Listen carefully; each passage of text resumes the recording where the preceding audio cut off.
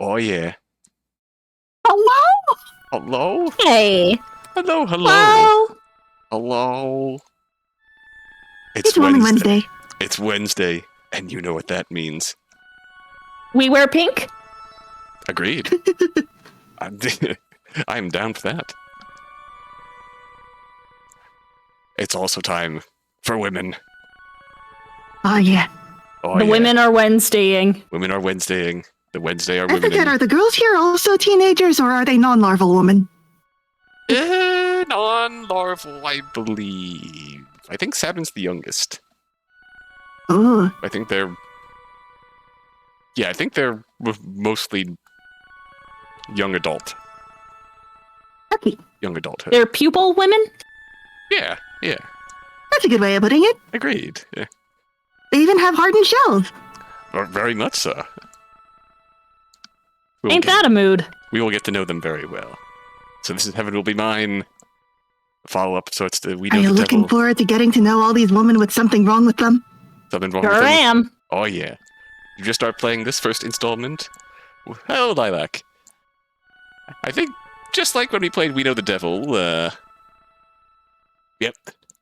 I played this many years ago. I think this is Dawn's third time streaming this. Most likely, yeah. And I would do it 3 more Lilac? times. Hi, Lac. Lilac. Yeah. Heck. I had the feeling our pro tags were late 20s. Yeah. If memory serves me correctly, Saturn is the youngest of the trio, but yeah, that's Oh. I'd say that's easy for me to say. That is accurate to my knowledge. So, hello to you too. So welcome to Heaven Will Be Mine. Just in case you don't know, let's go around the room again. Introduce yourselves. Alright, my name is Freya Fukunaga. I'm a regular girl in love, and I love this game. And also my boyfriend who is so real. So real, very good. We love Ed in this chat. Indeed we do. I'm Crystal Galanis, your Mermaid of the Stars. I have not played Heaven Will Be Mine, but I really liked We Know the Devil when I was streaming it with Dawn and Freya, so I'm sure I'll like this one. Oh yeah. Oh yeah. We pitched this to Chris would you like to play a depressing visual novel? And I jumped at the bit. Oh yeah. Yummy yum! That's how you know we fit in together when we pitch a game like that and we just say yes. We're so in. Sign me up, gamers. Oh yeah. So Heaven Will Be Mine. Girls in Space. Let's begin. Right away, we get to choose. Select our pilot. Ooh. This is a lot better than We Know the Devil in my view. It's tons more polished. Okay. Yeah. So, we get to pick our POV pilot here. Lunaterra. Faction. Memorial Foundation. Self-ship Mare Crisium. Memorial Foundation Ace Pilot. Fighting for the pilots to join the rest of the humanity back on Earth before it's too late. Good at sniping, espionage, double-crossing, ghosting. Oh no. Bad at loving herself. Everything else. Oh dear. That's where that's where I get my social media bio from. Okay. This is Pluto, Cradle's Grace's ultimate weapon pilot. Even if Earth has given up on a new life for humanity in space, Cradle's Grace's hasn't, and Pluto will make that dream come true. Like succulents, good girls, and crushing both kinds, and everyone. Her dislikes are, she's trying very hard not to have any. Oh honey, that's not healthy. She's doing her best. But both kinds of crushing, you say. Oh. And lastly, Chris. Saturn. Faction Celestial Mechanics, the self-ship String of Pearls. Celestial Mechanics Reserve Test Pilot. Celestial Mechanics wants to advance humanity to its next stage, and Saturn wants to flirt. But there's no reason we can't do both. Combat style, button mashing. Bedroom style, button mashing. Hey, it gets the job done. Ultimate Weapon Pilot. Danganronpa flashbacks. Oh no. All right. So now, who should our POV pilot be to start out with? Freya, your thoughts. I'm open to anyone. Because we can come back to this and handle all of them in time, but who's our first take? Yeah, I think during my first playthrough I went with Lunaterra since, Earth is home. Right. I think But is anyone grabbing your attention, Chris? I mean, Saturn, We did give you because Saturn. I'll be voicing her. Yeah. And on my first playthrough, I did Pluto. I did Cradle's Graces. Wow. So I say we go. We're tied. Yeah, I'd say that means we're going with Saturn first. Sounds Yeah. good to me. Let's do it. On. God, it's so Welcome. stylish. Welcome, Provisional Test Pilot Saturn. Your clearance is Level 1, Testing and Maintenance. Warning, potential damage to cockpit hardware detected. Warning, modifying or tampering with cockpit hardware and/or firmware is strictly prohibited. Oh, do you want me to be Mercury? Sure. Saturn, what are you doing? Notice, bypass override accepted. Notice, launch attempt blocked, no handshake with base. Oh hey, Mercury. Not much. Warning, launch attempt blocked. Base handshake spoof detected.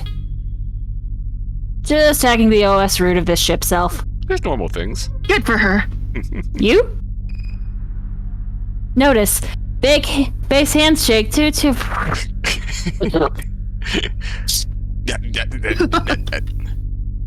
Notice, base handshake accepted. Trying to stop some brat from hijacking the prototype, apparently. Notice, emergency launch override initiated. Prepare for launch in T-minus 120 seconds. Calm down, Mercury. I'm just borrowing it. Take it out for a test drive. I am not debating. I am trying to save your life. The commander will be furious, and he won't just accept you stealing the Cornerstone project from the designated pilot. It's not a big deal. I'll have it back before you know it. This is privileged information, but the designated pilot has to launch right this second to get that machine back to Earth before they get here. This is the worst possible time. It couldn't be worse if you planned it. I can't wait to launch right this second to get this machine back to Earth. Right? Everything in the system suddenly somehow knows this base's location, and they're heading here now. Notice, user launch override blocked. Denied by base. Oh, wow. Weird. How did that happen? Notice, user launch override blocked. Denied by base. Notice, user launch override blocked. Denied by base. Mercury's just I sitting don't know, there. Lilac. Saturn's never done anything wrong in her life. Never ever. She's just got hobbies. God forbid she has hobbies. You planned it, didn't you? You forgot an apostrophe. Notice, base override. Remote shutdown in 30 seconds. No one can prove anything, especially not the designated pilot unconscious in Locker 27. She said she's done nothing wrong. Help me. Whoops, looks like they're trying to kick me out, huh? Saturn, I know you're mad, but you can't do this. When they catch you, it's going to be so bad. Can't you please just act like you're just pranking them? There's still time. I will beg them. Oh, such a worrywart. You've got hours to evacuate to the capital ship. They'll never engage you this far from base, and I will be distracting them. I have it all figured out. She did not, in fact, have it all figured out. Except for how you're going to do anything at all to accomplish that with everyone trying to kill you. Notice, base override. Remote shutdown in 20 seconds. Saturn? Try to have a little faith. Notice, base override. Remote shutdown in 15 seconds. Saturn! Calm down, jeez. It doesn't take a genius to drive one of these things to the moon. Who cares which one of us does it? Or do you think I can't? Notice, base override, remote shutdown in 10 seconds. That is not the issue. The commander cares, and you know better than anyone what he's like. Notice, base override, remote shutdown in 9 seconds. That guy will just have to get used to it, LOL.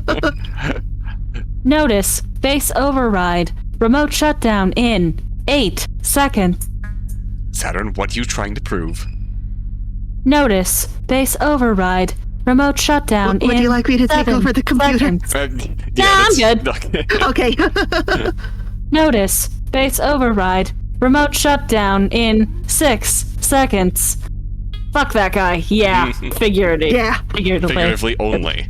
Figuratively only. Only. What are you trying to prove? So much, Mercury. Notice, base override, remote shutdown in 5 seconds. But give me a little credit. Notice, base override, remote shutdown in 4 seconds. Notice, base override, remote shutdown in 3 seconds. She's getting this very tight. I have much higher ambitions than just being a bitch. Error, IFF sequence missing. Notice, base override cancelled. I almost got worried for a sec, LOL. Welcome, assigned pilot. Full permissions granted. Admin is admin. Saturn, I'm going to die and it will be your fault. Aw, come on. I'll get this to the moon safe and sound. And let the Severance project be complete. I'll be very good, maybe, and do everything I'm supposed to. Maybe. Maybe. I know I'm the second choice, but they'd rather have that than nothing, right? Very generous of me, isn't it? They will not accept that. They will sort of have to, though, won't they? If Command didn't want me to steal one, they shouldn't have benched me indefinitely.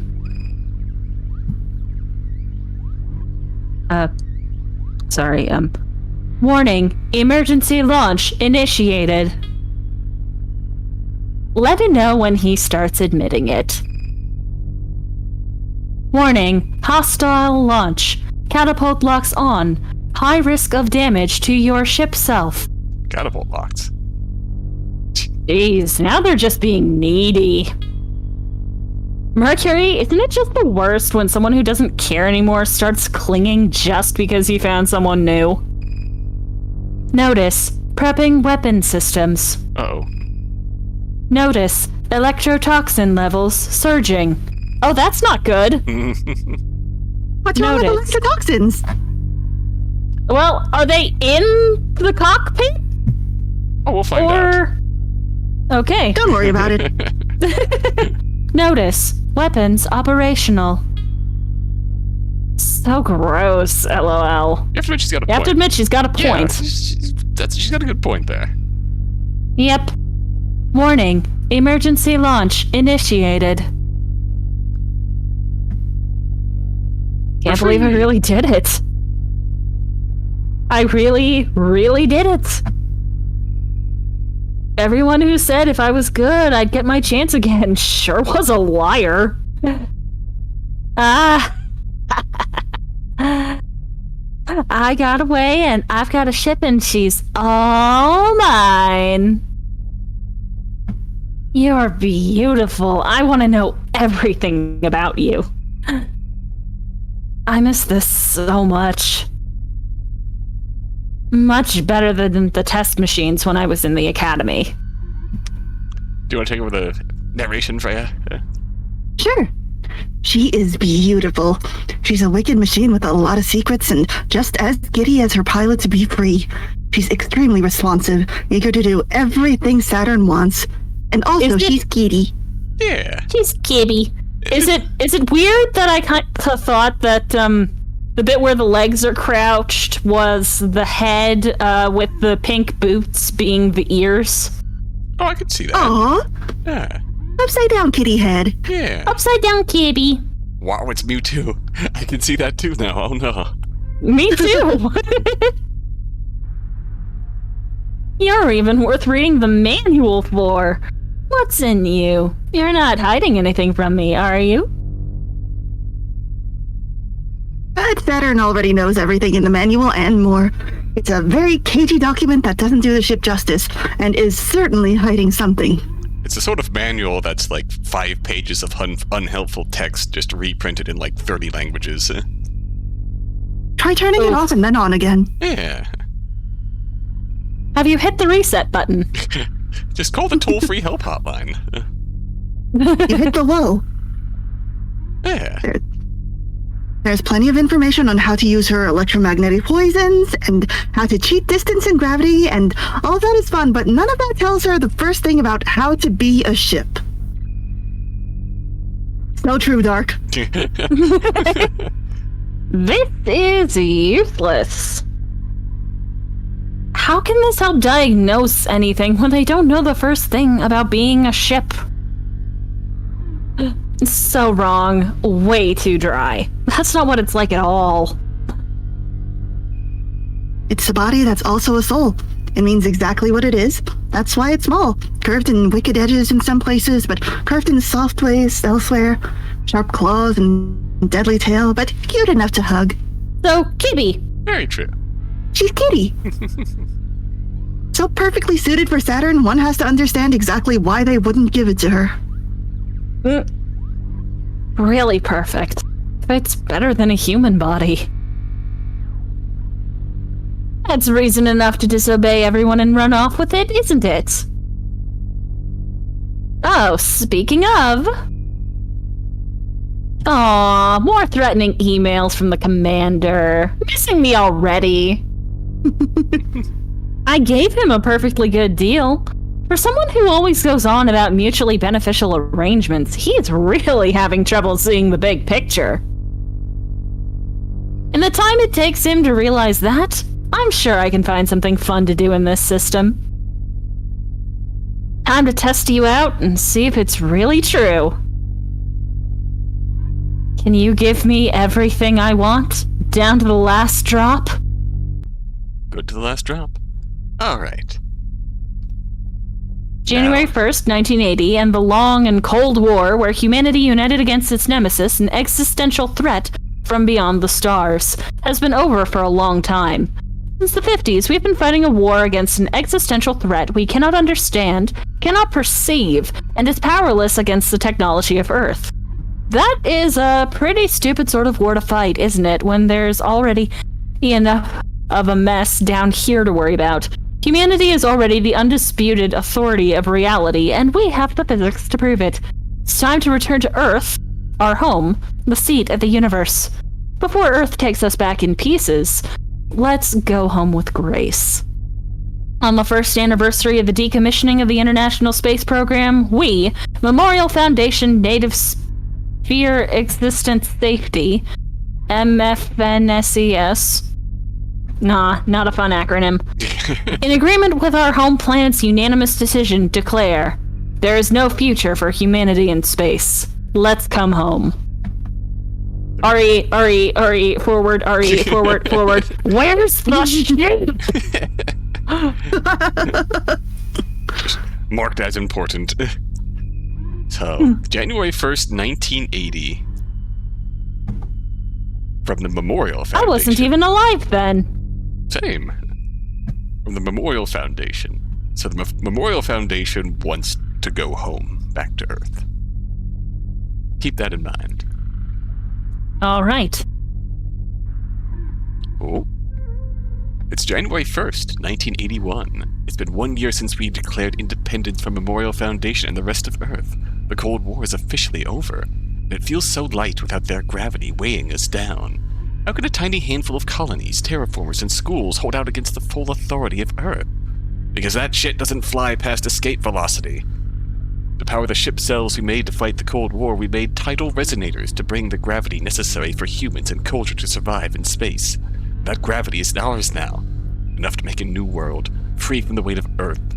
If If Memorial Foundation wants to kill the future, they'll have to come and take it from us. We're thankful for our Cradle's graces, but we're not coming back. Independence Declaration. Cradle's graces. So this is Pluto's faction. Mm-hmm. So Cradle's graces broke off from the forces of Earth and are trying to establish their own lives deep in space. We're doing our own thing. Yeah. They like to stay in space, actually. Yeah. Actually, we're fine up here. We don't want to go home. We are okay with leaving. Yeah. Also, talk of gravity is a recurring theme. Feels so light without their gravity, the gravity of Earth weighing us down. Capital C culture. Indeed. Freya? It's January 25th, 1981. Memorial Foundation and Cradle's Graces have been having fun for a little over a year, and nothing is breaking the stalemate. Earth is getting impatient. They have good reason to believe that the existential threat posed by a divided humanity in space is much greater than any theoretically malevolent entity outside the native sphere. While the kids are fighting, Earth is getting ready to list the humans remaining in space as part of the existential threat. And when they do, they'll send real weapons and end this war fought with plastic toys. Their justification? We are technically less than 100% human, just not human enough to be something else. It's hard to believe they're really onto us. It's time to make a drastic move. Bring our final piece, the prototype self-ship String of Pearls we made in the atmosphere of the planet Cronus, which will never be Saturn, to the lunar gravity well, where Memorial Foundation and Cradle's Graces are already headed. Whoever controls that place controls human access to space. We can be sure everything will be in place there. Earth or space, we are just short of 100% human. So, let's see how much less than 100% we can get. Internal report, Celestial Mechanics. Celestial Mechanics has a very different, the more gray mindset. Yeah, between coming back to Earth or not coming back to Earth, this is a third option. Let's. Why be human? Yeah, we don't have to come back to Earth if we're not human anymore. Although there's some reason in it. Cradle's Graces believes that we can survive on our own out here and we want to be independent. Celestial Mechanics is more rebellious. Like, Earth already thinks that we're Earth already looks at us like we're other. So, fuck it. Let's be other. Let's embrace it. Well, Dark Lilac, Freya in her promo did describe this as Fight Club for transbians. And again, Correct. I don't know what they mean by that, but I guess I feel the vibes. Correct. I reject my humanity, Jojo. Takes estrogen. This one has some big trans vibes. You are very correct, Doug. And Lilac, you are very correct. That sounds... I'm also pretty sure Lunaterra and Pluto are both just canonically trans. Correct. Hell yeah. You are correct, I believe. Also... They call her cisgender Saturn on account of her cisgenders. Not if I have something to say about it. Get force masked? Masks your string of pearls. There's some... also, I'm embracing the irony of it doesn't mean the same thing. It's, yes, we'll find out when we get to know Mercury more, but Mercury is very trans. Openly trans. He's a good boy. He is. I believe in He him. is so tired. Very tired and stressed. I believe in him. I'm sorry, Mercury, that you're dealing with me. I'm enjoying with this opening with Saturn, and we get this letter from Celestial Mechanics saying that our final piece, String of Pearls, which will never be Saturn. Will never be Saturn. Aww. Which is Confederacy of Independent Systems Gender. Day one. Day one. There's a bit of lore we can derive from that. It specifically references Cronus, which will never be Saturn. There's the classical names of the planets versus the modern names of the planets. Oh, hey, chat. Don't talk to me. So he clicks to chat. Insufferable horror creature. Forward all complaints to Mercury. Boy in You space literally on purpose. messaged me first, you nerd. OMG. Boy in space on purpose. Consummate bridge bunny. Not responsible for Saturn. Harpy. Come on, baby. I'm sorry. What can I do to make it up to you? Give back the ship. Come on. I'm obviously not doing that. Please, I'm begging you. Listen to reason. You have so much left to live for. Oh, Mercury. Come on. We both know that's not true. Oof. What do you want from me? A list of girls who will shoot me out of orbit. God. Anyways, don't be a crybaby. I'm fine. Saturn, you are extremely wrong if you think that there is a chance I am at all worried about you. If you come back, all will be forgiven, but you need to bring it back. Mercury, it's fun playing, but I don't think you've been listening at all. Mercury, it's not that ship anymore. It's me.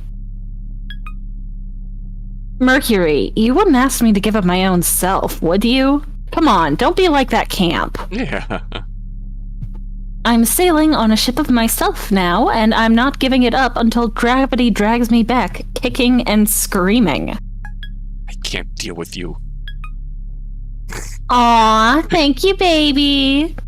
Kiss, kiss. Hmm? You are a nightmare. I'm giving up trying to save you from yourself. He said, lying. I love you. I hate you so much. You can't stay mad at me. I can't, and it's horrible, but my revenge will come because literally everyone else in the universe can. Oh, darn. Guess I should have fun while it lasts. Saturn, if you defect, I cannot protect you.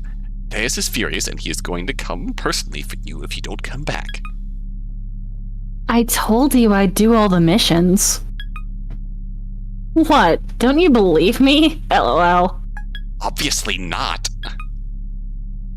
LOL. Fair. Okay, let me ask this. Do you think I'd give up on the Aversion project? Aversion? Eversion. Go on. Ba-ba-da-da-da-dum. It's Chris's comfort game. Ooh. Yeah. Saturn would 100% be like, kitty face, ooh woo, simultaneously, ironically and unironically. She would make. She already does, I think. Yeah, she would make that face IRL. He wanted us Whatever to fight. portrait is labeled Nya. I was offered the choice between Pluto and Saturn, and the recommendation for Saturn was, do you want to go nya? And I decided I wanted to go nya. Excellent choice. Yeah, like You want- Nya. Like, yeah. You know, nya. He wanted us to fight for a new self beyond a ship self, but not even get a taste until the end? Fuck that. Also, Saturn curses. My house now. My city now. Yeah. Tell me which of the two of us you trust less, Mercury. Mercury leaves you on red. Blocked. Okay, data log. Data log gives us, yeah, just history. You can also read your emails. Yeah, OMG, was that Every a day you Madoka? get emails. every day you get Oh, emails. God. Let's check our mail. All right. Oh no. Author Epteus. So I will read this one. Subject: Your apparent promotion. Origin: Celestial Mechanics Division Lead. When he gets dialogue, we will not voice him. I will read the emails. He though. doesn't deserve a voice. Correct. Exactly. Author Epteus. Good job, Saturn. There's no point in being angry with you, so I'll choose to be proud of you instead. I'll refrain from having you sunk, since that's counterproductive to our intentions for that unit. You were a reserve candidate after all, so you'll do fine. Try not to make it too much of a pain in the ass for me. I'll have Mercury be assigned to you since he apparently doesn't have a say in the matter. How nostalgic. The two of you had so much potential. Well, he knows how to do his job, at least. Do your best to not get the string of pearls sunk. He'll absolutely wash you out of the biological interface and reassign you permanently if we get the chance. So prove you're competent enough and neither of us will have wasted our time. Eteus, Division Lead, Celestial Mechanics. Oh, fuck yeah. Time to kick ass! Truce ending, effective immediately. From Native Sphere Mass Communication, Alter Memorial Foundation Existential Safety. Oh, Memorial Foundation. Oh boy. Right? Oh. Should I be Halamidi? Yes. I looked up how to pronounce it before and I forgot. Halamid? Halamidi, I think. Halamidi? Probably. Alright. Yes, you should be Halamidi. Why she meaty? She just To like all me for members real, of the for former real. Memorial Foundation Native Sphere Existential Research Division, now known as Celestial Mechanics, this message serves as a formal acknowledgement that this branch has violated our trust and broken the provisions of the 1981 Memorial Foundation Consensus by violating Clause 3, the development of a variable gravity engine, and Clause 7, installation of a variable gravity engine into the ship self string of pearls. Celestial Mechanics will no longer be listed as part of Memorial Foundation. They will be formally relisted as an independent entity and considered a true existential threat by Memorial Foundation Native Sphere Existential Safety. We're still offering forgiveness, so please defect as soon as possible while the appeal grace period is still in effect. Please otherwise expect a title of retaliation for existential endangerment of human culture. Signed, Halamidi, Princess, Memorial Foundation Native Sphere Existential Safety. I love Halamidi. Yeah, me too. Me too. She's good. We'll truly Well, appreciate her. excuse me, princess. She tries her best. She does. I believe in her, even if She makes all Saturn Twitter totally posts. doesn't. Well, that's the first problem. She's still on X. Yes. Very much so. Alright. So, which mission should we do first? Saturn return? Ooh. In the strange gravity of the abandoned Daphnis lab, Saturn lies in wait for the looming threat of Pluto's mysterious ship. But what are they after? And will they get it? And a joyride killjoy. Weaving in and out of the sixth planet's rings, Memorial Foundation's ace Luna Terra plays cat and mouse with the renegade ship thief Saturn. So essentially, do you Do want we get to do both? I believe so, yeah. Ah. All Chris, right. What do you ship? Do you want to meet Pluto or Luna Terra first? I think I want to meet Pluto first. Let's do it. Confirm. Crashing into that wall with a kibby. Yeah. Yippee! What do you mean I can feel her presence? Please do not try to sound that cool. I can feel her presence. Everyone can feel her presence. I can feel it right now. How could you even possibly ignore something like that? Shut up. I mean, I can feel it physically. Oh. Wait, what? Like, how? Like, I feel like I'm gonna throw up. It's like I'm spinning upside down and can't stop. Are you sure you haven't somehow concussed yourself or given yourself gravity sickness from all the damage you've managed to inflict on yourself in the past 12 hours? Oh, piss off. Yes, and it's all on top of that. And also, shut up. String of Pearls is feeding me sensory information on the direct line. I'm a human being with 5 senses, and she's trying to cram a dozen more into me. By direct line, you are in fact talking about the extremely creepy physical interface, connection between you and the string of pearls, correct? It really, really is, right? It's truly incredible how we agree about everything and still feel the opposite about it. Besties! Yeah. Is this why you keep hesitating before giving me intel? Cram a dozen senses into me. Sounds lewd. God, I wish that were me. Yes, because you're going to do the opposite of what you should do with it. But I also can't not tell you because you might die. So running support for you is an incredibly anxiety-inducing affair. It must be hard. Thank you for acknowledging it. Your boyfriend is giving you so many ears, Freya. Inject all the senses into Freya. Or maybe Mercury's just a massive tsundere. Also true. Could be I both. think you would deny the dairy part. So, you gonna tell me what's after me? You've already figured it out, haven't you? But yes, it's that Cradle's Grace's masterwork. Celestial Mechanics traded the knowledge for how to finish String of Pearls in exchange for what they needed to finish the Krun Macula. It would be pretty funny if they got us this way in the end. It's headed directly to the lab. We've already evacuated the capital ship, but you are its highest priority. Should I play bait? If anything, it's more important for you to get back to the native sphere first. In order for us to make contact, we need the String of Pearls. We believe if you hide it in the abandoned Daphnis lab, you can use the decaying gravity furnace for cover. Ah, that's sensible. So of course I'm not gonna do it. But it sounds like a lot more fun, you know? Really? Oh, come on! You must think their pilot's a real idiot if she's going to waste her time on a wild goose chase like that. He wouldn't just sacrifice you like that. He would. There must be backups for making content. Making content. Making contact. We're making content right now. Yeah. Yeah. Just because I'm the easiest option doesn't mean I'm the only one. He's testing to see if I'm worth investing in or just going to get myself killed. Why run? Why not have it out there? I bet she's thinking the same thing too. Be careful, Saturn. If you can tell what they're thinking, they can tell what you're thinking. Well, I've got an earworm in my head. Let him chew on that. Hey, we'll go get pancakes. 12 of them. Pancakes, pancakes, pancakes, pancakes, pancakes, pancakes, pancakes song. Even if you don't like pancakes, you will have to sing along. Please. Or they can tell that she's not thinking at all. Yeah.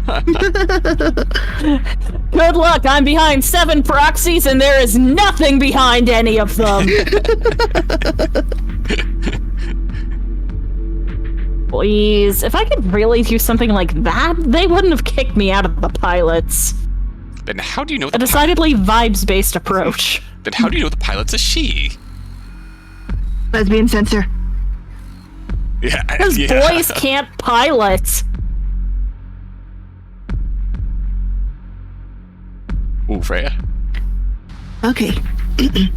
Daphnis, the tiny shepherd moon, so small it barely earns the name, tumbles through the Keller Gap, ruffling the rings of the planet it orbits.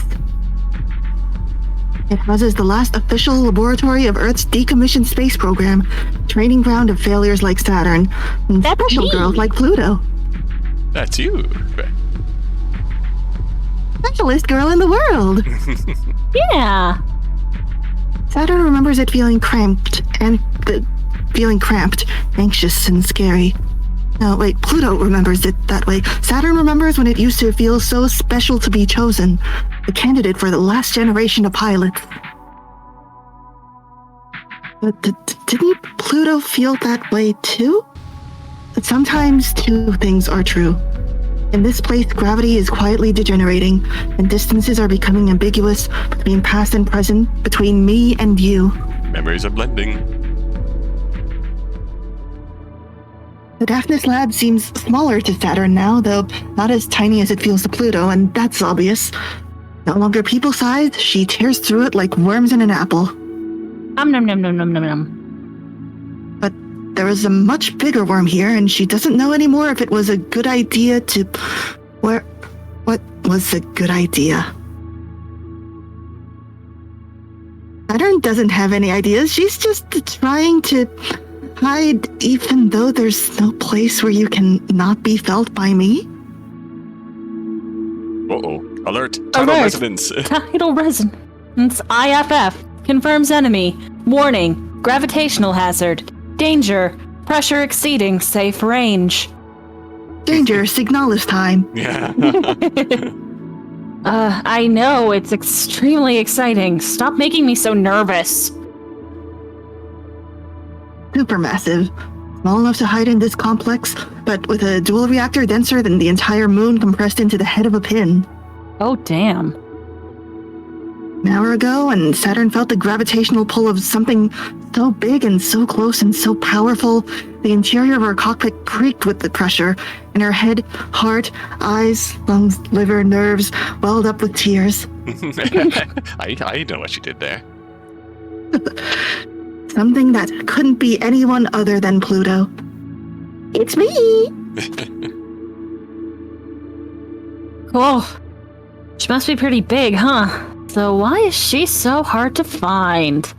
Pluto's a nice girl. It'll be fine. Yeah. Huh. You can trust me, I have no dislikes. Yeah. Saturn has no idea. Why do I have the feeling someone's laughing at me? Because she is. I came here to laugh at you. No one is laughing at Saturn. The lab's been abandoned for years. But Pluto, wherever she is, giggles. Not in a mean way. She really does think it's cute. I haven't thought about Pluto in a long time. Oh man, it really would be funny if she was in that monster. Well, now someone is laughing at Saturn. Hey! Now I know someone's here. I can feel you listening. But I can hear you too. And I can catch you. You're not the only one who can fuck with the narrative. Oh, yeah. Now. Oh. What's your tactic, Saturn? Narrow escape or mutually assured destruction? Are we gonna run? What does favor celestial mechanics or outcome favors Cradle's graces? Welcome to the choices in each mission. We can stay loyal or betray. Honestly, which do you think is more fun? Do we run from the giant, towering woman screwing with our narration? Or do we go in for the kill? All I wanna do is see you turn into giant woman. It's Virtue's Last Reward all over again. I need to play those games. Oh. Yes. I mean, I started on 999 once upon a time on my DS, but... Oh. Finish 999 on the DS. True, yeah. But I have it on my computer, and it's got voice acting. But the DS! Classic DS. I still haven't... I need to charge my Switch. My DS is obviously not charged if the Switch isn't charged. Mutually assured on the DS, and you emulate voice acting by playing drama CDs in the background. That would require having drama CDs. Oh. I have so many drama CDs. The only real drama CD I have is Arthur's big game about the aardvark playing baseball.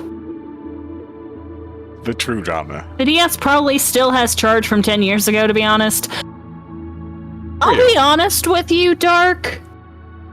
My DS, my vintage Nintendo DS, is, it's called Fat, but I prefer vintage. Oh. It is on life support. It needs to be plugged in order to play. Ooh. Oh no. Oh no. Thankfully, my DSi is still in relatively good health, just jaundiced. Oh no. Oh, my 3DSs are both fine, I think. It's Right, just the the original vintage. Yeah, when you say the vintage and Fat, it makes me think of like the classic chonky Game Boy versus the later Game Boy Color and whatnot. Yeah. Just that style of chonky. Yeah. I like my chunky DS. Yeah. And the nice thin stylus. Yeah. It's Good reliable. hand feel. Yeah. Yeah. Sorry to tell you Also- to take it, but I have the gold DS Lite. Oh. Ooh, Oh. Daria Well, out I've here got showing the Galaxy 3DS. Ooh. That sounds like mutually assured destruction to me. Mutually assured destruction, baby! Let's go. Kratos Graces advances. Now I'm gonna tag it on narration since we're dealing with Pluto and Saturn. All right. It's Okay. easiest to catch someone. If you don't care, you might get caught yourself. Besides, if you want to drive someone wild, you gotta show them you're worth catching. And that you're good enough to catch them too. The lab is dark. The malfunctioning lights cast an eerie glow, dying culture without gravity to hold it together. She can hear the faint laughter rippling in the gravity, and where it's coming from. When you don't know the controls, mashing all the buttons at once is just as good. My fighting game strategy. And bedroom strategy? Are we still talking about mech battles? Debatable. I mean, the mechs are their bodies. Got you! It's a hit. Her claws sink in. They tremble in the pressure. Whatever they've sunk into is bigger than belief. There she is. The Crun Macula towers over Saturn. Pluto's ship is so big that it barely fits in the complex, but it's only a speck compared to how big it feels. Supermassive enough to warp local space-time, humming and vibrating with nebula dust. Incredibly gentle, or she would have destroyed Saturn and the whole complex without even trying. Oh, wow, you got me. No matter what size it appears, in the truest, most real sense of size, this ship is bigger than this moon, than anything Saturn can imagine. String of Pearls quickly flicks away, but Crun Macula's grip is on her before she can twitch. And I've got you, Saturn. I really was surprised to see you like this. Cool, right? I've got poison now, too. Want to see if you're still the top weirdo psychic mutant in space? That's a loaded sentence. Oh, wow, sounds really cool. But I don't know if you're ready yet. Wanna bet? I love gambling. Sure. The string of pearls screeches and buckles as the dust ignites and a tiny portion of Pluto's tidal forces slam into her. Oh no! Warning, gravity hazard.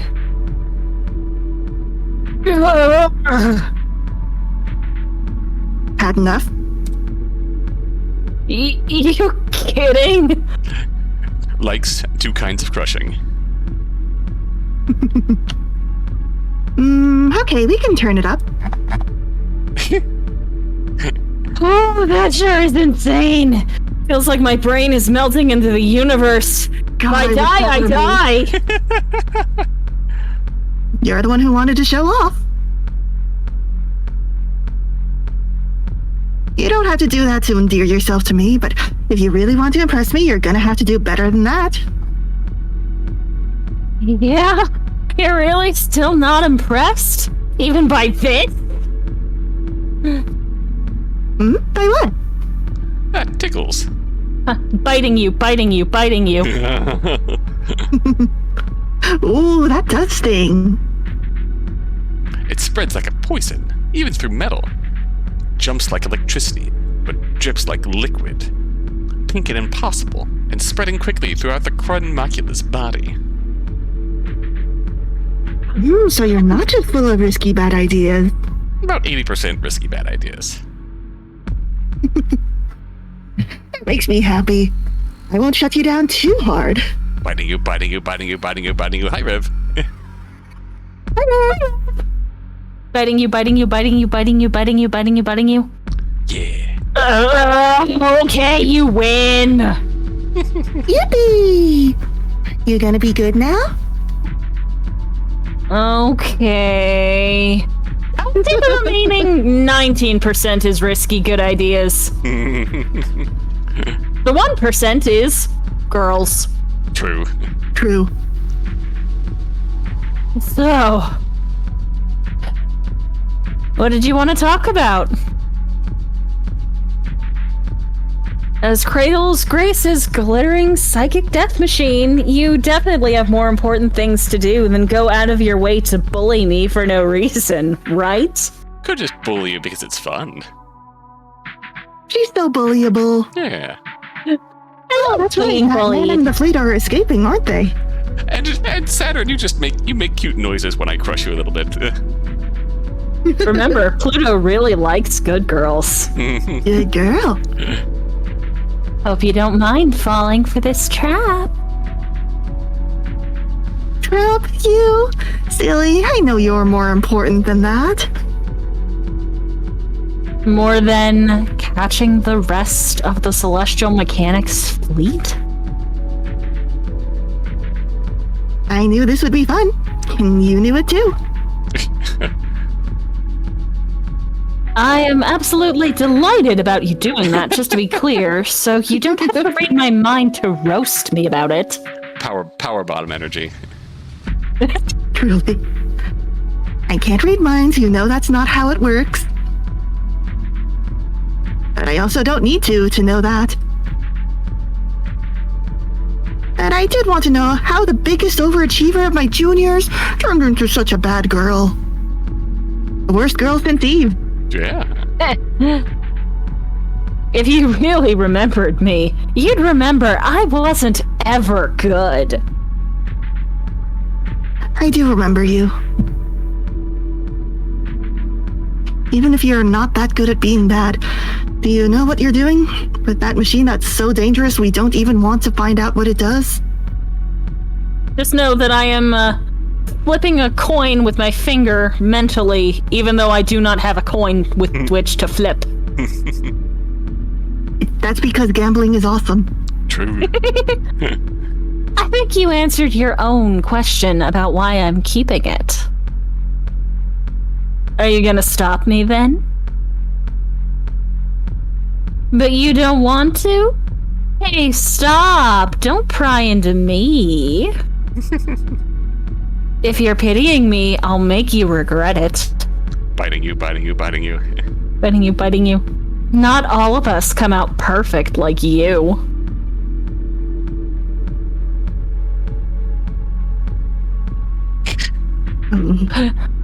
Some of us get thrown out before they see any use at all. Machine that's so dangerous we don't even know what it does is what I call my...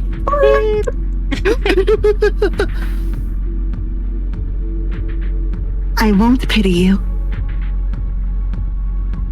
I really would have torn this machine apart. She says gleefully. But now I'm here. Gifted little mutant to gifted little mutant. I can't bear to.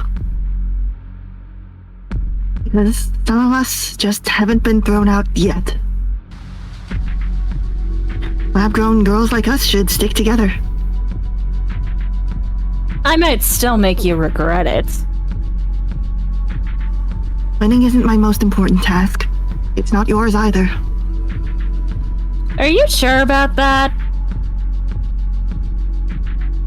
You're not who I'm worried about. It's only your boss I can't forgive. Same. Oh, I love hearing that. Tell me more. Yes, talk shit about my boss. I'm getting a crush already. Oh, and she wasn't before? Regretting it now. The other kind of crush. Don't worry. Yay. There's nothing you can make me regret. Oh, that sounds like a challenge. All right. So now we have obtained 25% alignment with Cradle's Graces. We love talking shit about bosses. Shit about bosses. Real. I love Yuri. Speaking of. Mercury, listen, it's an emergency. I'm sorry about everything, but it's important. You have to tell Commander that I'm getting so late. I'm logging off. Bye. I was not fooled for even a second that this would be useful. Really? Not even for a second. I no longer experience hope as a constant. You freed me from it. Aw, stop. I'm blushing. I've been firmly detached from hope. I have achieved moksha. What do you want from me, Saturn? Do you know any discreet places to make out in on Eris? Goodbye, Saturn. Also, here's the test output to date. Saturn. Goodbye. Aren't you gonna read me the data analysis?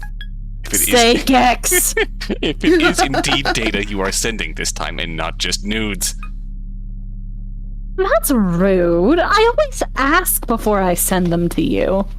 I don't mind acting as the official art director of Saturn's nudes since you need it so badly and it's substantially less tedious than data analysis. If you were as punctual about sending data as cockpit selfies, I would have a lot more data to report. Why are you so incredulous all the time? You stole the prototype, might I remind you? You can't just continue the field testing as if nothing happened. Why not? Because why would you do anything you didn't want to do?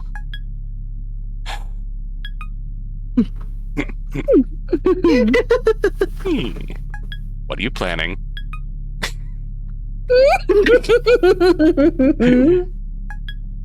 Fine. You've been dying for it anyway. Cool, how'd I do?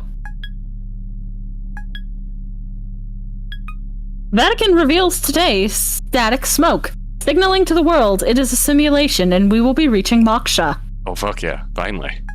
Yes. This is not bad. That's pretty useful. He typed through tears. Don't rub it in. I can't believe your ship self's expanded so much already. What have you been doing with it? I think I have been hinting very clearly how. Getting so late. I instantly regret this question. You're supposed to test the prototype in combat. Indifference. It's getting physical. I can't believe we invented a ship designed to get into trouble and didn't think, oh, Saturn is the obvious choice for this. We both know why. You were an even more obvious choice than me.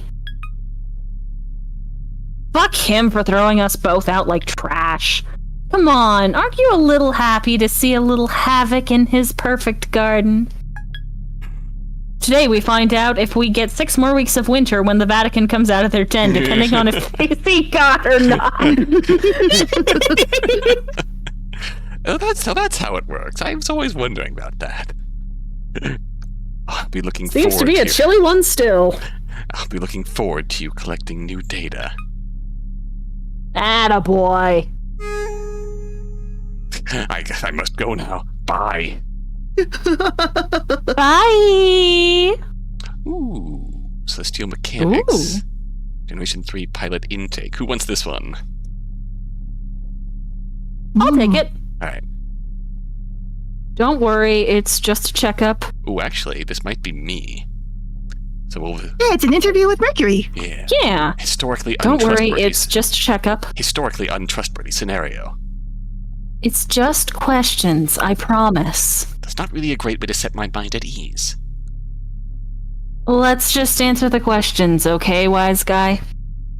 Fine. Have you experienced a sense of vertigo or loss of balance for a period lasting more than 2 minutes in the last month? No.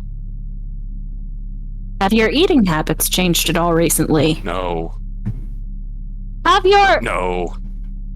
Mercury, work with me, please. Why? You work with me. If I absolutely promise neither I nor anyone else will do anything at all to stop you from being exactly who you want, or from whatever changes you need, will you at least answer my questions? Sometimes. Maybe. Okay, that's good enough for me. We're just curious if it's a side effect of life in space, or the educational programming of Dr. Nix, or in reference to the behavior of Eopatus. No, that's backwards. Everyone else seems to get to do whatever they want without limits in space. Why is it weird when I do it? We want to test for the effects of space alone, so self-induced changes have to be controlled for. Don't ask what's in my endocrine system. It's my endocrine system. Fine. It's testosterone, and I put it there because I wanted it there. Is that enough? Well, I guess that is what I needed to know. If you promise not to ask me about it again, I'll give you all the data I cataloged about the changes. Okay, I get it. You're starting to get it. Stop treating me like a girl, and I'll know you've really got it. So confirmed, Mercury. I believe in him. Confirmed, Mercury trans. Confirmed. Yeah, I forgot about the whole Mercury thing. The game taking away all ambiguity. Yep. Just saying the part out loud. Good. Honestly. And I appreciate it. Yeah. I need foreshadowing with the subtlety of a brick to get it the first time.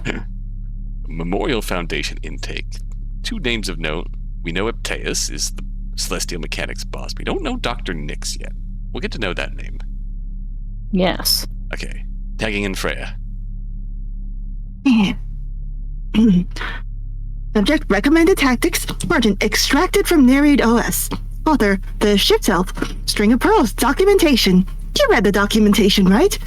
The string of pearls is configured for specific outward expressions of gravity, tidal forces. The dissonant rhythm of this reactor makes peaceful tidal communication risky and difficult. Be cautious despite the range and penetration this unit is capable of. The Understandable. The electromagnetic conductors have liquefied the electrical energy into a corrupting material, a form of theoretical matter that should be used as the primary engagement tool. As a seducer saboteur model. Very promising. The unit's functions are inherently insidious. Rather than armor, the plastics are infinitely malleable and regenerate. It's safer to take damage head-on as an opportunity to infect, rather than avoid, but the unit can be contained, restrained, and impeded physically and tidally. Okay, sorry for real-life events, but a 3rd plane has fallen overboard into the sea? Excuse me, that's a lot of planes to feed to Poseidon. What is going on? I look forward... We got rid of diversity! Well, all the problems are solved. Now all the planes crash. Who needs DEI? And we'll never correlate those 2 things because they are inherently dense and self-centered. And it's very difficult to immigrate to Canada. Indeed. I remember looking into visas when it happened the first time. Alright, so now Joyride, Killjoy! Oh yeah. Are you ready to meet Yippee. Lunatera? Yeah. Please tell me how long you're going to be engaged in this, may I stress again, incredibly dangerous, giant waste of time. Until they start sending someone interesting after me, Mercury. The whole fleet would be after you if you hadn't damaged the entire launch hangar when you stole that.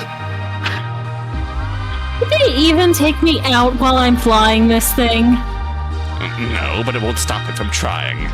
Let me stress this info packet is a gift purely to prevent your ship's self from falling into enemy hands and not an indication of any sort of forgiveness. Per your policies, 1 million plane crashes occur. Let me worry about him, Mercury. He's gonna be a lot less grumpy when I clear the way for us and Celestial Mechanics to return to the native sphere. Joyride and Killjoy implies the existence of a Killride and a Joy-Joy. Well, of course, a Killride already exists. That's the brakes. Yeah. The Killride, aka Mickey's Dick Smasher. And a Joy-Joy is what I feel within. Yeah. I've got it all figured out. You absolutely don't, but okay. Did you read the info packet? Ace Memorial Foundation pilot Lunatera in hot pursuit with escorts. Planned an attack on the lab, arrived after you escaped. Do not engage under any circumstances. Boring. Lunatera hot, you say? This part was good. Indeed. But this part was good. I don't expect you to control your impulses, but even given that you're just like that, she is the last person you should be trying to fight on purpose. Sounds like I should definitely fight her on purpose, right? I hate you. Aw, come on. The carrier's never gonna make it out of the system if I don't. You don't know how to pilot your ship, and she's a veteran since the Cold War. You're going to get yourself captured and humiliated, and the ship trashed. But what if she likes being humiliated? So you're saying there's no downside? Why are you doing this to me? And she's 6'1", huh? Your attention to detail is so useful sometimes. What a shame it would be if she captured me and stepped on me and humiliated me. You're using me to cruise? Your taste is so awful. Ugh, I hate you. Oops, looks like one of her escorts is in range. Sorry, gotta go. Surprise is all I've got, you know? I wish Europa would stop sending me boys who can't control themselves. Having fun dismantling my escorts? Excuse you? Alright. With the string of pearls fingers, Saturn carefully peels the mechanical musculature out of the poor ship's arm she's holding. A souvenir of the last of Lunaterra's escorts that she sent crying too easily back to their base. Juicy. God, the transitions. It's still sparking and oozing, and Saturn wishes her ship had a mouth so she could suck it out like crab meat. Slurp, slurp, slurp, slurp. Juicy.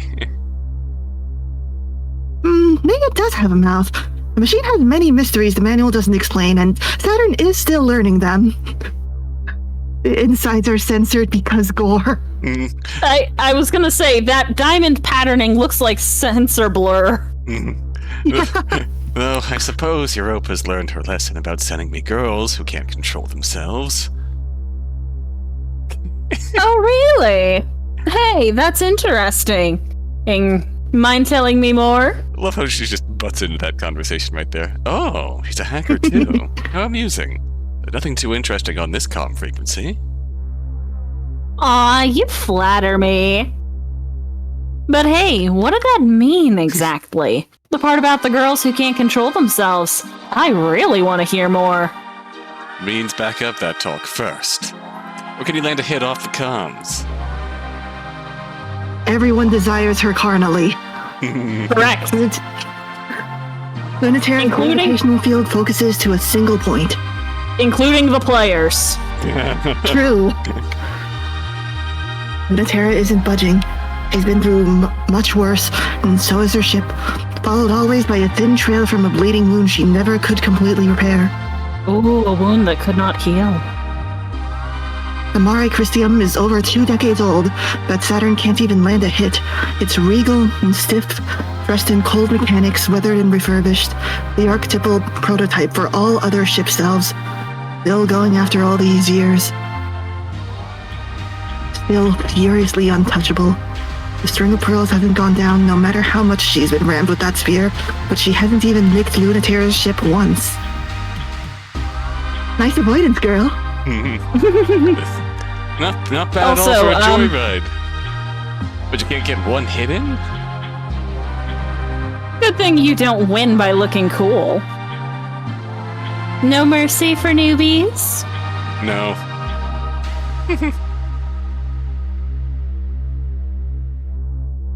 Lunaterra puts a stake of solid light through the string of pearls leg, pins it to its own gauze wrapper. Rammed with that spear, are we doing phrasing at all? No! No! This is like 90% symbolism here. Don't worry about it. Or, It's no, fine. worry about it. It doesn't hurt at all. The ship's metals begin molding and reforming around the wound immediately. A ridiculous, unfair advantage. Saturn has no right to complain, but she still wants to. Well, understand. Don't even worry about the symbolism. Just bathe in the symbolism and enjoy it. I do like that particular fact that Lunaterra's Mare Crisium, like the stiff and angular, like a prototypical Gundam style. Yeah. Oh, And as the ship selves went on, they got more almost abstract Yeah. over time. And of course, the obvious wound that has never fully stopped bleeding. That's intriguing plot point. Keep that in mind. I wonder if Lunaterra would kin Char. Probably. Wait, who's Char?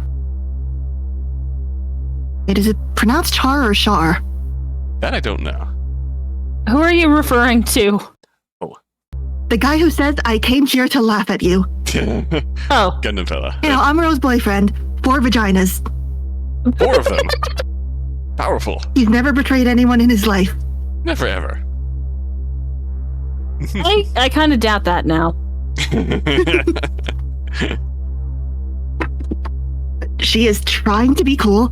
Everyone wants to when in the quiet gleam of that always bleeding ship. I'm realizing what you did there. by referencing that specifically, that Lunaterra would definitely kin Char. Yeah.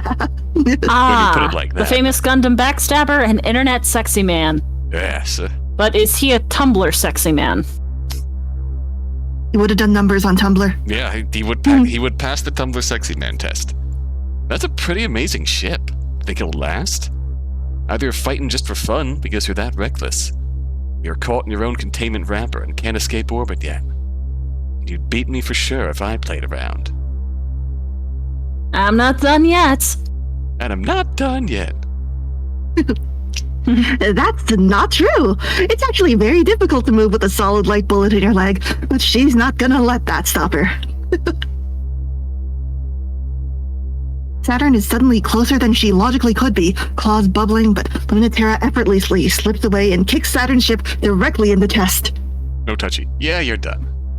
Containment wrapper is still stuck to you, so your movement's off. Doesn't seem to have stopped you that much. He might well be, dunno, but they're mad about him on Blue Sky. Oh no. Right? It was so rude of them to try to stop me.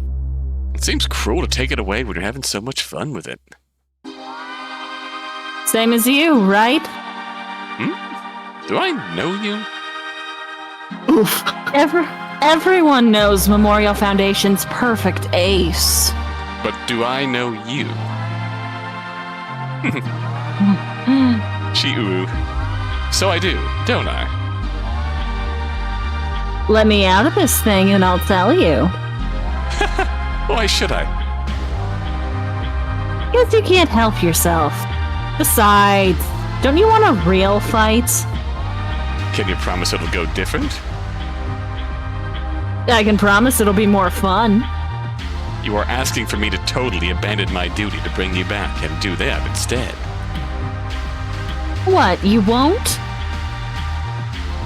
The legendary pilot who defected from Memorial Foundation, then double-crossed the rebels she abandoned them for, can't be opposed to a little fooling around with the enemy. I guess you do know me. Want to trust each other? Or is it more fun if we don't? Ooh. Hey, ding, ding. All right. So our options are: it's more fun if they do, and Saturn gets embarrassed. And it's more fun if they don't, and Lunaterra gets owned.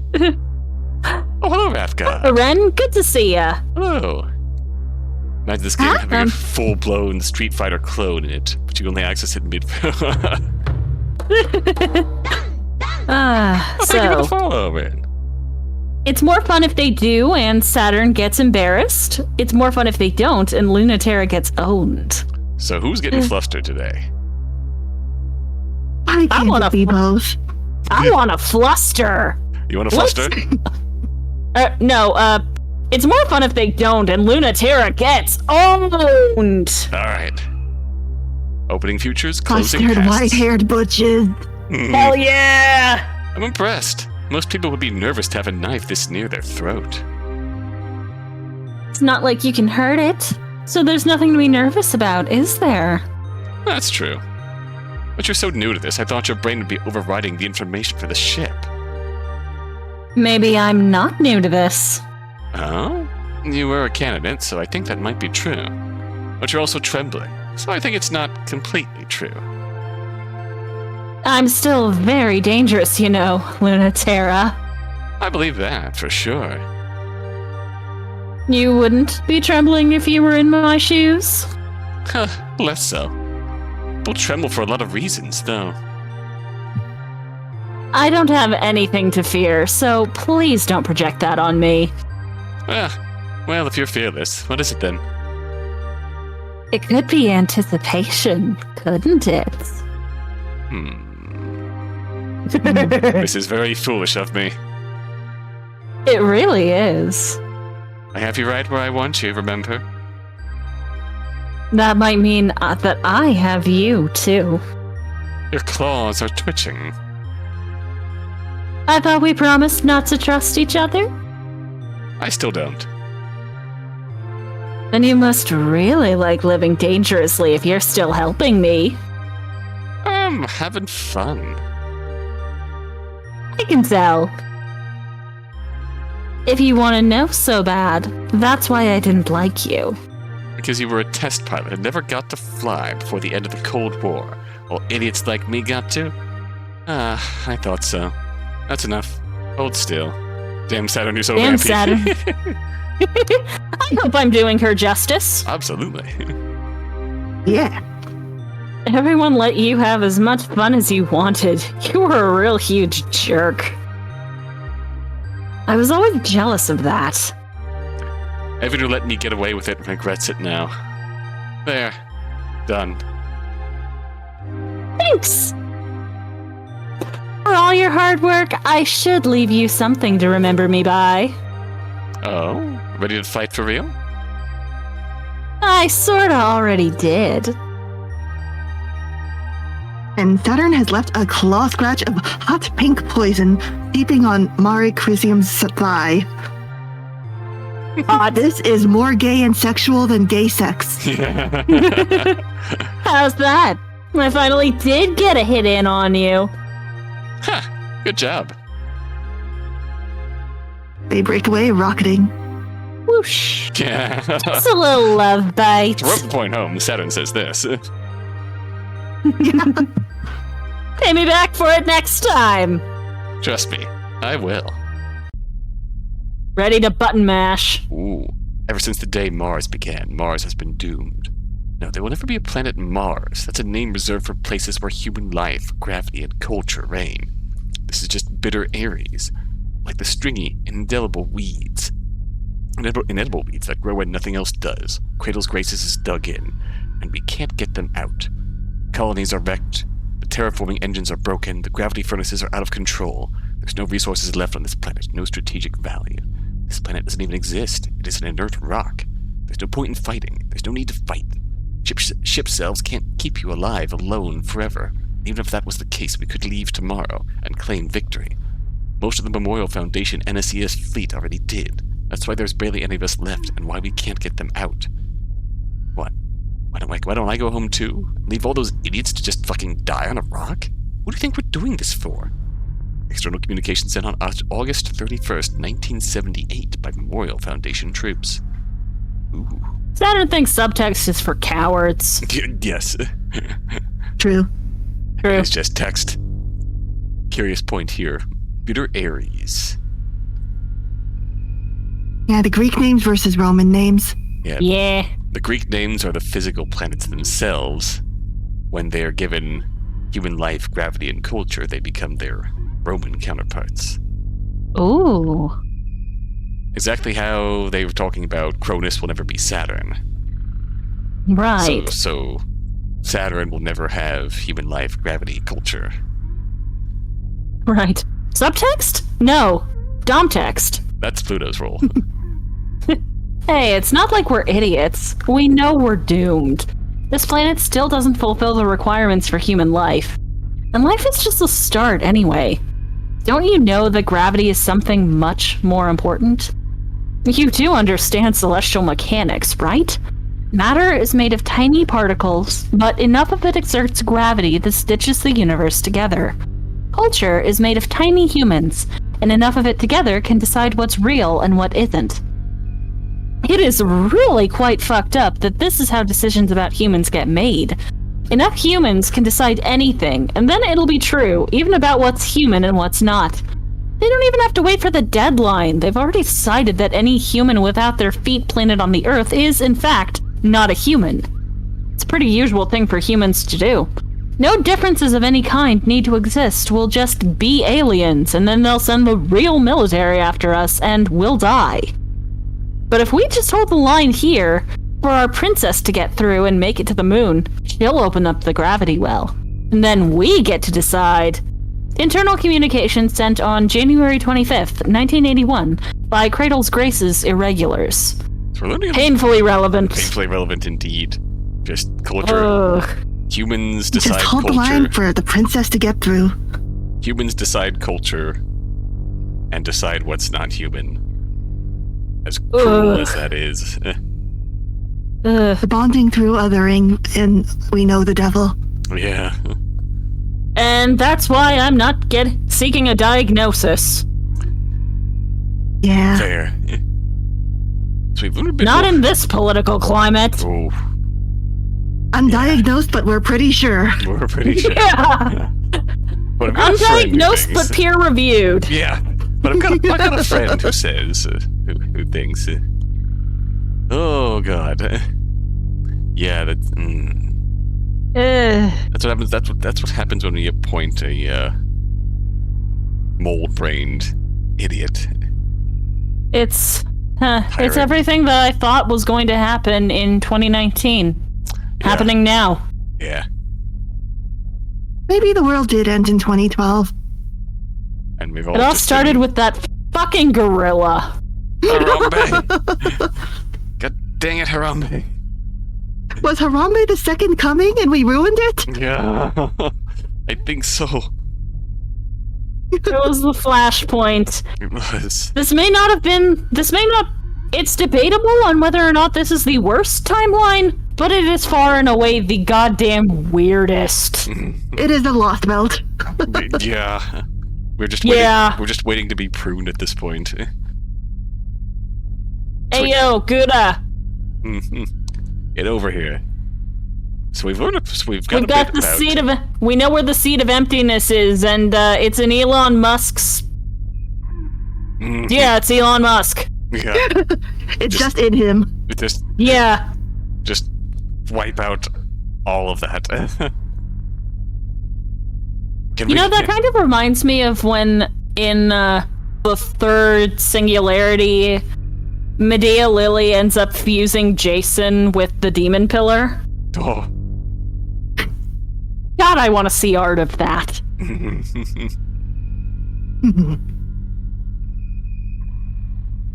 Oh, okay, Freya. It's morning on Ares, but what's time in space? If we can get our capital ship launched and refueled and the prototype retrofitted with the final equipment, we'll have everything in place. Keep out of the canyons of Mars where Cradle's Graces and Memorial Foundation are bickering, hold the city ruins against invading troops, and make sure no one tries to set the Oxygen Ocean on fire while we refuel. It's a pretty thankless job. But me, I can't wait to see what happens. This is the most exciting space it's ever been. Before we got here, this was a dead rock, but the best we could ever hope for was Earth in a different place. Who needs that? Far in the distance, the moon's gravity well shines. If no one controls it before the deadline is up, Earth will take drastic measures to ensure that humanity is not divided. What they're afraid of happening, we will ensure that it happens. We'll finally have something alien in space. Private communication sent on January 26th, 1981, by a celestial mechanics researcher. Celestial mechanics are a lot faster in replying than Cradle's Graces. Right. Cradle's Graces, to be fair, are a bit further out. So Yeah. we've got a Even so, it took him 3 goddamn years. so we've got a By bit of the way, when do we get to see Venus, Neptune, and Jupiter? Oh, you don't. Aw. uh-oh. Oh, wait, there's root corruption. Error. Mission parameters not detected. Mission results. Needed for gravitational slingshot permissions. Error. Navigation shortlist not found. Manual inject mission results. Text. Oh. Mission parameters found. All results perfect and amazing. Wow. Thank you, Saturn. Flight path generating. You're so cool and sexy, Saturn. Good job.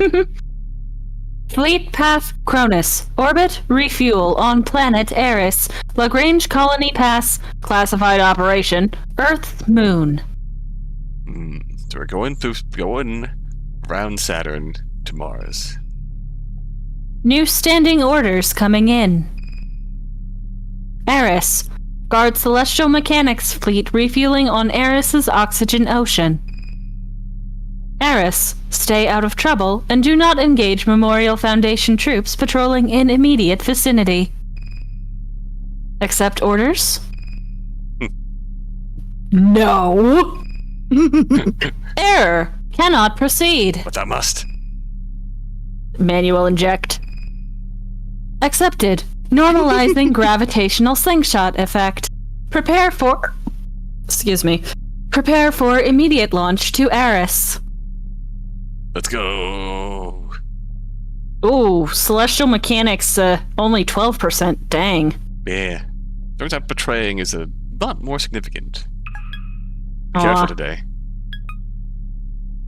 I'm never careful any day, so... I'm serious this time. Taze is in the field today. Don't know where he's fighting, but you should be careful. Jeez, you worry too much. Obviously, because you give me so much to worry about. I mean, are you really worried? His ship self is actually not that scary. Not as scary as mine.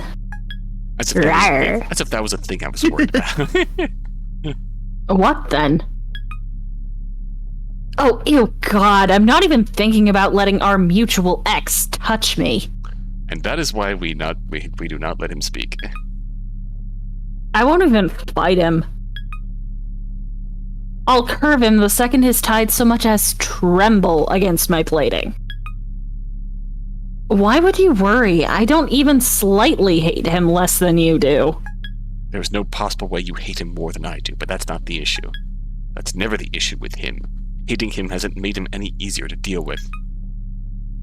We were kids, though. We're older and wiser now. Put in an apostrophe! LMAO. At least you are Mercury. Hardly. Well, I wouldn't be telling At least you are Mercury. Yes, I am Mercury. You remember how he'd just casually linger his fingers a second too long on your shoulder? Ugh. Yeah. In front of everyone? Ugh, it was so gross. It was so gross. And I loved the attention every time. Made me so smug. I loved it. It was gross. I hate him. Do you love yourself enough to not fall for it again? I definitely hate him enough to not fall for it. Saturn. Do you? No, obviously. I'm still in celestial mechanics, so how do you think I feel? You're soaring. You've got a stupid idiot who loves you, and you get to do research and never have to deal with him again. Mercury spoken for. Happily this time. Yeah. Aww. And with Mercury is happily married, and Saturn does still do this because they are besties. And with this ship self, we'll have the future. Sometimes you just send your best friend nudes just so they can judge him for you. Impartial observer. My endocrine system now, Makure. And no matter what, I'll make sure he won't. That was a very loaded conversation. Ooh, one email here. Ooh, Oh, there's jump data. Ooh, love that. Freya? Origin Celestial Mechanics Fleet Main Misfired Transmission. Other jump data error. Oh my god, sorry for getting back to you so late, but I was in the middle of a meeting. My phone buzzed so much the director asked me if I needed to take a call. I swear you do this on purpose. I don't think you really need feedback on your nudes that quickly, even though, yes, they're really important to me, and I can't stop thinking about them or getting any of my work done. My presentation suffered greatly for my lack of focus. I expect you're prepared for a little payback. After I sent you my schedule so this wouldn't happen again, even. You wouldn't have asked me for my meeting time so that you could send those to me at the worst possible moment, would you? I already know the answer to that, so why don't you tell me this? Why can I never get enough of you? Worst Because is you know you love it. Aw. Sometimes you just gotta torment your bestie. Yep. Back. Da, Alright, da, da, da, da. where are we going today? Ooh. 400mm kiss. The Royal Foundation deploys a certain sniper to stop escape and resupply routes to the resting Celestial Mechanics fleet. All Saturn needs to do is stay out of trouble, but what's the chance of that? Alternatively, 0.001%. indeed, at most. And the deep dive, the ocean serves as both fuel yard and terraforming engine for planet Ares, and is the perfect hiding place for the migrating Celestial Mechanics fleet. But deep down, something is reaching up for them.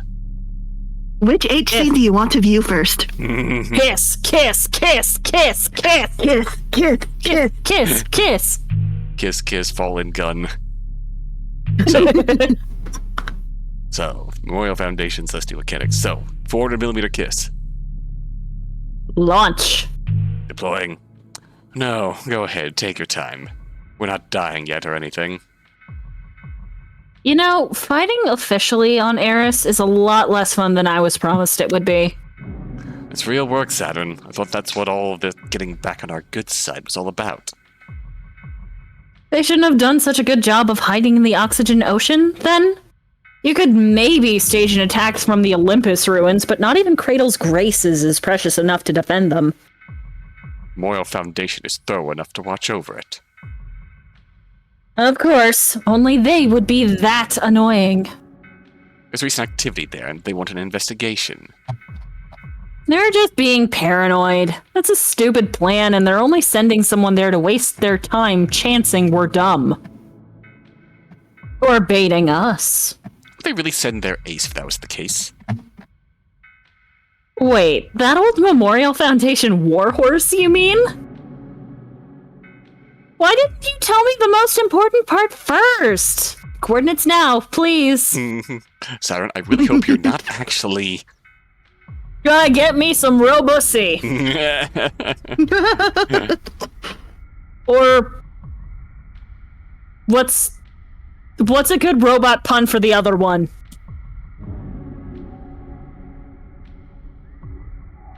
Suddenly I've forgotten every word in the English language. Mood.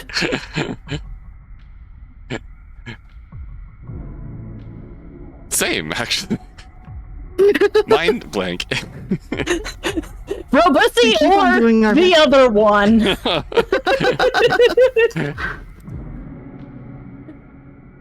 I'm not picky. Robot chicken. Yeah, I'm feeling like, you know, Command is right, actually. Robussy or robot chicken?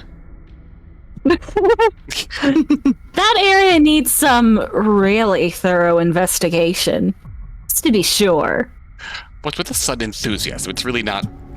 No, wait, it's exactly like you. When you said you fought off the Mario Chrysium pilot, what were you actually doing?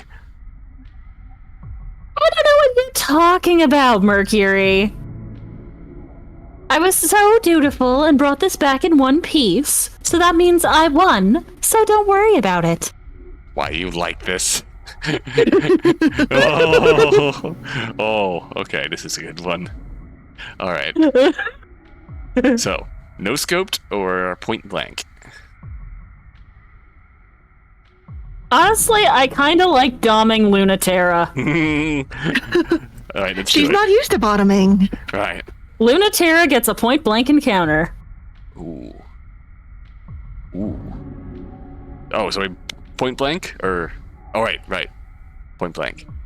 Let's do it. Yeah. Opening futures, closing pasts. It's the power of horny, Mercury. True. The balance shifts because Saturn moved and Lunaterra couldn't. Got you.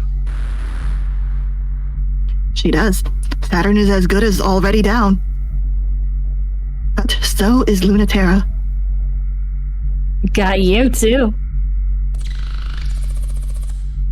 Pure spite got Saturn this far, and it will get her even farther. She takes aim and fires. Lunatera, perfectly still for the perfect shot, is perfectly unable to get out of the way in time. So perfect. Spite. Is that what they're calling it these days? Saturn's string of pearls is laid out flat on her back, creaking and twitching. I'm normal. And Lunatera is Monochrisium. Falls from her sniper's spot like a burning star. Lunatera wakes up first, but her flight unit is shot. It's hard to hide a ship that can't fly in a city, but the Monochrisium is full of unfair tricks. Shooting her down is just the beginning. You have to catch her next. That's all right with Saturn. She's at her best when everyone is in the dirt. When she wakes up, she's ready. She might be in worse shape than Lunatera, but worst shape is her best.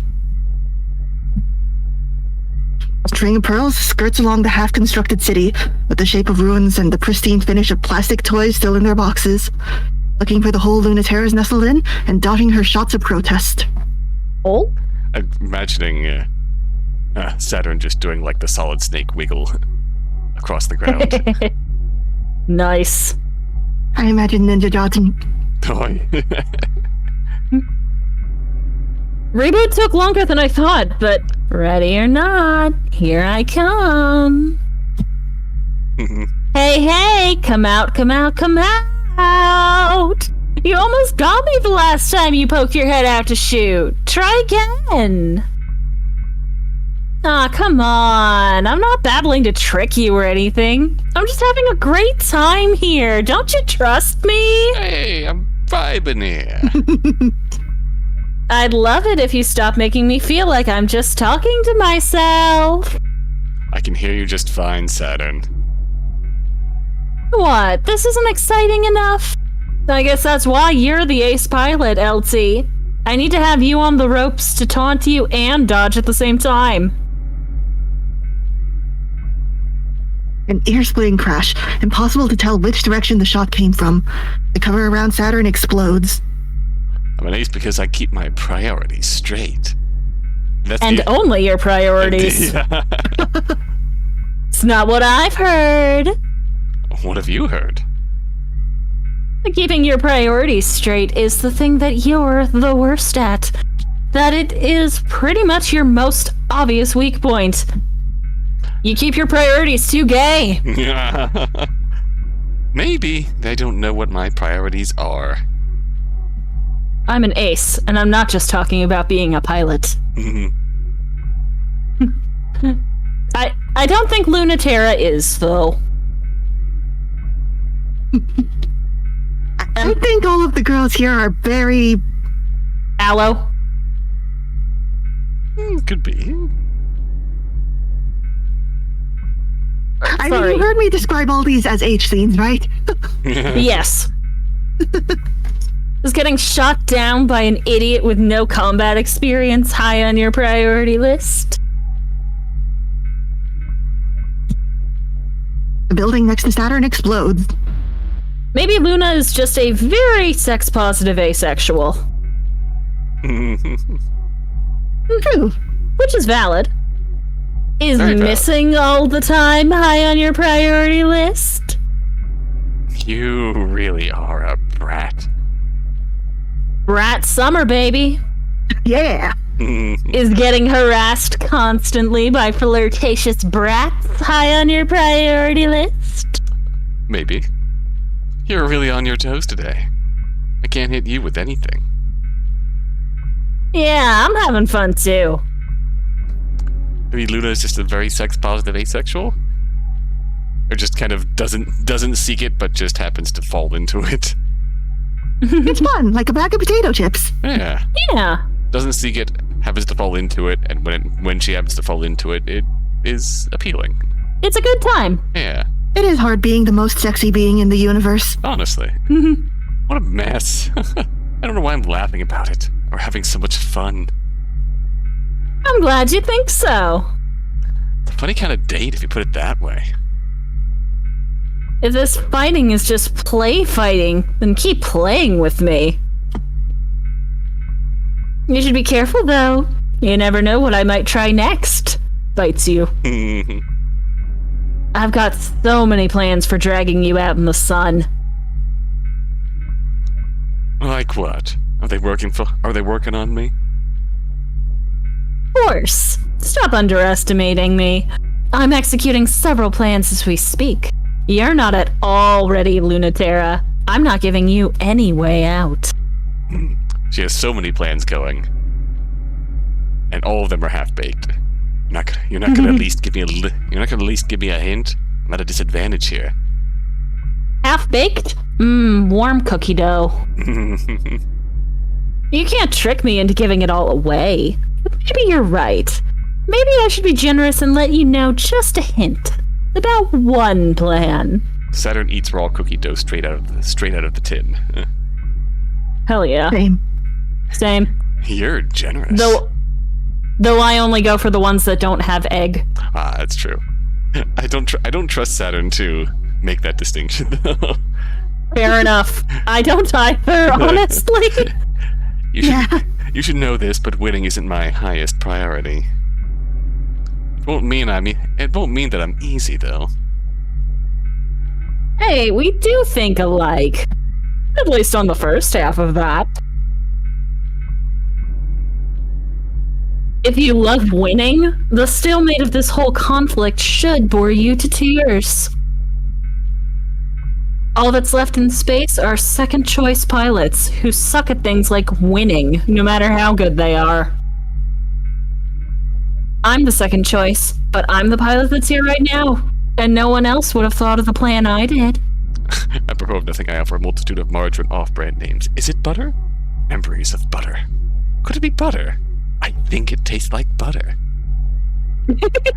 Dark, have you ever seen the 5 stages of grief in butter off-brands? That's one of my favorite memes. What? Not butter? And then acceptance. Margarine. Yeah.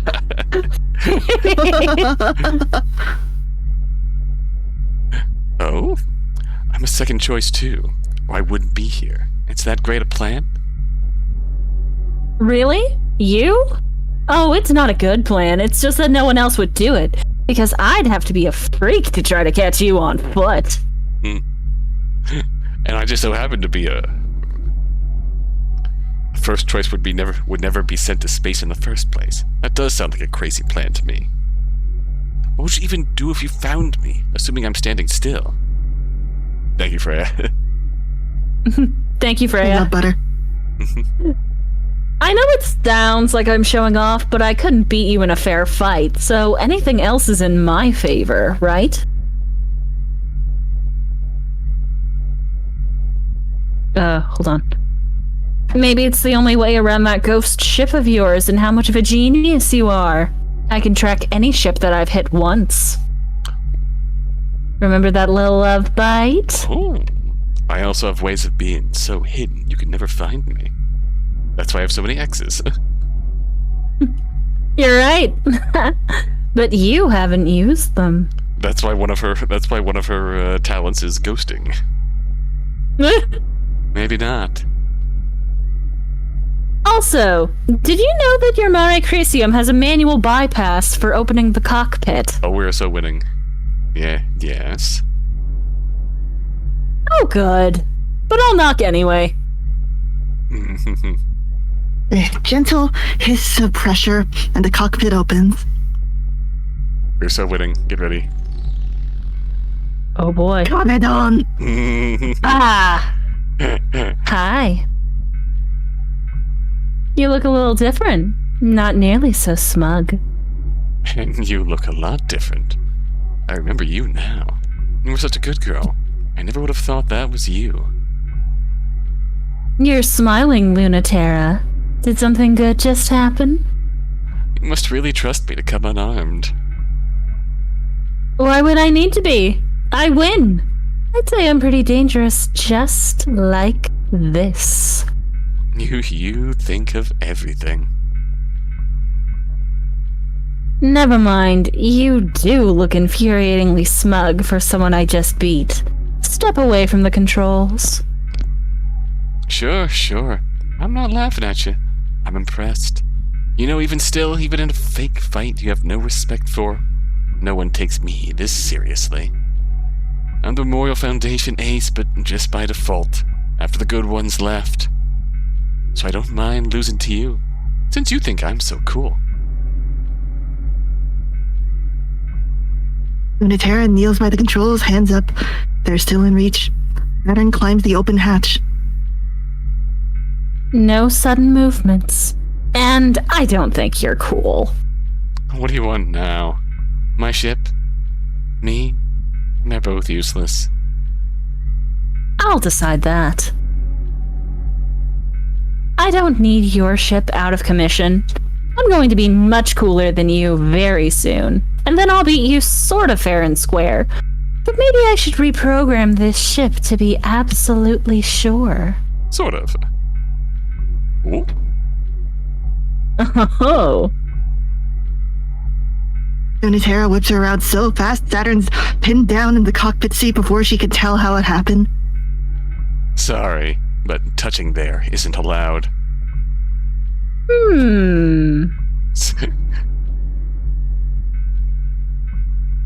So, you come here often?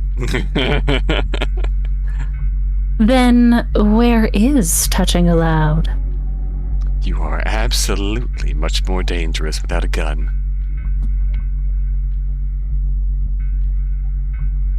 Lunatera's hand is on Saturn's collar and her other on Saturn's wrist.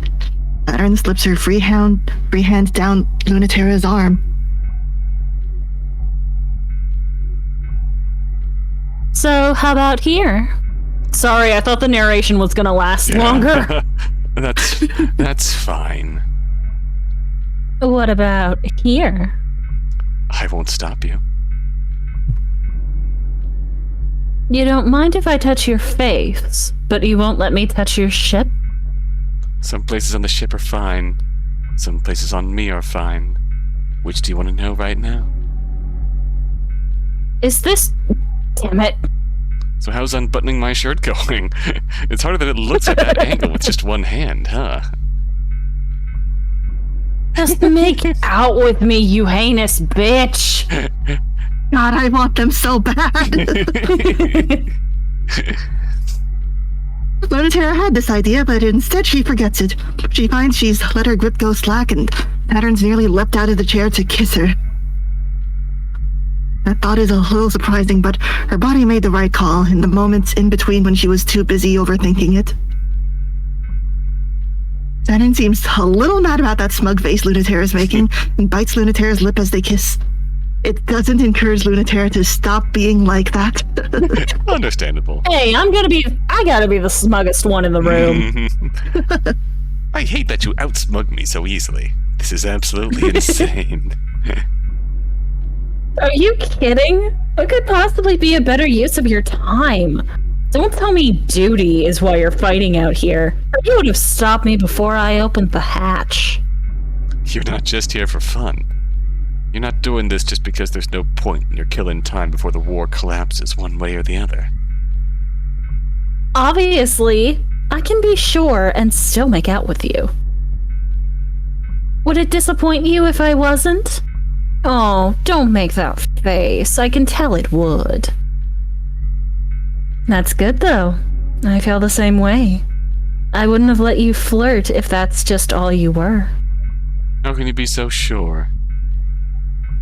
Looks like I know something you don't. Even if it's just one thing. Haha, one. I'm always the last to know. You always make it seem like you know what you're doing. I'm just acting on instinct. My body knows what to do. God, I wish that were me. Then you should be asking her. She'll know just what to do. Are we winning? Oh yeah, H scene. Now you know what we mean. The captain told me to thank you for the data stream. You're very welcome. Do you have new results for me? Yes, I'll encrypt them. Thank you. You're the best. I guess there's no point in asking what you want them for. How afraid should I be? I'm just trying to fulfill our mission, Mercury. Oh, good night, Dark. Good night, Dark. Thanks for hanging out. Hey. Thanks for popping in. You know that. I'm going to tell them you're as inscrutable and petulant as ever. Aw, please, I don't want your hubby to hate me. Why do you always call Ganymede the captain anyway, LOL? Because some of us have a sense of discretion. Is it a sex thing? It might be a sex thing. Instead of daddy, he says captain in bed. That's our bridge bunny. That's why they call Happy him Bridge Bunny. lesbians! Yeah, thank you. Aw, Captain's pet is so well behaved. You're one to talk, Saturn. You're going to end up at the pound one of these days if you go through any more superior officers. No, it's cute you both tidily locked that quick. Euphemism for marriage. You're making all the lesbians jealous. Happy gaze. Then act like it, Saturn. And I will not apologize for locking it down. I've had my fill of being a pet. I don't really want to be a pet either. Maybe you are learning to I want to hold the leash. Yeah. Maybe you're learning to love yourself. What I'd like is to be a toy. Shared leash privileges, where we can both tug on the chain in equal measure. Yeah. Quality. That's even worse. This is a conversation that applies to so many of my blorbos. No, it's better. Plastic and metal can be molded into any kind of shape. You can smooth over and change whatever you want. I totally may have read that as smooch over at first. Smooch. You only have to accept the interference you're designed for. A toy never gets to do anything. It just sits there. Saturn, you're being pretty. so mentally healthy right now.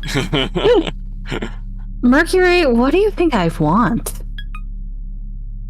Don't you love how our ship selves evoke so much? Just by being plastic in the silhouette of a human? These beam weapons are my fingertips. This chassis is my tits. But they're also beam weapons and impenetrable chassis. Impenetrable. They can shred the plastic all they want, but they can't touch me.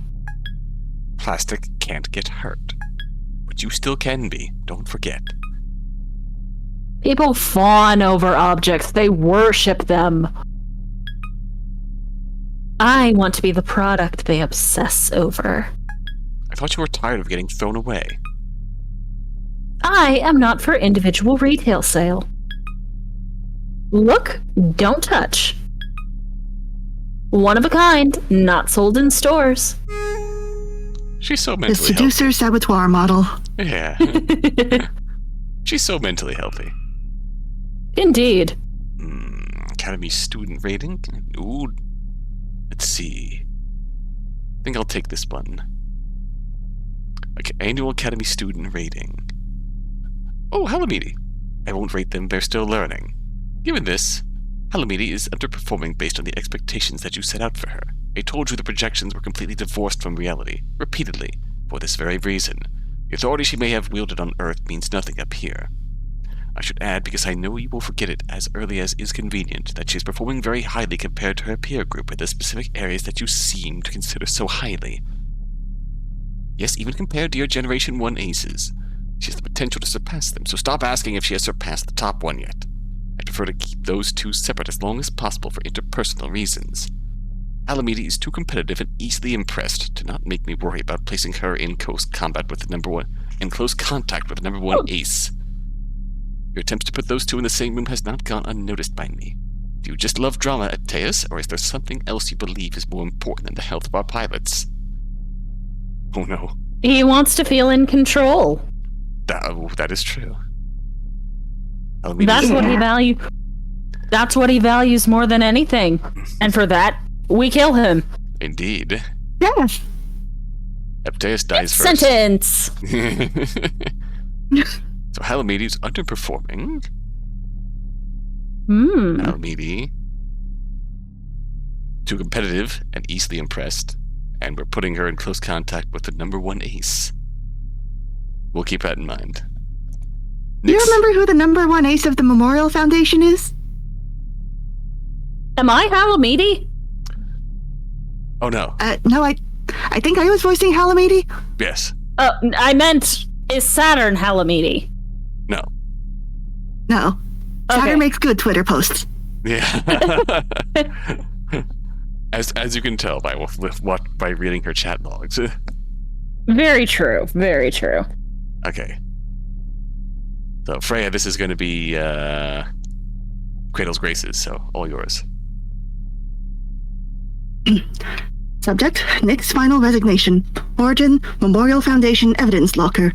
Author, Special Counsel for the Prosecution of Dr. Nix. In these moments, nothing is more painful than being patronized, but you couldn't even spare me that. I can't understand why you thought me to be that naive, though I really did know. I thought a world where the children were together and free, could write their own futures, sounded wonderful. We didn't even get close for them to understand that's not what they wanted. I knew it from the start. I regret only that I didn't get further before they noticed. You are asking for my resignation, but there's nowhere else for me to go. And there's nowhere else for those children to go either. I won't let you have them. I won't let you crush them back to their earthly shapes. What you are asking instead is for me to declare war, so I will do so.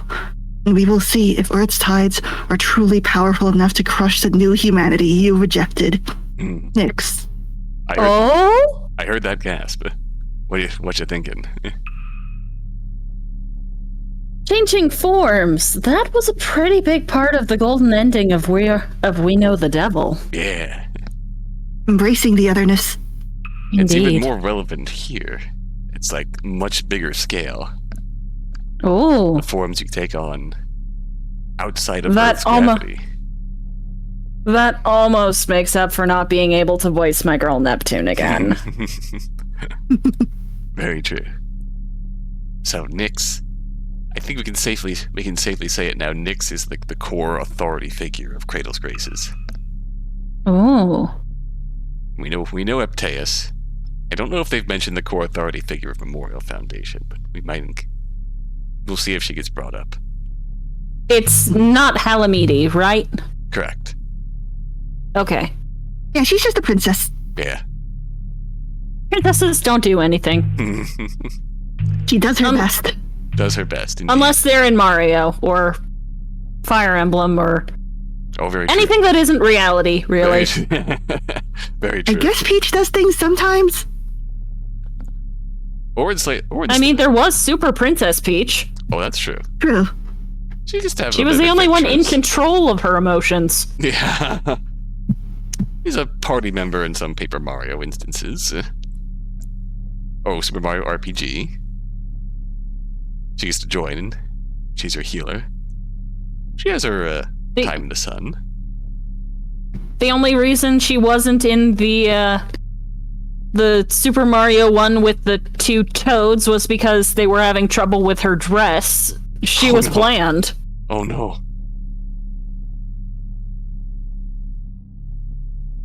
Mean to women. They figured it out, obviously, by Odyssey, because you can waltz up in a dress as Mario. And Bowser will compliment you on the dress, though he will note that you weren't invited. I mean, I thought the wedding dress was just the presupposed invitation. Bowser, man, what are we doing here? I was gonna say, because Peach is the one wearing it. You walk up to Peach, and Mario just goes, "This is so embarrassing. One of us is gonna have to change." And it should be Peach immediately volunteers to change. And it should be you. Go. I want Peach to rock up in a cool suit. Hell yeah! Just embrace the whole. Embrace it. Love that. I think the princess... I think she does in the game with the ribbons. Ooh. Maybe. I think. Hell yeah. I believe it. Anyway, time for a deep dive. We're going to the oxygen ocean. Saturn, what are you doing? Disabling all comms and the diving supports, and oh, you're still here? I thought I cut this channel too. Well, I should go ahead and shut it. Don't you dare cut me off. You can listen if you promise not to whine or stop me. I'm the only prattle out here. I will do no such thing to you, and you cannot make a deal with me. I'm simply stating a fact, not making an argument. Just why, Saturn? Why are you such an incorrigible, petulant nightmare? After you were You know you love it. After you were probationally forgiven for doing a very good job not getting the string of pearls ruined or captured, and Command even decided to give you the job of sparking the gravity engine that will take our fleet back to the native sphere. I would think you wouldn't be so into pressing your luck recklessly. Let's go gambling. But everyone except for you is so annoying. They're annoying because whatever is causing the tidal interference from the bottom of the oxygen ocean is almost certainly that Cradle's Grace's weapon, and they have no reason to believe you're going to be loyal.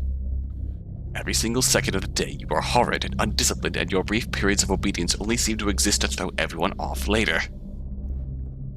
I mean... He's got a point, though. If you want me to cover for you, you have to play along a little. Why are you like this? Because I like being the top. Years of encouragement and grooming followed by abandonment and neglect. You know that. Same as you. As if to rub home the points that were brought up in conversation with them earlier. Everyone's perception that Saturn used to be a good girl, and now she's like this, perceives herself as the bad girl. Mm-hmm. And same for that pilot you're after. And same for that pilot you're after, too. Is that why? Me too. I love this boy as well. That's the whole He's a good boy. In a different way, but I think so. Happily married to Captain Ganymede, but still unbearably stressed when his worstie sends him nudes to grade. Enemy or not, I want to talk. I think I'm getting somewhere. And I'm not going to get to talk if you all are interfering. What if she doesn't want to just talk? Then you'll really appreciate me cutting the cables before she pulls all of you down there with me. Why is it so important anyway? You really jeopardized the whole operation for that. What? You don't think I have my own cunning master plan? It's way better than his. Supposedly, nothing can stop the Crone Macula. Is it better to find out if that's true sooner rather than later? Fight her or talk? Which is it? How are they any different? Anyways, don't worry when the connection accidentally breaks. I'll be fine, promise. And you will be too. Ooh. Deep down or above the waves? I don't want anyone to witness me. Secret moment. So we're going deep down. Yep. Excellent. If memory serves me correctly, this is one of my favorite scenes. Oh. Do you want me to do narration? Yeah. Alright. The balance shifts because Pluto tugs and Saturn yields. The oxygen ocean is a peaceful place because everything about it destroys everything else. You can enjoy complete privacy under the curtain of the oxygen steam.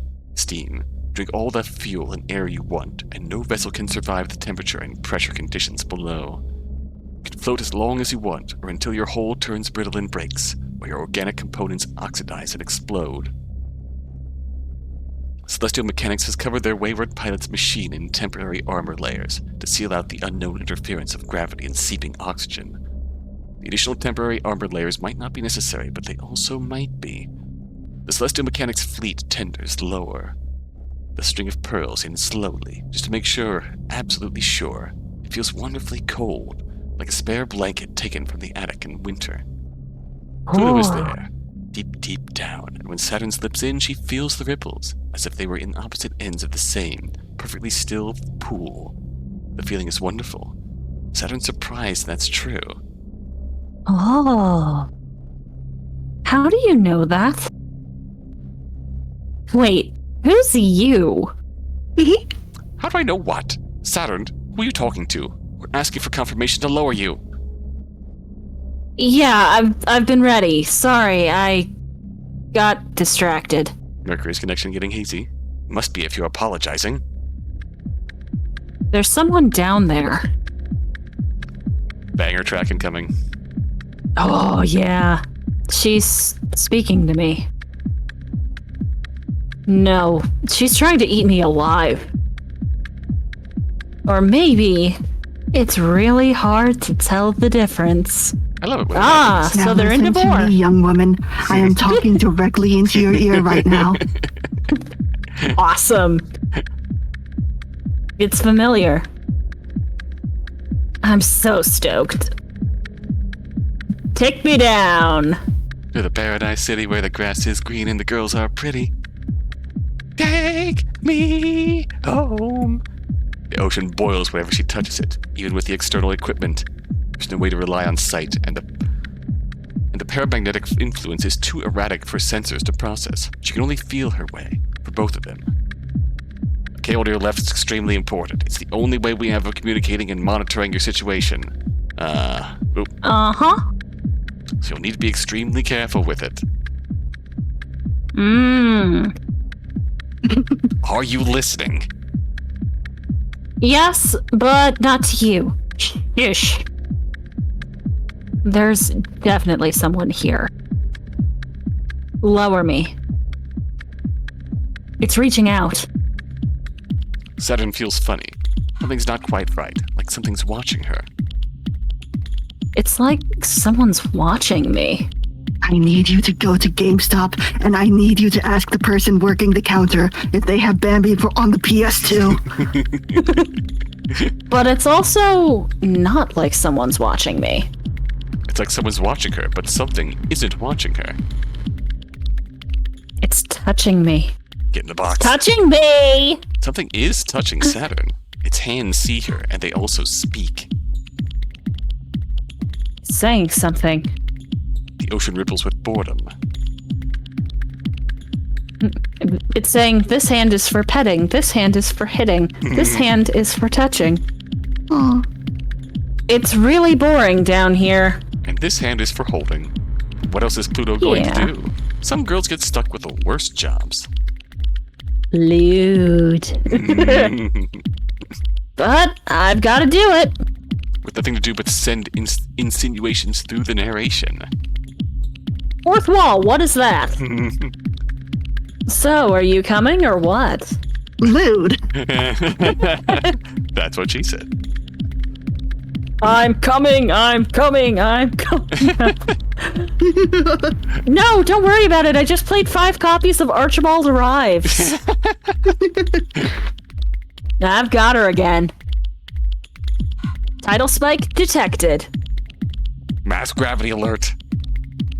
Lower me further. That's the opposite of a good idea, Saturn. Saturn, we're pulling you out. Oh, not just yet. Hi, Saturn. Hi, Mercury. Hey, girly. Sorry, I'm borrowing her for a little bit. You're what? Saturn's cockpit floods with alarm lights of an imminent high-intensity gravity event, but it's too late. A string of pearls discharges its electromagnetic field and delicately breaks off the winch. Saturn, what are you... A string of pearls cleanly slices off the left communication wire and the pulley system. The silence of the oxygen ocean reminds her of a sensory deprivation tank. What a good girl. What a good girl. Hey, don't praise me like that. I can't believe you're flirting with her through the narration. I wanted to speak to you again. Damn it, I cut both wires. Even ship-to-ship comms are down. Saturn? Can you hear me? I'm speaking directly in your... Would you hear me if I spoke with this ship? I know. Go to GameStop, ask for Bambi for the PS2. It's been such a long time since anyone could hear it. Pluto's tidal reactor pulses slowly. The thrum feels like it's coming from everywhere. Oh, I get it. You want to talk with gravity? Well, I'm not some miracle child, even though they tried very hard to make me as good as you. Saturn's reactor, an anxious little ball, is getting just so fed up with this. It's frustrating to not be It's frustrating to not be understood, but you know what that's like? Oh, good call. You don't know how much I know. But I believe in you. If Saturn moves too much, he might forget what direction up is. The sensory deprivation of the ocean takes everything away. But she has to remember that's not true. I don't believe you, but I'm trying. Oh, she's trying. Of course I'm trying. Come on, where am I? I am trying. Trying everyone's patience. Hey! Hey! I hate people playing hard to get. I believe in you, but you gotta work for it. I can't do it. Sorry, but I'm cheating. The string of pearls electrotoxin shoots through the ocean. Like a bolt of lightning, it reaches out because it's attracted to you. It seeks the path of least resistance, looking for something that wants to respond. What it really does is run along the boundaries, theoretical and real. There's a place where the boundary between one thing and another is weakest, and it runs along the boundary until it finds it, and then it connects the two. Why is she doing that? Oh, it's what you're used to. Good at seeing weak spots. I've got a lot. Can you find them? She's tried hard to hide them. You can do it if you try. Maybe you need a little push. Like there's nothing! Not a single crack! Don't say you're not perfect! Don't make me do all the work. Don't be a pillow princess. The pressure is overwhelming, but it's overwhelming for Pluto, too. The Quad Macula is like a little star, gushing matter and condensing it into an engine of light over and over. It was modeled after a theory of the Big Bang, after all, made in secret on the planet Hades, on the boundary between what is human and what is not. It's a fragile boundary. You can touch it, but be careful.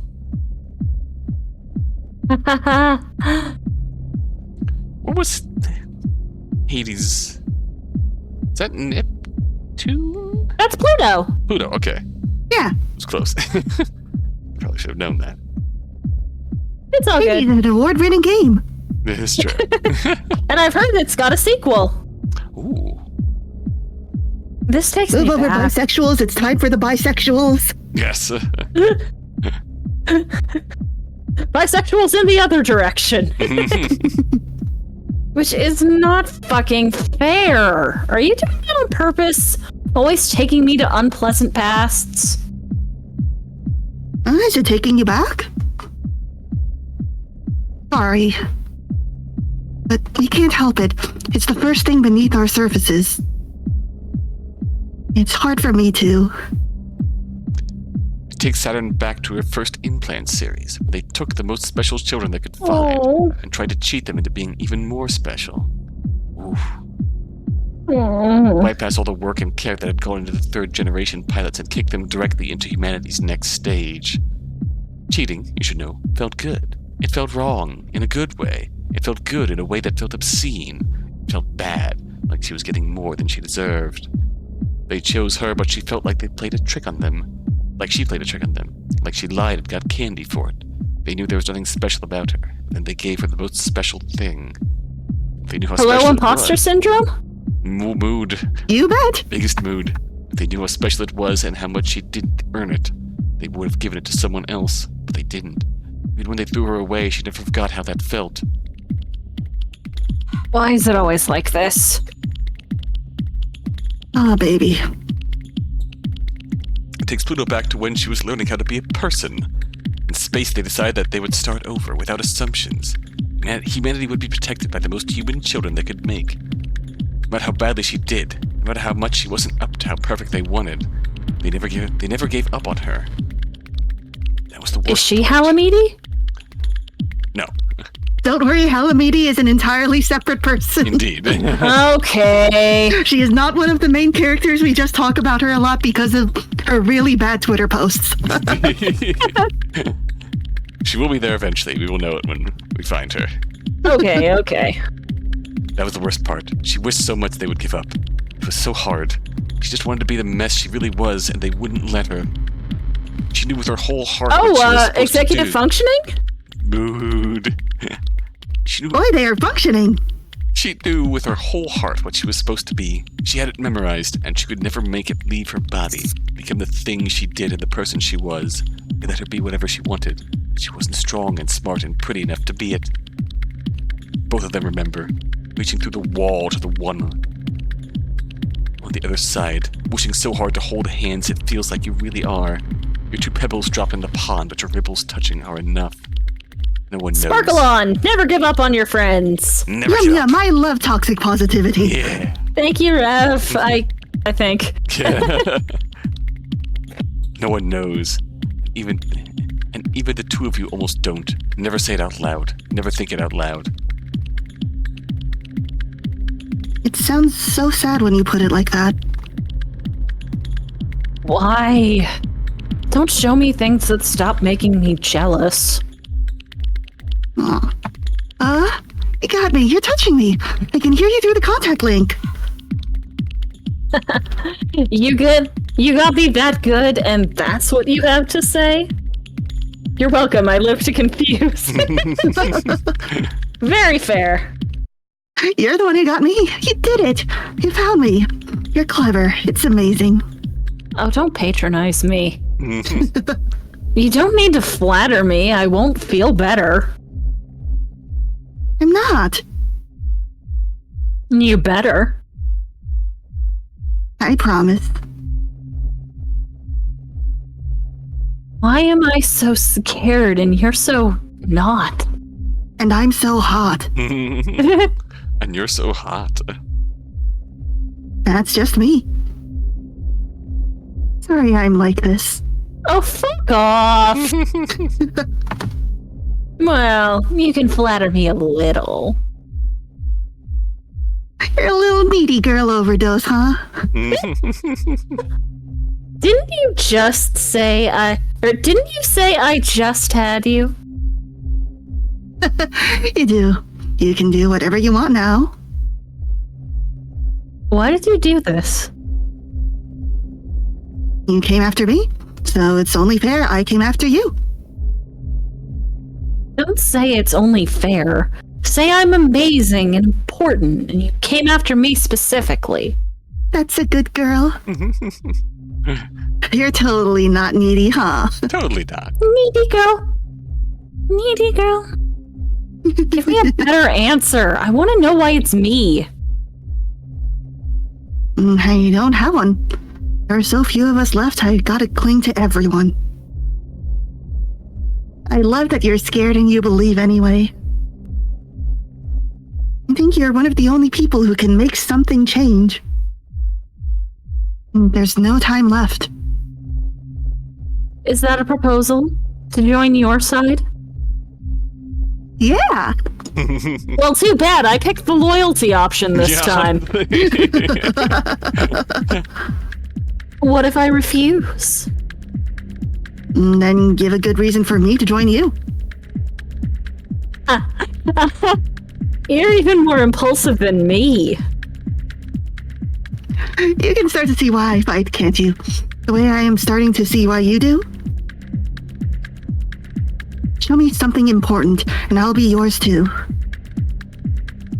But you're definitely not going to go quietly, are you? Nope.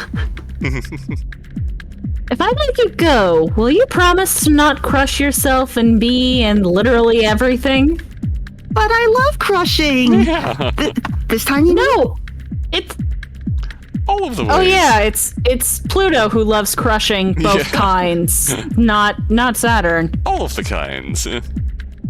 Saturn just likes to button mash. Yeah. In all situations. All Yes. of them. This time, you mean? Yeah. Her blushy face. Yeah. I'm not owned. I'm not flustered. I think I can say- do that. I say as I slowly turn into a vibrating corn cob. Say hi to Mercury for me. I'll see you again soon, baby. Oh, yeah. She is so Tsubasa Hanekawa coded. Oh, real. More Dr. Nick. Should I take this? Go for it. September 12th, 1963. That's when the first and last artificial colony of the native sphere was completed in a tranquil bowl of stable gravity at Lagrange Point 5. As the front line against existential threats, a training facility for a generation of humans adapted to fight in space. As a colony environment with the life, gravity, and culture necessary for human beings to live, thrive, die, and be born. With the hope that peace on Earth would reign if we won this war in heaven. Without pressure, water boils off our tongues, and we dissolve into component parts. Without culture, we forget the shapes we're supposed to have, and turn inside out into something else. Out of necessity, we created a pressurized environment, exerting enough gravitational pressure to maintain cohesion, all senses in space, a ship self to ferry us through the world. They function only in places where the gravity of humans is too light to sustain existence. It was doomed from the start. Of course they were jealous. But the humans the Earth no longer wanted, flying on zero-G wings. Director Nix, Executive Director, Memorial Foundation, Existential Expansion. Of course, they were jealous, so they othered us. Of course. Yeah. I'll Oh, Europa. I'll take this one. July 29th, 1958. Ooh, that's when the Memorial Foundation International Executive Committee was granted international authority in the spirit of unified human peace and the verified presence of an existential threat outside of the solar system to establish a cultural, military, and scientific response to existential threats. No longer confined to Earth, a growing native sphere where our gravity reigns forever. Safety, research, and expansion, the three pillars of Memorial Foundation Space Branch will protect Earth from without, as it has from within. Free from the old world's gravity, it would be possible to advance science, art, and culture without constraint, and join hands, all of Earth finally unified. For Memorial Foundation, protecting humans from other humans through peace on Earth, and protecting humans from everything else through war in heaven.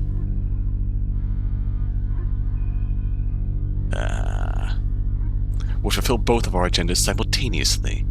We really foolishly decided we could do better. There are two errors to this approach. First is that to do better in heaven is meaningless if it cannot be exported to Earth. The space program was never rejected by the surface. It simply did not have enough relevance to sustain interest. The second error is the intrinsic error of Memorial Foundation.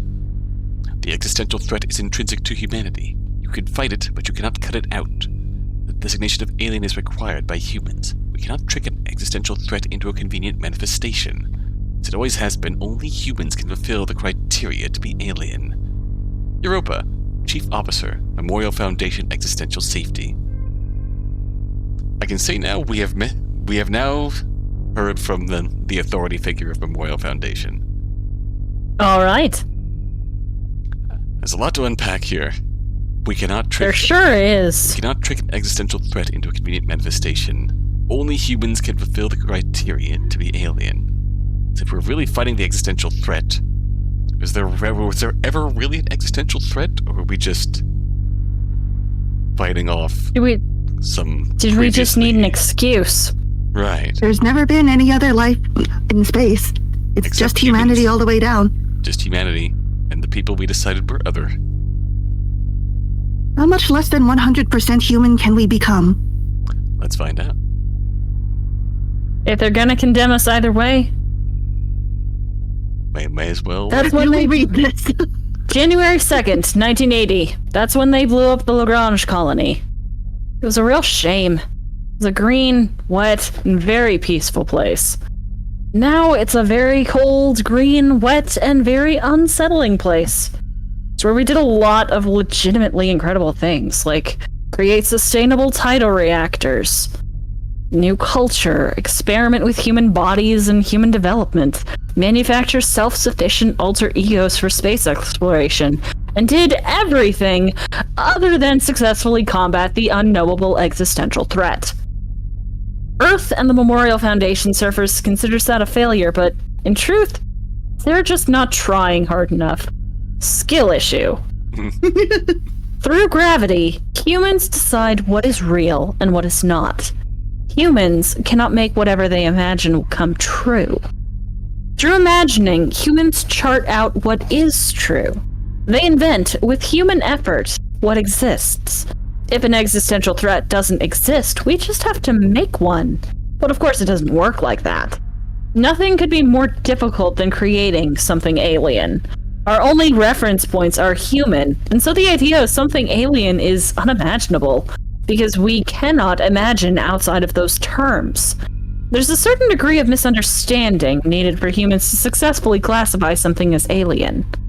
But before they blew it up, we got very close. Another Executive sentence. Director, Aeopatus. Executive Director, Memorial Foundation, Existential Research. Another powerful sentence. A certain degree of misunderstanding needed for humans to successfully classify something as alien. Just... But Maybe damn a if we handle didn't on get celestial close. mechanics' goals?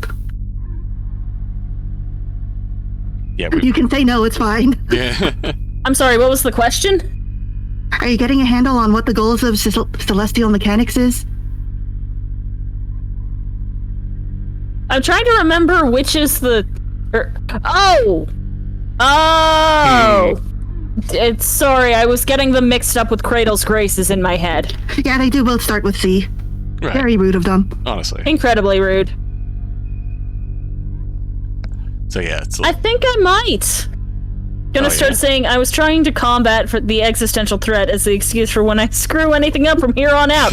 Oh, mood! honestly. What? Chris, why are you late? I was trying to combat the existential threat in my apartment. Too much gravity. We're already limited by the fact that we only recognize effectively half of our consciousness as our whole consciousness. We think the thing we call I is all there is, and that's not accurate. Ooh.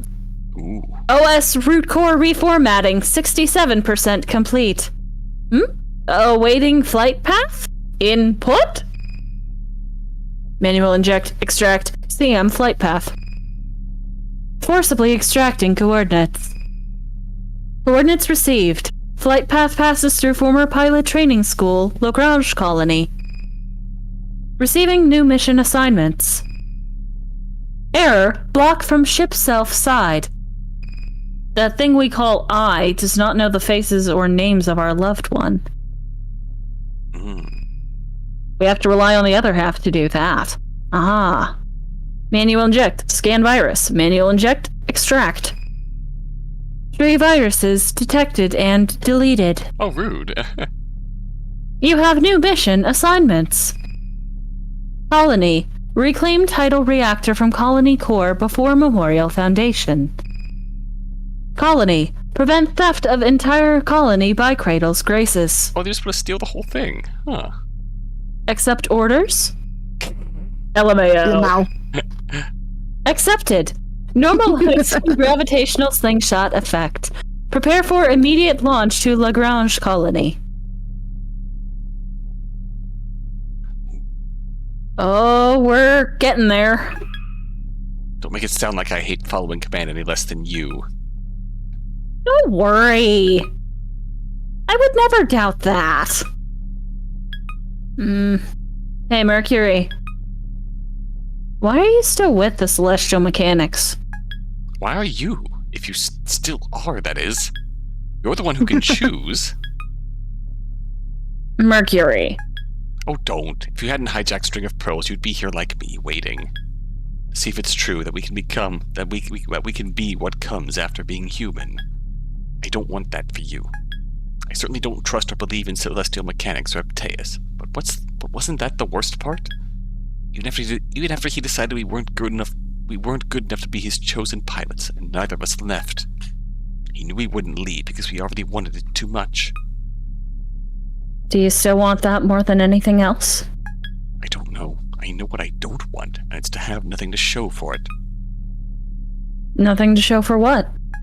Going to space, going to the academy, never having a chance to fight in the Cold War, not having a say either way, falling stupidly for the worst man alive. Counting on you, Saturn, to give me something better than just the same Earth we left. You never have to worry about that. I have only the highest ambitions for us. Those girls you're flirting with better have a decent future for us, is all that I'm saying. Ain't I picking the loyalty options? Ain't we ahead? Sure, fine, okay. Only if it's a really good one. If nothing else, I'll make sure that he doesn't get the future he wanted. Huh. Any future but the future he wants is good. Give me and Ganymede a good place, there, wherever and whenever it is. God, the besties with the shared trauma. Yeah. Truly besties. To save. We gotta kill a Iapetus. True. We gotta. Ooh. Okay, Freya. Part 2 of Nyx's resignation. All right, this one is authored by Iapetus. Ooh, okay. I can do that. Go for it. Oh, okay. Nyx, you fundamentally misunderstood the purpose of pursuing the dream of space. I never sought to correct you. After all of the great things you have accomplished are the result of that misunderstanding. You believed that your dream, so universally loved, was loved because we wanted it to come true. This was not the case, of course, even though I think the Memorial Foundation truly believed that they wanted the same as you. But as the tides of Earth turn, they realized in their own hearts that they are not the forefront of humanity's change, but slaves to its whims.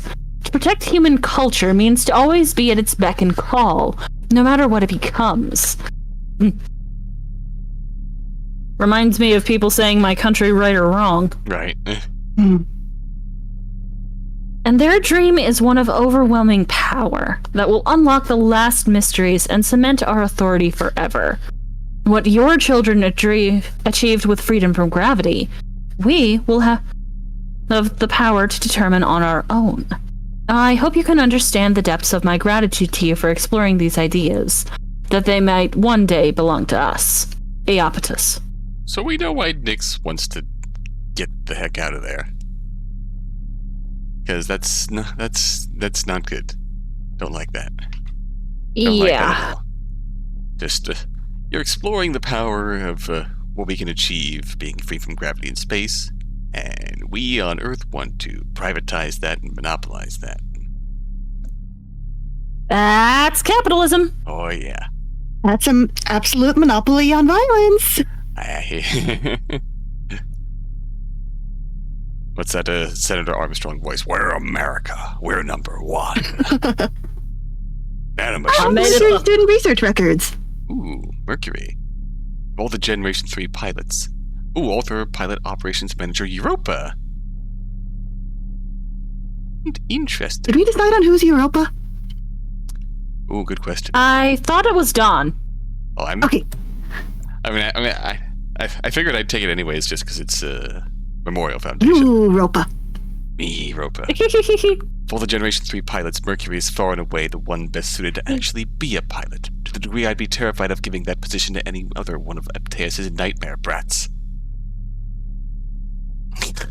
So there's absolutely no chance that he'll be assigned, of course. He really is trying to maximize.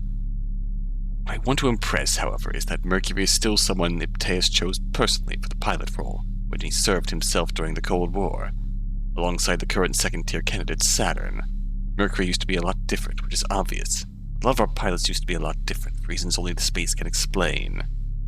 I think reducing That's the testosterone, baby. Oh, yeah. I think reducing it to Mercury's personal stake is as incomplete as a reading as it would be for any of the other pilots in celestial mechanics.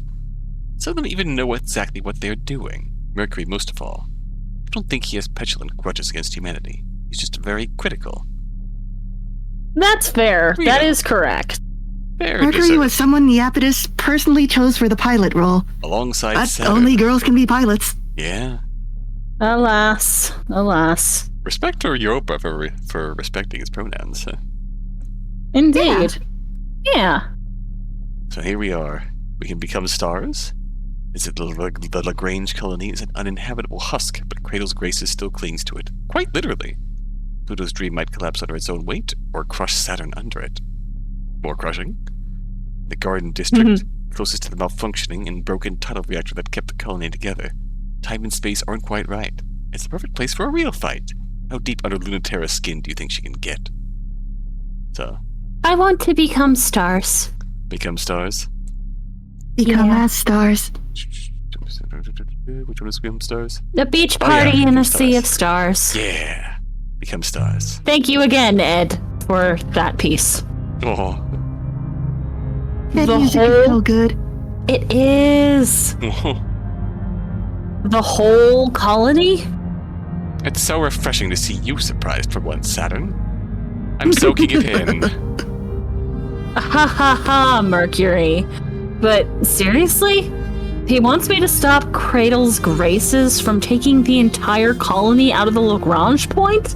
1,000 heads. A I thousand can't take on heads. 1,000 heads at once. It's alright, most of them are the marketable plushie Eds that we throw at you. Yeah. Directly to my head. Directly to your head.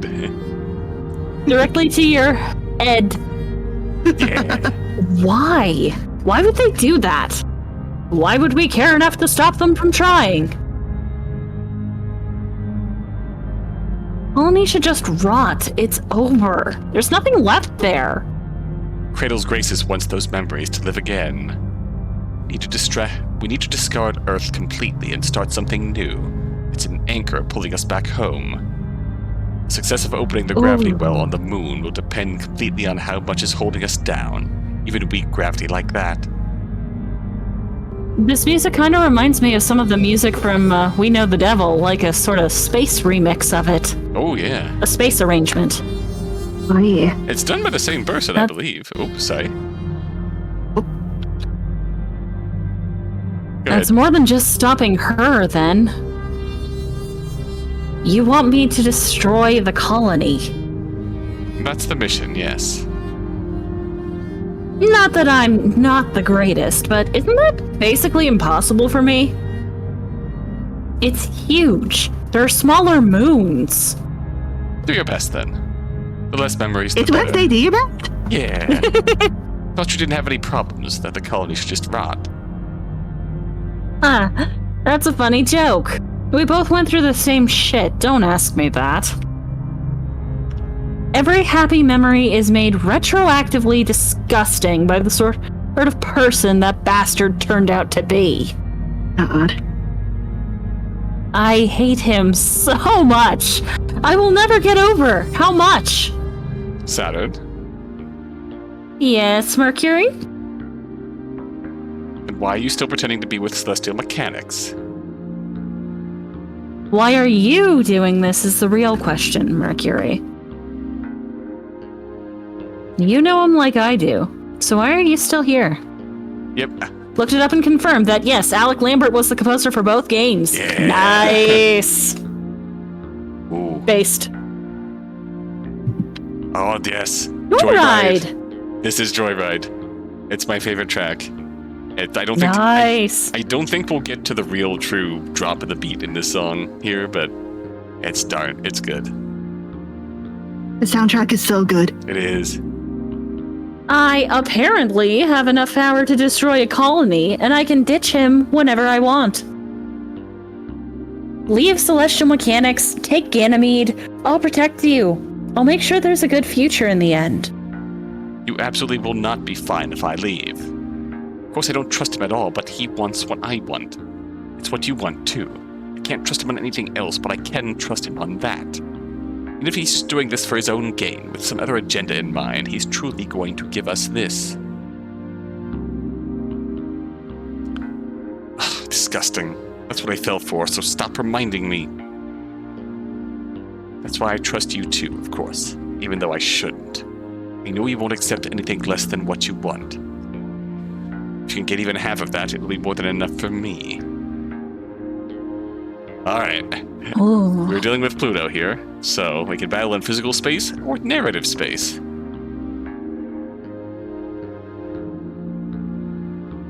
What will it be?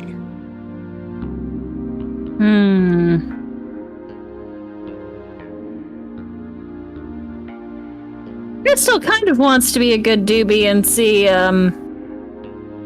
see out celestial mechanics, but on the other hand, for each other, tasty. Very tasty. I'm also kind of trying to think like Saturn here. I've generally been going for the option that feels like it'd be the most fun in some ways. Like attacking Pluto, flustering the heck out of Lunaterra. But this feels serious. This is true. Also, the last time We're approaching the end of things after all. Yeah. Yeah. Let's battle in physical space for the future. Let's do it. For the bestie. For the bestie. Rose before hose. Yeah. Pluto hesitates because she's not ready for this kind of fight, and Saturn is. The colony shines like a star until you're right on it. Then it looms impossibly large, a translucent sphere, a drop of water suspended in space. Glistening beneath that drop of water, past the clouds that form in its crumbling artificial atmosphere to the strange haze that seeps from beneath the crumbling streets, it's possible to make out the fading light of the colony's collapsing systems. A massive jewel, like a clean slice taken out of the earth and floated in space until its gravity formed it into the tiniest planet. Even a tiny world is still a world. Who can touch this, move it even by an inch? Much less move the earth by an inch. Pluto drifts slowly in orbit around the colony, waiting. Just like the real Pluto. Yeah. Even you don't know what to do sometimes, huh?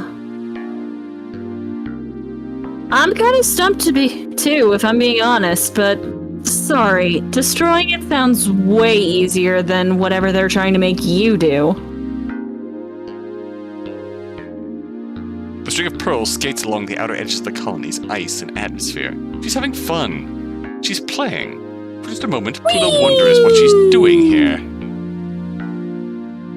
I'm doing my best. Yeah. Oh no, Saturn. I'm happy to see you, but I was hoping that I might be able to convince you to help me take it away. Oh yeah? What made you think that? For the same reason you thought you could convince me. Because you like me?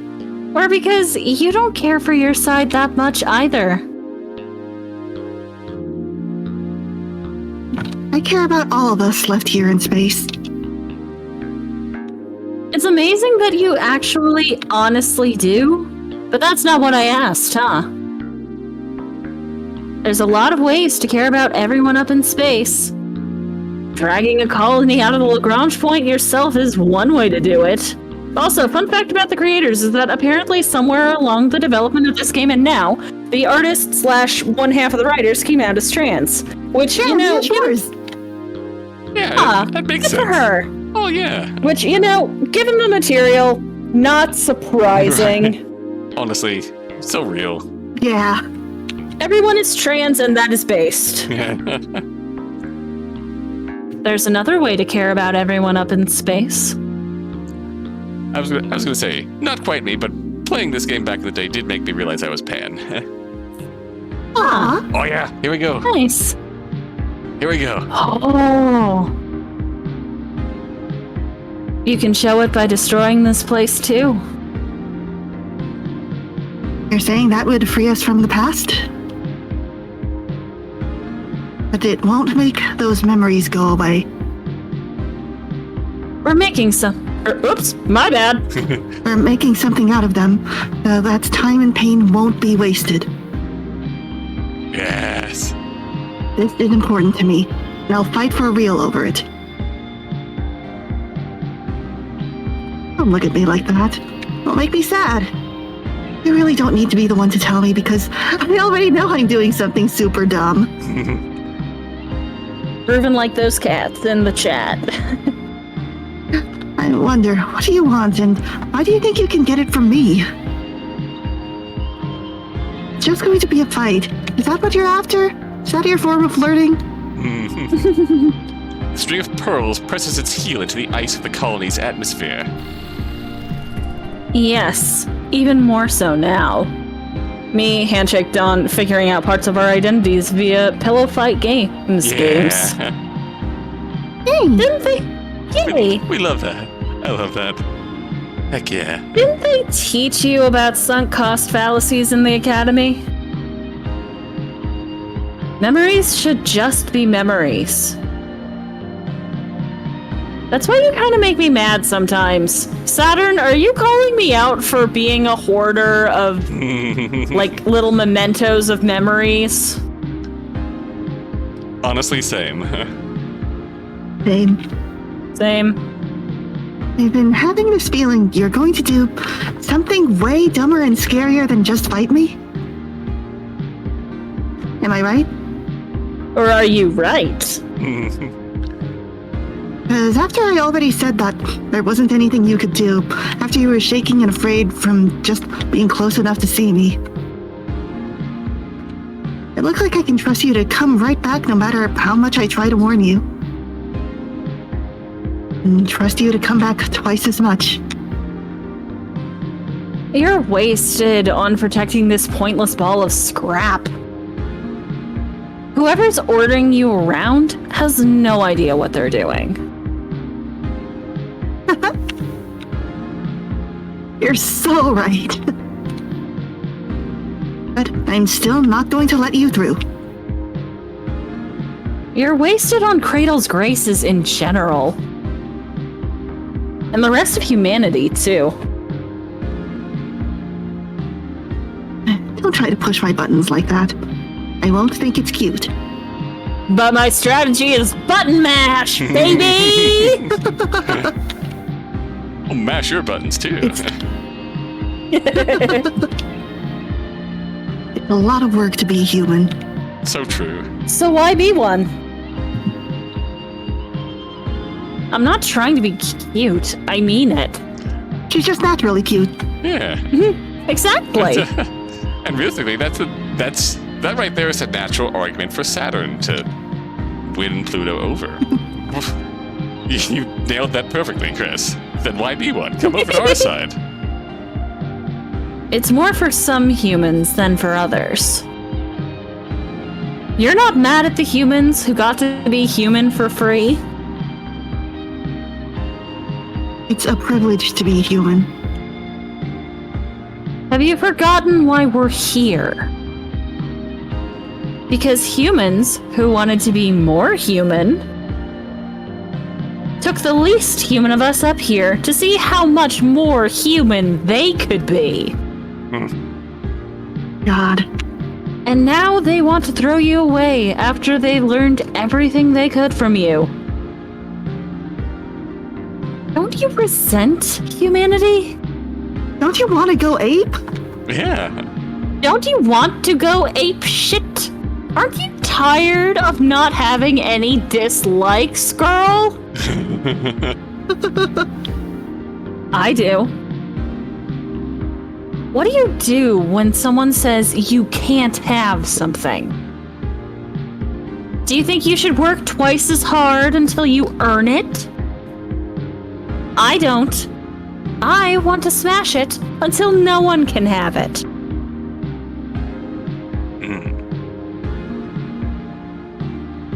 You know, you're just like Lunatera. Well, I've been inside her, Max, so... Please don't say that, you're merciless. It's in a good way. Not even then. Don't get me wrong, it just depresses me to see you wasted on all them.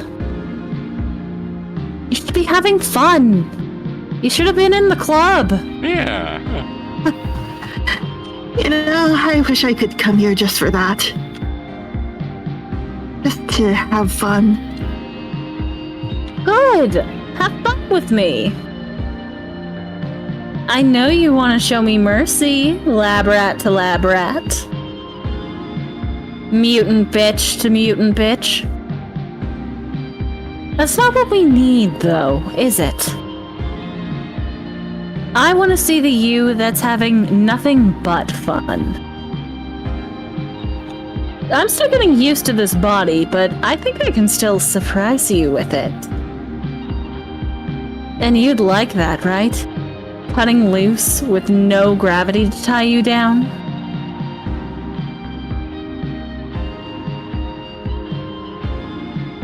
Oya? I think about that every day. It's so tempting.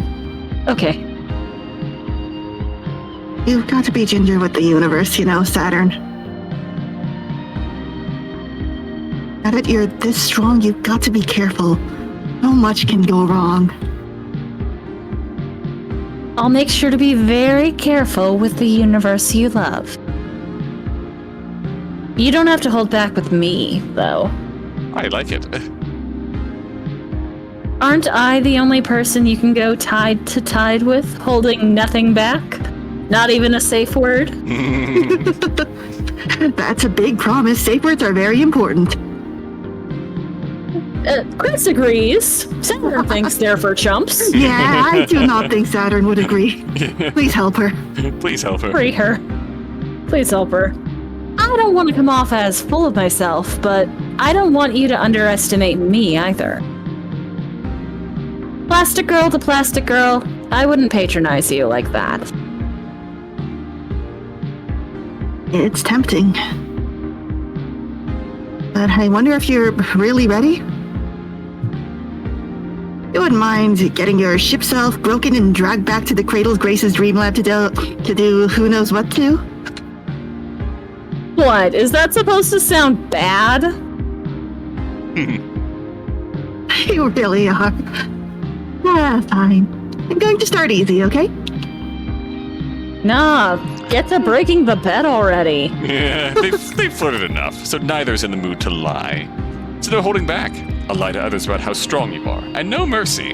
A lie to yourself about how strong someone else is. When Pluto opens her arms wide enough for her gravity to condense, pull, and tear through space, she's trusting Saturn can handle the pressure.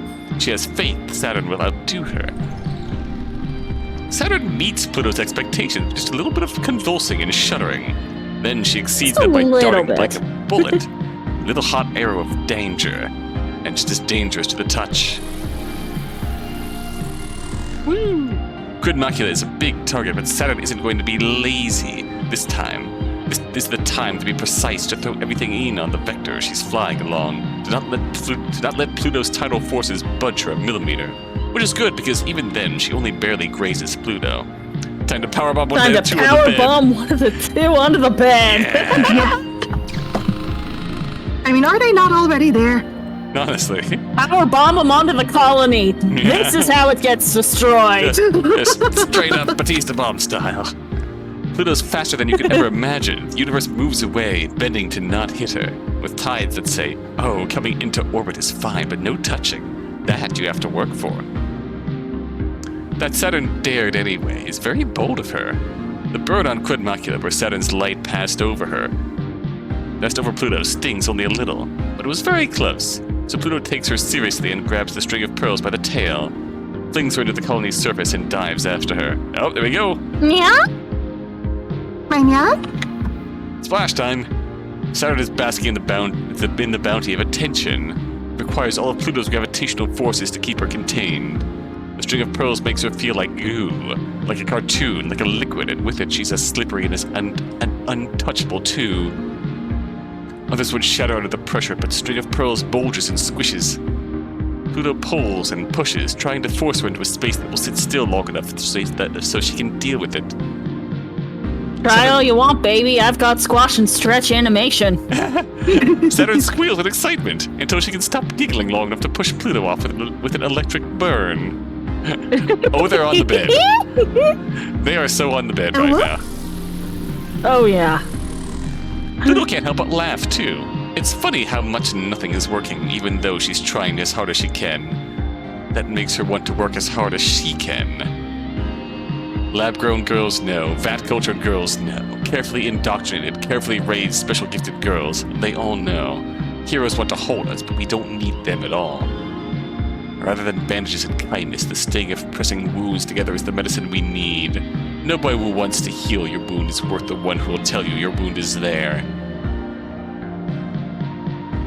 I can't believe it. Me neither. I really thought I'd actually be the one beating you. Didn't lie, though. You really could endure it, all of it. All of Same it. couldn't be said for the colony, though. The colony is much worse for wear. Saturn shattered against it many, many times. Pluto broke against it a few times, too. It's shaking into Lagrange point. They broke the bed. They broke the bed. Yep! You won, even though you lost. I had a lot of fun. Wouldn't have been able to have it with anyone else. I'm glad I trusted you not to lose. Told you. Good girl. I should never have doubted one of us. Thank you, thank you. We did our best, had the most fun we could have. You know, this would be a really awkward post-coitus talk. Yeah. We did When our we get- best. We had as much fun as we could have had. I don't know, we didn't have a bouncy castle in here. When we get to the moon, don't forget. I'm with you in the dark. You could keep having fun, just like this. If you let me show you the way. Yeah. Ooh, we're Well. at 50%. We're halfway there. Saturn, I would love it. Just love it. Yeah? If you messed everything up this time. Is this reverse psychology? Did I really reduce you to that? That reminds me, Deltarune chapters 3 and 4 coming out soon. Dang, nice. Next month. I really soon. gotta play chapter 2. Yeah. It's a good I'm one. a little impressed by your persistence in nagging me, but now I'm feeling like I pushed you to your limit. Shut up. Now she feels sorry for him. As always, Now I'm I feel serious. kind of bad. Yeah. Messing things up is literally the only thing in the world no one has ever needed to specifically tell me to do. And you keep yelling at me when I do! I've been looking into Eptaeus' work on the Aversion Project. Oh. How much do you know? More than you now. Of course, it was always suspicious that Eptaeus decided to support us. He was very insistent in his interest in taking humanity to the next stage. As if that is why any of us wanted to connect with the so-called existential threat. People who already had everything on Earth couldn't possibly understand. They just want even more for themselves. That's what I thought, too. Eptaeus' plan is very attractive to certain factions in Memorial Foundation. Certain factions in Memorial Foundation really like the days when humanity was united against the existential threat. Except aliens aren't real. Aliens are what we make them. Okay, they're an nth-dimensional shadow cast by the gravitational impression of human culture and space-time. But that makes them a few shades sort of real and much less dangerous than their cousins on Earth. And even those are so weak, kids with radios can take them out. Oh shit. The devil. The devil. From the Bible. Nth-dimensional shadow cast by the gravitational impression of human culture in space-time. So... true Religion's self. what we make of it. Yeah, yeah. Anyways, Pluto wiped them out. That was the whole plan. Since humanity doesn't care about them anymore, they'd never expect that we would find a way to avert our tidal reactors and become the aliens ourselves. And now it's pretty much out there. The only alien is what is alien to us, and that's fundamentally humanity. We are aliens to ourselves. F of X equals that which is human, that humans are not. Holy shit, is that the devil from the Bible? I love that book. And You. Eptaeus isn't going to give up everything he has for that. you think he is lying about wanting to... I think he's lying about himself wanting to. I think he's happy to let us complete the project and go home. Because he'll have exactly what he and the rest of humanity is longing for. a scapegoat? Someone to be an alien humanity could guiltlessly fight against. Yes. I'm fine with abandoning Earth. It hasn't given me anything. But not on his terms. Not ever. Don't worry, Mercury. I've got a plan. No matter what, it won't go his way. So, does what he wants come to pass if I keep going down the loyal I route? don't think there are any bad endings. Correct. Okay. Yeah. I was gonna say, Saturn has a plan, Okay. and that's what Subject already. that's what we pursue if we stay loyal, quote unquote. All right. Air quote royal. Ganymede intercept. Loyalty time. Ganymede intercept. Do not read Saturn. LMAO. Oh. That sign can't stop me, because I can't read. All right. Who wants this one? This is from Mercury. Oh, that me. All right, That you? At you. That me. Author, Bridge Information Officer Mercury. I'm completely uninterested in communicating with Eptaeus in any capacity that's not technically. I know my boundaries, but you are very nice to worry. I know you're not jealous because you do respect me, but don't make me worry. It's what I like about you. I know you're worried for me, not about me. I appreciate that, but I do want to clarify things, so you stop asking me about it, even though it is cute and I do appreciate it. Really, I'm not just saying that. Please don't hear that in a passive-aggressive voice. Yes! I am using so many tone indicators here. But I have been meaning to ask this for a while. Is it okay that I believe in this? It's important to me that you understand that it's nothing to do with him. So I worry that means you don't understand what it means for me. I don't believe humanity needs to be punished. I'm fine being human. I think an important reminder is needed. Not alien in the sense of foreign, other, that can bear all our rage and hatred, but alien in the sense of casting our own features into relief. I think what we see as a result should shame us, but there are many things we need to see. You'll probably say you support me, believe in me. Thank you. But you also say that it means something to you, too. And that's really why I love you. Aww. So in general, yeah, Eptaeus wanted to lead everyone, divert their reactors, like show the true alien side of humanity, bear that side of humanity to Earth, but...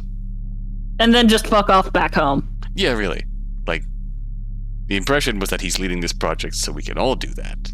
But no, realistically, he's leading this project so he can let the kids do that, and then just fuck off back home to a cozy Memorial Foundation job in the Warmongers department. And go monger war again. What a little bitch. Right? Right? Alright, who wants this one? Is this by Iapetus or to Iapetus? No, It's generic document. oh no, wait, it is by Iapetus. Or Iapetus message intercept. Yeah.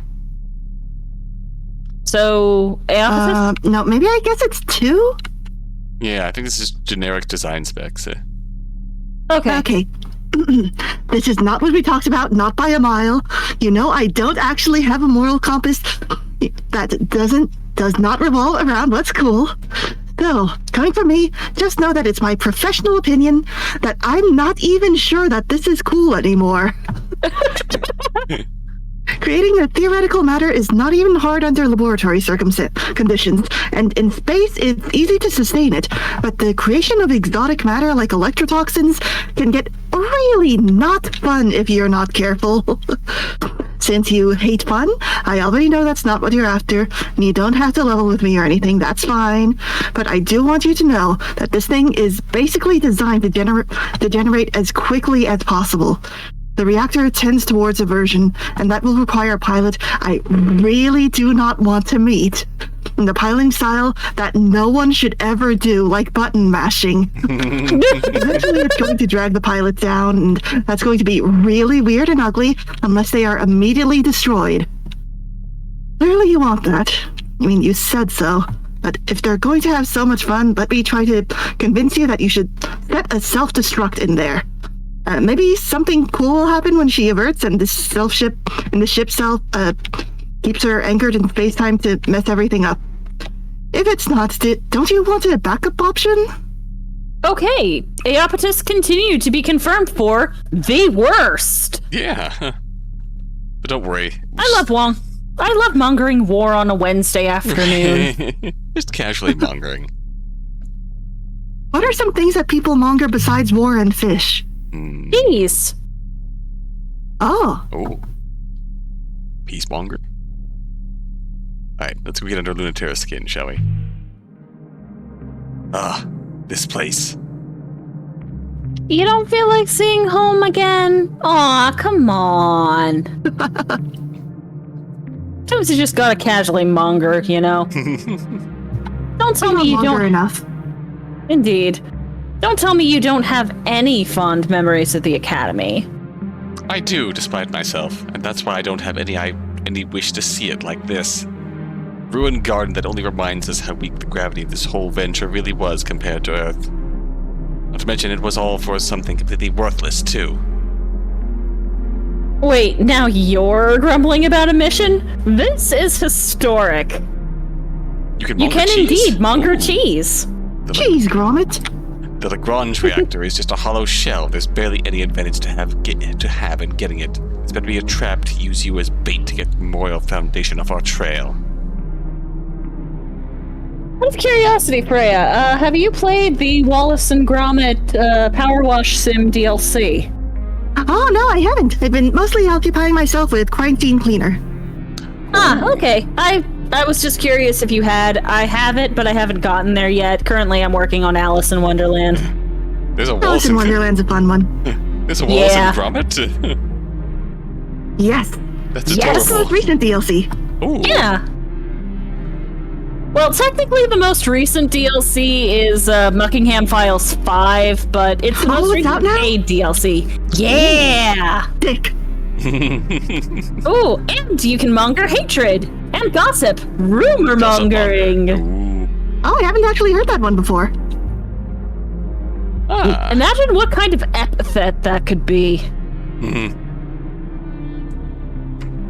I was gonna say, at that point we're getting into just Persona 2 territory. Rumor mongering. Or, like Umbrella Academy. The giant statue of Abraham Lincoln. I heard a rumor that you were assassinated. Cue giant James Wilkes Booth. Or John Wilkes Booth. Yeah. The Booth. John's brother James. J.W. Booth. Exactly. Don gets it. Oh no, what a terrible trap to fall in. You're right. Persona 2 could have been prevented if everyone just shut up. Many such cases. I would say clearly Urban Myth Dissolution Center was inspired by Persona 2 in that regard. More flirting, I see. Is it unbearable? Yes, extremely. Are you really still getting nowhere with her? What are you talking about? I mean, we've reached like second base at this point, so I think you said you were going to crack her open and peel her shell, but I don't think you have. I cracked her open, all right. Hey! I tried to peel her shell, but I couldn't get her buttons undone. She had my other hand. What was I supposed to do? Honestly. I eviscerated her escorts, but couldn't suck their insides like crab meat.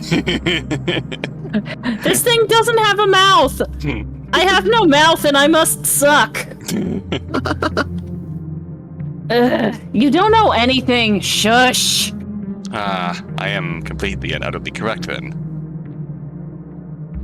It's not your fault she wears a weird button-up. Use your teeth. Yes. She's highly evasive. Point blank or sniper shot, I can't seem to hit her. I wonder if that's a metaphor for anything. Your type. Your type, I see. Shut up! I got the Academy's most notorious heartbreaker to look like an idiot at me, so I win. Shut up. She's even stupider than I thought she was. But she's not as stupid as me. That's the spirit. You're the one with your guts all over the place. Oh, just... fine. I'm frustrated, alright? But it's not because I'm not getting anywhere, or because I even care. It's not like I care about her, Baka. Alright, this time I'm done playing. Happy? If there's anything there, or if she's just metal all the way through, I'm going to find out. If she is that boring, I'll never forgive her. But I'm coming back with guts this time. Guts. Oh, another amazing distinction here. Fight for Now, real? how will you get physical? Fight Let's for get real? physical. Or fight for real in a fun way? Or fight for real in a fun way? I think I'm going to fight for real in a fun way. I can feel the air quotes. Indeed. Surprise attack isn't very sporting. Don't be jealous just because I got mine off first. You got yours? Yeah. I got mine off! I said what I fucking said! You got a wound on me and the Lagrange reactor shell. That's not a good enough deal. No way. In fact, apologize. Apologize to screw it, I haven't gotten to V3. I don't know that person's name. Which person? The one who's assaulted in his execution. Huh? Assaulted. Oh, Korekio. Yeah, apologize to Korekio. Hiding so I can't surprise you again is so unfair, Lunatera. Let me bully you some more. I'll pass. Are you sure? You sure you don't want to get bullied? See if you can find me Yes, first. Cork. I remember Cork. You like cat and mouse games, don't you? You want to try it again? I won't let you just play a game this time. Can you find me even when I'm serious? Then I'll get serious. Now I'm serious. With Cork. I miss Cork. Not Korekio himself, but Cork. Cork is good. Okay, Freya. Waya? I... Lunatera hides in the Garden District, the one part of the colony she has no memories of. The Garden District doesn't have any trees or flowers or plants. It's not that kind of garden. A garden for the children meant to inherit space.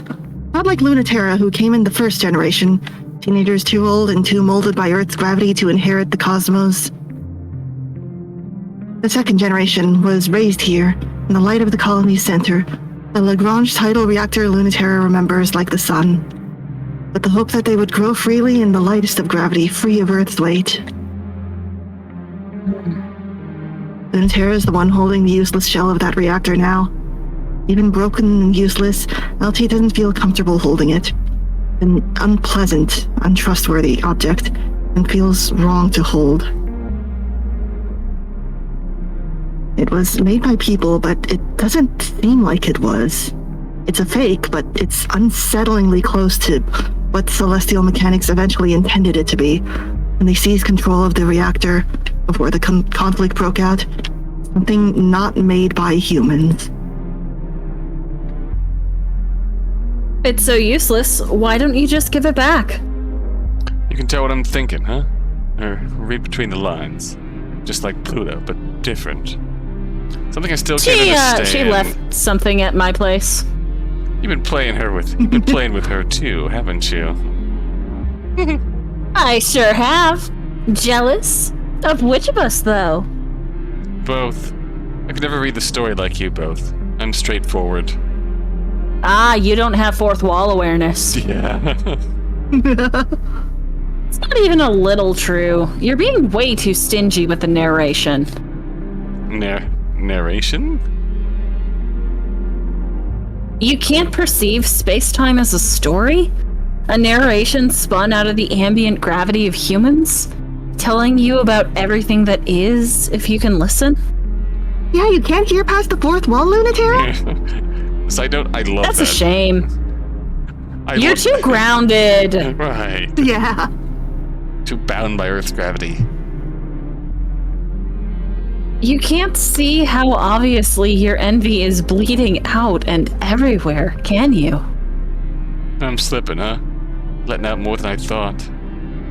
But see why I'm jealous? I don't know anything about what you mean. I wish I could speak the language. Yeah, it's amazing. You should be really sad you don't speak it. Side note, I absolutely love that as a concept. Same. So good. I just have this absence. I like having a character with fourth wall awareness. Yeah. Your impression on the narrative is something like spilled whiteout. A gushing ocean of bleach. Which is a pain in the ass for someone like us. And even more, like, it's just a thing you develop when you're raised outside of Earth's gravity. Oh. It's like, I forget if Saturn is second or third gen, but Lunatera's first gen, still bound by Earth's gravity too much, so of course she would never develop that. Of course she would understand the language. And of course her name is Luna Terra, like terra firma. Yeah. You also have a habit of acting too fast to get caught up in the story, especially when it's not going your way. 3 times faster than the story knows what to do with. You have a habit of just being on skip mode for dialogue. That's how. You are different than Pluto. She would swell into the atmosphere, but you slowly bleed into the spaces between the lines. I can feel you seeping, though, blurring the lines between one and the other. What is it you're after? Curious? Then stop hiding. I love this portrait. Yeah. Same. The rain-sleek streets are looking more and more the same. The weather is malfunctioning, and the moisture regulator is shot, and the failing gravity is doing strange things, playing strange tricks. Mara Chrysium's feet are wet. She's afraid. She's falling right into a trap that feels like it's in every direction at once. You can't trick me. Lunatera dodges at the last second, or was never there. If Saturn bleeds into the narrative, then Lunatera's trick is having a real good habit of interrupting the story just when it's getting good. I think she'll never know how much Saturn and Pluto think that's cool. I have eyes too, Lunatera. Don't think gravity alone is enough. Saturn swipes again. Saturn, no swiping. Saturn, no swiping. Saturn, no Saturn, no swiping. swiping. Aw, man. Lunatera wouldn't be hit by such a thing. She said Saturn, no swiping twice. Yeah. But she isn't ready for the dripping, sparkling neuro-lightning. She misjudges the distance, the unsureness of gravity. Mari Chrysium sparks and bleeds from her left arm. Lunatera swings her spear, crushes the string of pearls to the ground. It crumples, then darts away, lost in the mist. Saturn's worse off, but her machine will fix itself, and the poison in Mara Chrysium's systems is only getting worse. You almost got me, but not quite. Is your game off a little today, Lunatera? I thought you were going to be serious. You're gonna have to do a lot better than that if you want to see me serious. You're misunderstanding? I'm going to cheat. You're the one who has to take this seriously. How's that arm feeling? Still sparking? Still gooey? It doesn't take that much, you know. Have you been cleaning your system regularly? Hygiene's important. What kind And remember to floss. What kind of fight are you looking for? A one-sided fight where you try your hardest and still lose. Looking for payback? What? No, who cares about that? It's for you. It's for me? Because you love getting owned. I am making you my bottom bitch. You're never holding back. There's no way I can beat you. You're even stronger than any story anyone's told about you. You always win, and no one touches you. If ship self-fights were life and death, that'd make you a genius. But they're not. They're made in the image of plastic toys to fight like plastic toys. So that makes you an idiot for not playing along and being honest. Lunatera is actually going to war and using battle tactics instead of the more abstract. She's from Earth, after all. Yep. She can't see this as a narrative. You'll save a lot of time if you give in and say I'm right now. If you beat me for real, that'll be all the answer you need. Stoic to the last, but that's great. Your holding out on me is actually kind of delicious. When's the story going to tell me what's happening? When are you gonna let me hear about all the static in your joints, the trembling in your mask, your slackening grip? I'm on the edge of my seat waiting to know. You're getting edged. Lunatera knows that it's true. Saturn can't sense where she is at all, but she knows immediately that Lunatera knows she knows. What does she know that she knows that she knows? Does she know that she knows that she's not telling the truth? Oh. But does she know that she knows that she knows they just don't have any proof? Apparently I am just a collection of song references and references to other media in a meat sack. Tell me all about that, and I promise, without any hate or fear, I'll listen. You don't believe me, but I promise, I won't laugh or hurt you. I can't see you, so you can escape if you want. I'll let you keep that little ball, even, and the poison will wear off. But I want to see. Do you want to show me? The Mare Crisium crashes to the ground. It's along the wet streets of the colony. Her legs give out and her arms are too weak to catch her fall. At the first genuine compliment from Saturn, Lunatera instantly faceplants.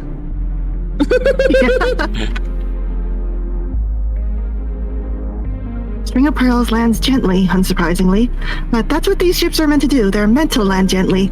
Especially when they're a cat. Yeah. Even the electrotoxins are tingly, not painful, in a warm, numbing sort of way. Like licking a battery with every part of your body. Danger Kinky. Disclaimer, do not lick batteries. Forbidden Also lollipop. do not lick cats. Forbidden lollipop. No. There's no way that Lunatera can stand up. As soon as she lets it all in, she falls in a mess, totally defeated. Don't let it set in. Don't let it set in. Oh, wow. You really did it. You got so quiet. You're so well trained. You're the big, strong ace, but you shut down so quickly. You really can't deal with me at all. Why is that? Didn't you say you weren't gonna bully me? Don't bully me, I'll come! I'm showing all possible restraint. You really did make it hard. And by it, let's just say... My Jacques-Jeans! I thought you were kinda cool. You really acted like you knew what you were doing. Even though you were so scared. Leave me alone. Oh no, baby, but you love this? You kinda love being my bottom bitch? You're looking forward to it.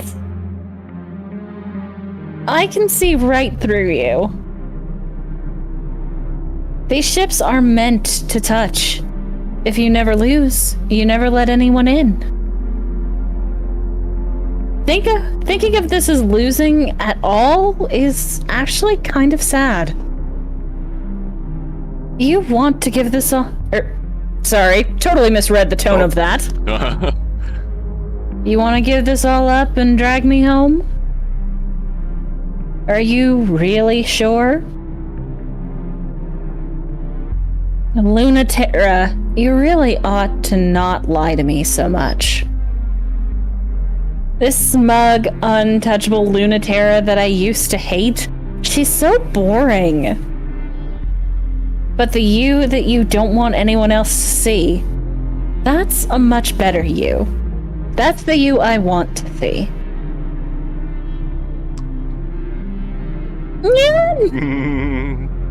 The H scene. Lunatera is conscious of her own breath, of the unconscious pulsing rhythm of her ship self, which trembles, and not just from the electrotoxins. She really can't move in any sort of effective way, but what she's feeling isn't fear or even helplessness. It's horny. Yeah. It's anticipation. She thought that she trusted Saturn as much as anyone else. Not at all. Now that she has no choice, she's surprised. She trusts Saturn so much, even knowing exactly what she wants to do. Saturn plucks the broken reactor out of Mare Crisium's hands and tosses it away like trash. And I will. Now that I have the power to peel your skin off and see it. I'm really happy. I never thought I'd finally get to see you like this, even though you're letting me. Little secrets just for me that the narration will never tell. For you only. So only I get to see you twitching and helpless? No one else knows? Not telling. But it's just for you. So keep it ambiguous. Got it. I could be straddling you and pinning you, that's certainly possible. But not for certain. I'm not saying anything definite. Narration voice. She was in fact straddling and pinning her. You've got it. Thank you. I've got my pride. Yeah? Your pride? Tell me about that. It's worth a lot to me. Then I'm worth even more, right? Then pay up. Oh, here we go. Lunatera. Ooh. Lunatera. It's January 30th, 1981, and the day is almost here. The deadline to save everyone who came up to space with us, fought with us, tried to bring everyone up with us. We shut down the lunar gravity well, there won't be any choice left. The power that keeps our ship selves in check will fall apart. We won't have anywhere else to go but home. If we kill the dream, no one will die. I really, really hope that's true. No one should die in space. No one should die, period. No one has to die. Because ship self-combat is shimmering missiles of light, cosmic explosions, electricity that sears through the soul. Blade science is impossible for a human to produce. Dances of combat without end. a fight against ideas with toys. Humans would never show that sort of compassion to each other. Earth's answer is a single atomic particle fired at near light speed directly into the cockpit core. A true weapon from a military force. The quickest, most efficient, instantaneous, unavoidable way to kill a human. And the most boring possible way to pointlessly die. No drama, no meaning, just nothing. Lunaterra, Memorial Foundation ace pilot. So that's terrible. Yikes. And that's what Lunaterra and Memorial Foundation are doing. We're trying to bring everyone home, because if they don't, the military is going to do that. Everyone is fighting to protect something. Right? Yeah. Pluto. It's January 30th, 1981. Oh, same In the day. end, they might get everything they want in the way that no one wants. If we open up the lunar gravity well, then we can establish forever another Earth, and maybe another. We can inhabit the whole system. But that will cut humanity into two and more. The distance will be so much further. Everything we have will be even farther from them. How much are we going to lose? How much will we never be able to give them? The moon is very close to being part of Earth. It's full of life, and humans can live here now. It feels impossible, and I don't want to give it up.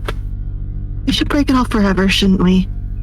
All I want is to stitch these two humanities together, but if one of us dies as a result, I will fight forever to keep that precious thing alive. Signed, Pluto, Princess of Cradle's Graces. Do we have a clear grasp on Cradle's Grace's motives? Yeah. Mm-hmm. So Memorial Foundation was Earth's to bring... overwhelming gravity, a force that no one can see but no one can escape. Right. So opening up the lunar gravity well lets us establish more planets in space with Earth's gravity. But... That divides humanity even further. Right. Interesting. Break it off forever. I was gonna say, I feel like their plan involves just, like, eliminating that gravity. So we're all on equal footing. It's January 30th, 1981. They don't name it because naming it gives it power, but not naming it gives it more. It must be in every corner, behind every door, far, far away, in the spaces between stars. It is defined and categorized in every human culture, and it is deliberately omitted from explicit naming conventions by Memorial Foundation in favor of a euphemism less captivating to the imagination, such as existential threat, rather than a specific word that would stimulate the imagination. But a trick like this will not work. In the euphemism is a hollow void that can hold all fears and all possibilities. Through gravity, humans decide what is real and what is not. But what is not does not stop existing. And it, like humans, can decide. It's the kiss of inverse, everything that humans can imagine but can't become. The shortcut to attaining it is to forsake everything that humans already are. If a bunch of idiots get tricked into going there, it would make a very convenient enemy for Earth. That's their real fear. Before that happens, I'll tell you a little secret. Ready? Signed, Saturn, Celestial Mechanics Test Pilot. Are you ready? Ready. Day 7. Weeks up. Route installation complete. New OS in operation. Celestial Mechanics fleet collecting in the orbit of Earth's moon. Request for assistance received. Ignore. Awaiting manual input of mission parameters. Assist Cradle's Graces and Celestial Mechanics with the opening of the gravity well and changing gravitational constants to make conflict with Earth possible. Mission created. get in as much trouble as possible with a Memorial Foundation ace. Mission created.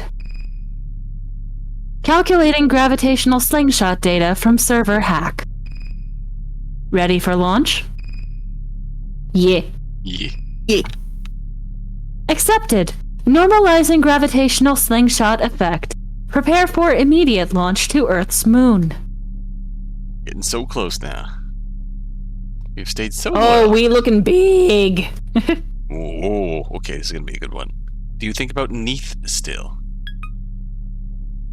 That's out of nowhere. I think about them every day, obviously. They're the reason celestial mechanics exists. First, to understand what happened to them. And then, because we couldn't stop thinking about it, about how to make what happened to them happen to us. Are they talking about Aversion? Yeah. knowing the devil? Oh, Essentially. Oh. In a more abstract fashion. Oh. We still don't know what it was exactly. They had us all get together to reach through space and time and contact the existential threat, wherever it came from. Make sure that it truly had been defeated for good. I think they were really hoping it wasn't.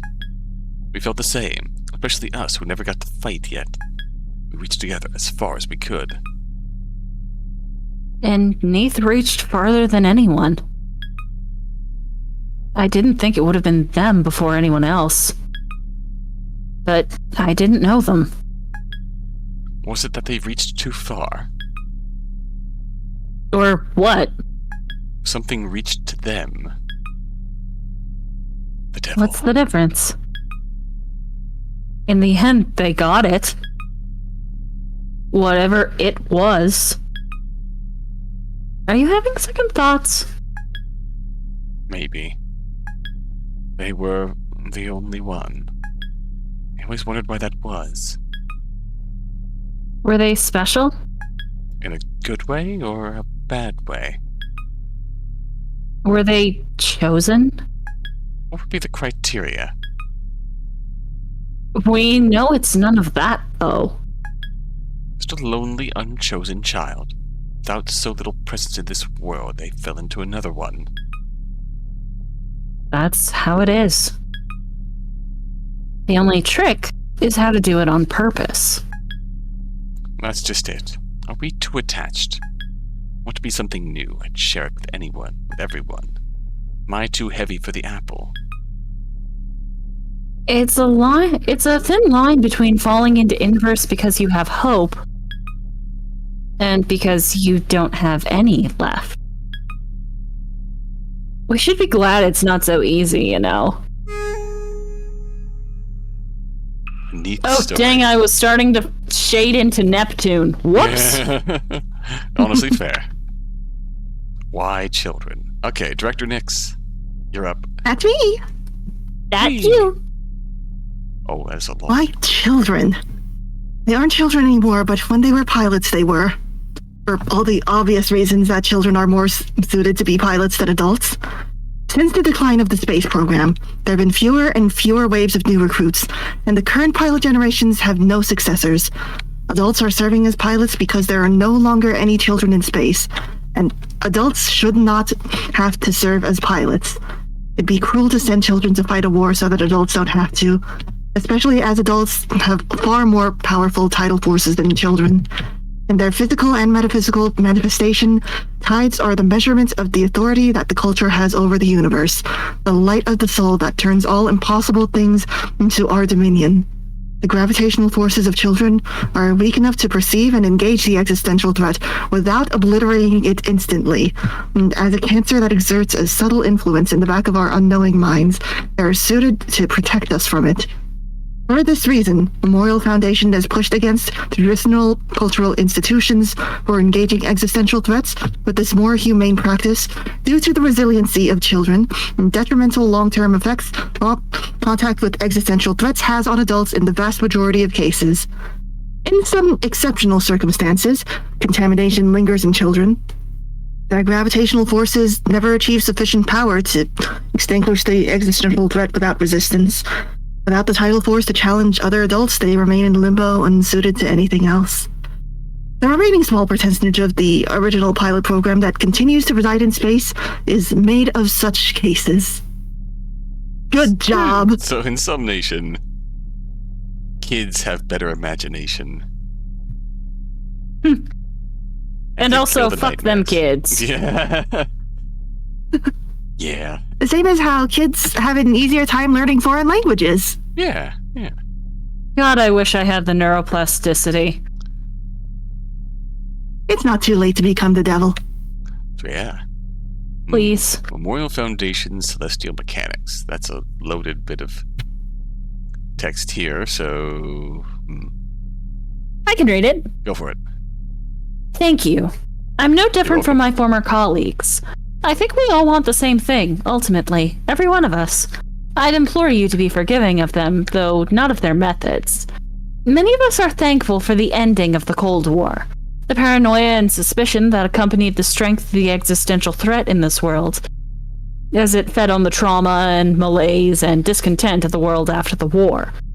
But I think some of us must have some reservation about the future. In abandoning existential threats to address the threats of our home, it will inevitably result in us turning to conflict between humans once more.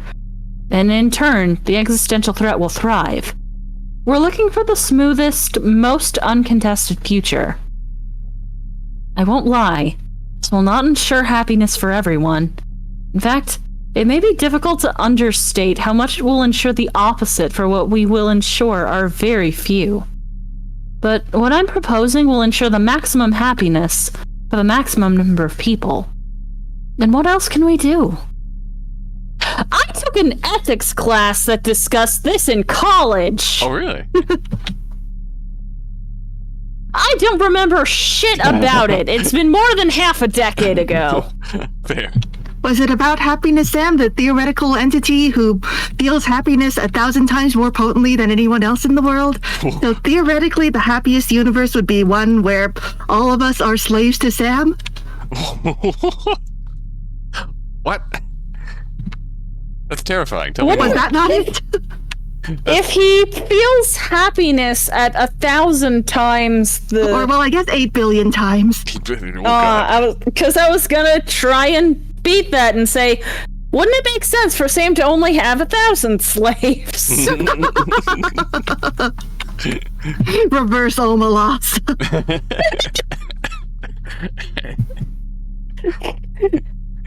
Omelas and Samelo keep screwing with each other by giving nice things to the child fueling them.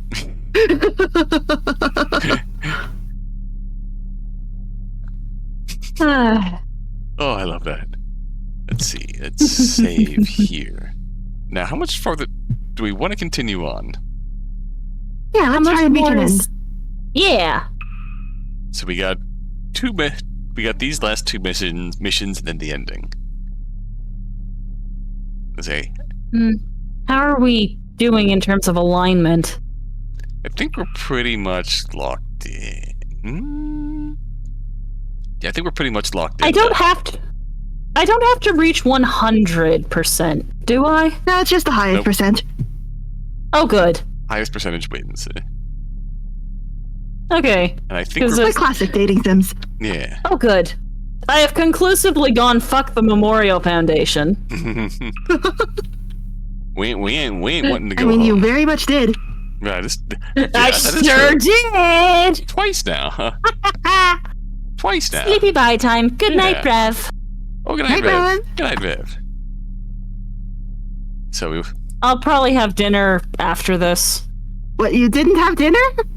Oh, no. In fairness, it's just a continuation of lunch. I ordered the 5-pack. I did not realize how big each chicken tender individually was. Oh, It's more like a chicken fist. that's great, kind of. I love that for those. Have dinner, you fool. Your food. Too. Your food. Food good. So we got 2 missions and then the ending. I think we go right into the ending. Go into fisting. I fisted hard, He-Man, but I could not fist them all. Fisto. Alright. Fisto. We have the acceleration due to gravity. Celestial mechanics and Cradle's Graces have one thing in common, and that's escaping Earth's gravity. To do that, they need Saturn and Pluto to work together. To corrupt the lunar gravity well. It's an opportunity for one to get the upper hand over the other, but they're not thinking about it politically. Wow. Ooh. On plastic versus metal, Earth has promised to let the children of space sort themselves out for now, but their machines of war guard the way back home, just in case. When Saturn and Lunaterra meet in a chance encounter, the true terror of humanity stares them down. Let's start with the acceleration due to gravity. Okay. Confirm. 9.8. How is the new equipment fitting? It's not that much weirder than how it was before. This mission really is a weird one, Mercury. This was always the plan, you know that. Lunar gravity well is the anchor that all tidal reactors resonate with. It's how ship cells maintain their form, how colonies on other planets and other orbital bases and ships maintain environments humans can survive in. Gravity in both the literal and figurative senses is required for us to live in space, and without it we dissolve into the universe, become everything the humans aren't. There's a lot of that in the universe, if you've noticed. If you want to turn into something interesting and specific, we have to make sure that we're controlling the aversion process. Well, you gotta do it at specific aversion points. Right. If you notice the background behind you changing color a little bit, that's probably where you want to avert. Especially if you hear the echoes of sounds, perhaps musical, from other dimensions. Press the Z button. That's what Neith heard. Yeah. Yeah. And now they're a happy little flower. Yeah. Yeah. Is it going to work? Probably not. I wouldn't trust Epteus to do this right. There's nothing in it for him, so why would he care? When he lived on Earth, he had everything he wanted. He isn't like anyone else who came to space. He's just flirting with the idea of transcending human limits for boring reasons, and only for his. There are no places left on Earth to conquer, so he wants to be the first to own the future. Damn, does this mean they've gotten down to the sea? I guess so. Ooh, possibly, yeah. If this actually works, I don't want to share it with him. Oh, you don't have to worry about that. I told you I was playing this how I wanted, right? I'm not letting him have this. I hate how accurate that is, Lilac. Same. I hate that so much. You're so right, though. At least Iapetus doesn't try and be cringe with memes. Or doesn't try to be cool with memes. Man. Yeah.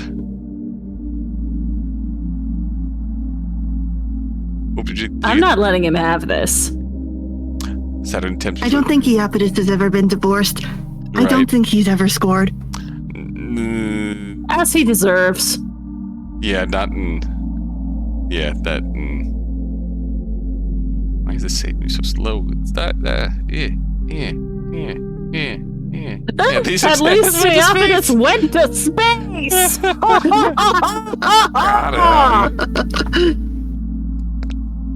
Ooh. Saturn tempts Pluto to fall in with her.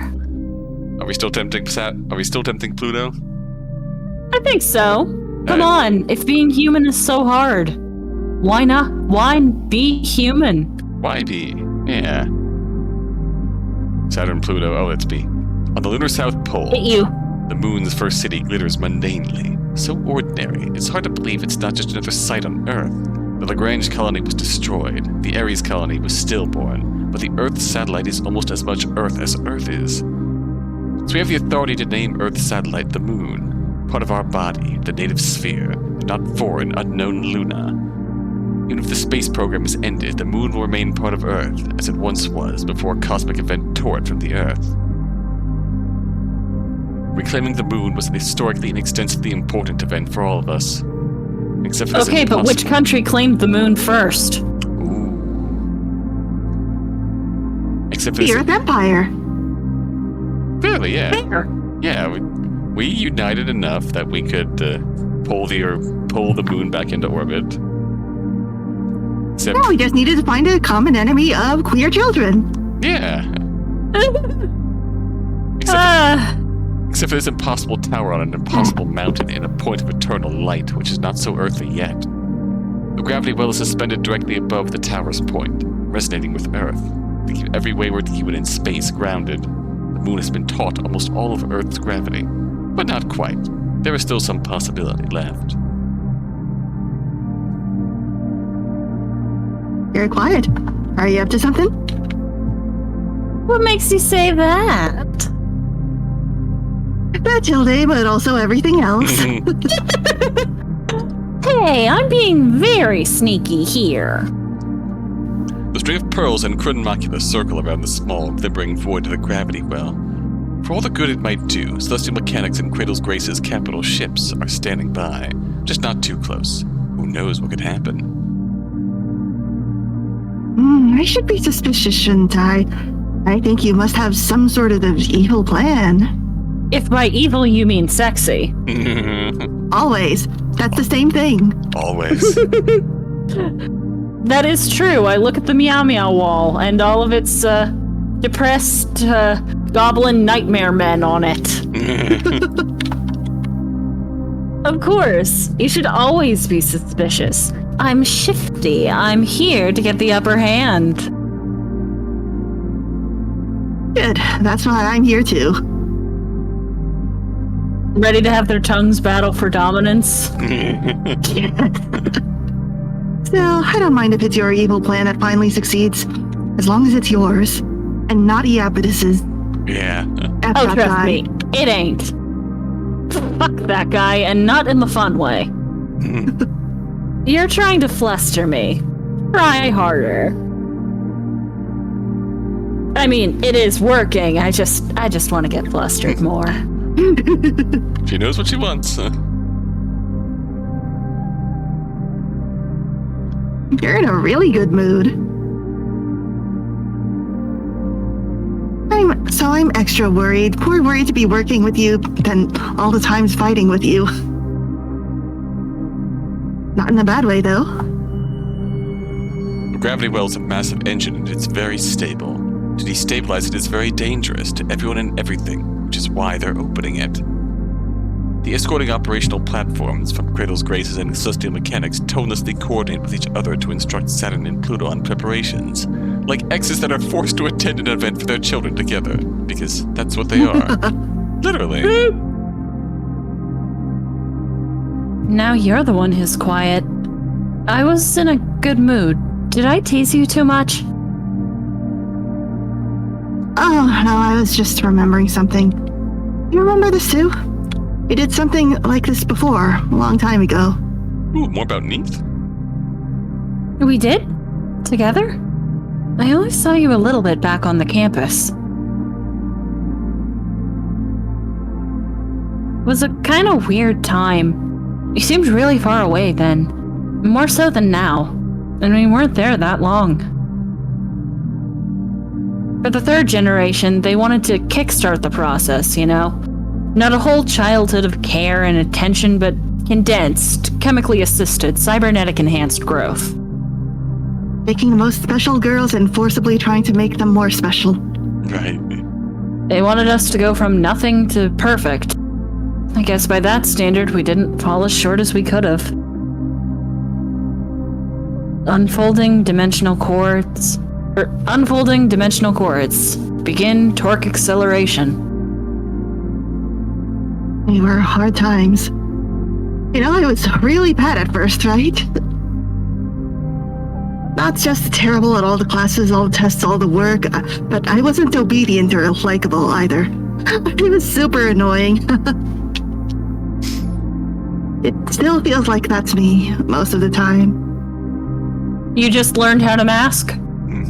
I just learned how to mask. And in a way that actually fools people. Hot damn! That can't be true. Of course it's true. I wouldn't have tried so hard if I hadn't been like that at first. When I first got here, I knew I was lucky and should have been so much happier than I was on Earth. But everything felt wrong. It took a long time for those memories to turn happy. Containing stray particles. Establishing net. It was the opposite for me. At first, I loved being a science experiment, but I guess it would have been different for you. I didn't think about that. But you made it sound like we met each other before. We met each other before? Enabling physical camp, Counselor. Limit, off. I'm good at remembering people. There's not that many of us, so it's not that hard, but I remember you. You looked like you started out perfect. You know, I was a little jealous of you. I'm not surprised you don't remember the one thing we did together. Everyone was there and we were just thinking about what happened and not anything else. Oh, you're talking about... Yeah, that. We were all there, so of course you were there. I didn't think about that either. Nyx, Iapetus, and Europa all wanted the space program to justify its existence. Earth didn't agree. The alien threat we defeated with such ease wasn't even worth it. It's the shadow created by waves of humanity in space. A color and a light that fought us and never came into focus. So they had us all come together over the gravity well, just like this, to see if we could pull whatever they were more fully into our universe. And then it went so wrong. That was when the space program really ended, wasn't it? We never should have done it. It was risky, and no one knew what they were doing, and everyone was desperate. I don't know. Maybe Neith doesn't feel the same way. Oh, it's that event. Yeah, Everyone was there. everyone was there. Indeed. A tiny point of glimmering darkness in the gravity well sometimes shines in such a way that for a moment it seems like there's something inside it. I hope that's true. I want to believe it. I want to believe. I want to leave. I can't blame them for what happened, though, either way. Really, though? What do you mean, can't blame them? I mean, they were the one who gave in, right? When most people talk about what Neith did or what happened when they turned inside out in the light of the gravity well, it was as if it was a horrible accident. Aversion. Oh boy. Not something they did on purpose. Why do you talk about it like it was? I just had this feeling. I didn't really know Neith at all. No, maybe I should just be honest. For a second, I was thinking the same thing. I remember reading somewhere that originally, in early drafts of this, like Pluto was intended for the same role that Neith was in the narrative. Oh. What if I jump in? And I wonder if that also prompted like the whole narrative awareness, because honestly, how wild would that be to have someone who had jumped in there just communicating with you through the narration? John, would you be interested in a webtoon titled Concubine Walkthrough? Absolutely. Very nice. It is about imperial concubines. It is good. Nice. I had a feeling from the name, but Trust. yeah. But I trust you unconditionally. Ooh. I thought the same thing. We could have been like them. During the testing, when we saw the gravity well opening before us, we could have jumped in too, if we wanted to. It was scary. It was. But a lot of us looked at that, and after we thought, us too. After we thought, just like me, for real, for real. And that was how Celestial Mechanics was born. That's the truth. Whatever he really wants aside, we have our own ideas. It's amazing. I couldn't be so brave. When Earth looked at what emerged, they were filled with despair. So that's how I decided to feel too. After all, it was proof that the existential threat was the same thing it's always been. The same thing we've been fighting as long as humans have been humans. The shadow of possibility cast by us. And not quite their aliens we'd fought for so long, are just caused by our ripples in space-time. We only had ourselves to lose and nothing to gain by fighting them. It was an all-in abyss. Where needs went and what they became, only Venus knows. Venus girl, what are you hiding? What do you know? Oh! Teehee. What did you really feel in that moment, before you told yourself otherwise? I'll tell you how I felt. I felt smug. I mean, I did everything right, and that loser messed it up. When I learned it was the end of the program, I was mad. But when they demoted me from piloting anyway, I realized I was the fool. It was an important lesson on not being a good girl.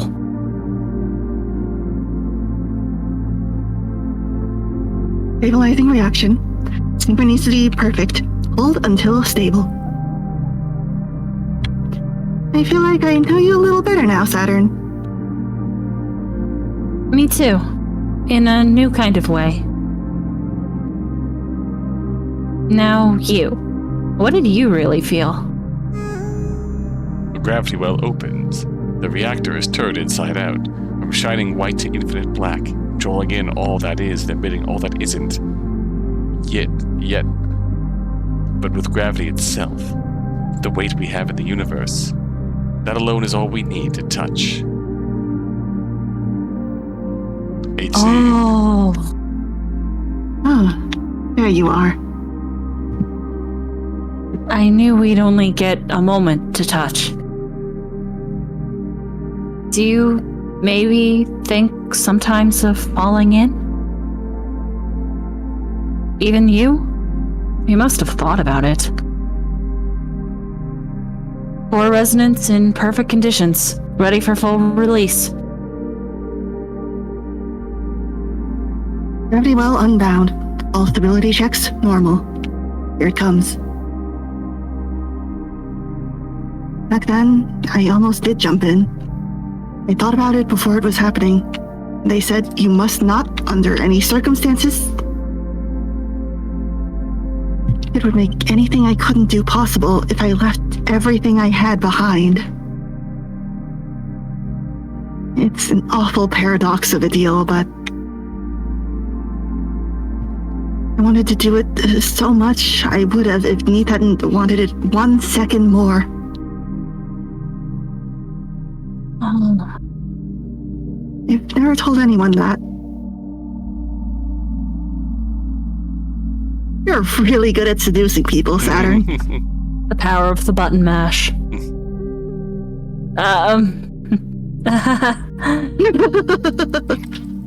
If I gave you the chance to fall in again, would you? Would you fall in with me? Oh, just you wait and see. The gravity well shines. It is collapsing into a star. Everything is starting. The opening was peaceful, perfect, no problems. Yet there's a feeling like the fluttering of wings deep down. Final day. Yep, we're very clearly locked in now. Everything is ready for you. Date. I wish you would let me help you more. You'll be fine back home. Without a ship. I envy you a little bit. piloting's for girls and jocks. It's not my thing. But I wish I was coming with you. Sometimes. A very, very tiny bit. Mercury. We are very different. But I love you. We're parts of the same thing. We wanted the same things. And I'll walk alongside you until we get them. Really? You're not leaving? Possibly forever? If I'm leaving, you're coming with me. If I stay, I'll bring you home. You know you can't rely on me for anything, but you can count on me for this. I promise. I promise. Capitalization. You promised with correct punctualization.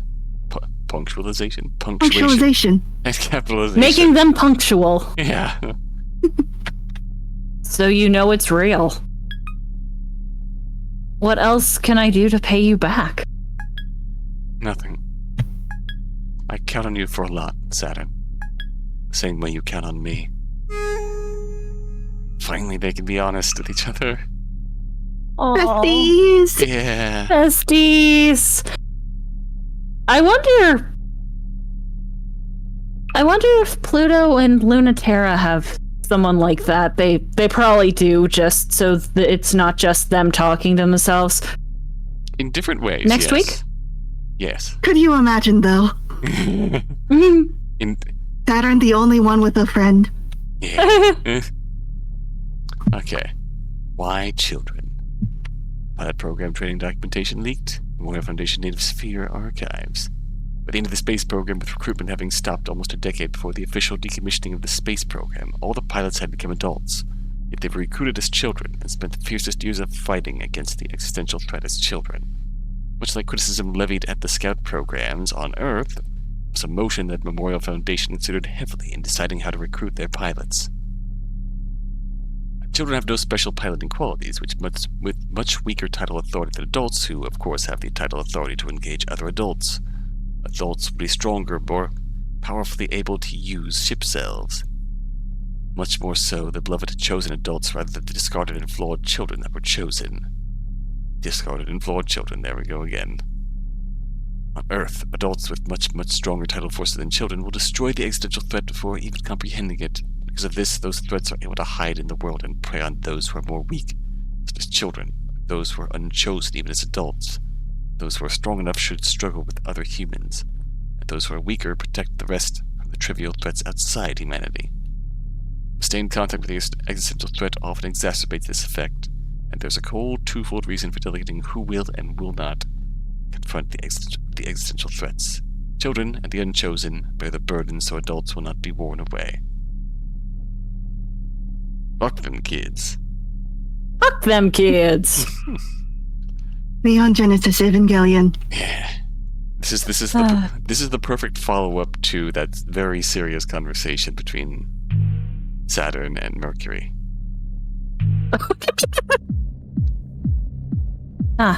Spinning up tidal reactor. Frequency double checks. First turn. 100%.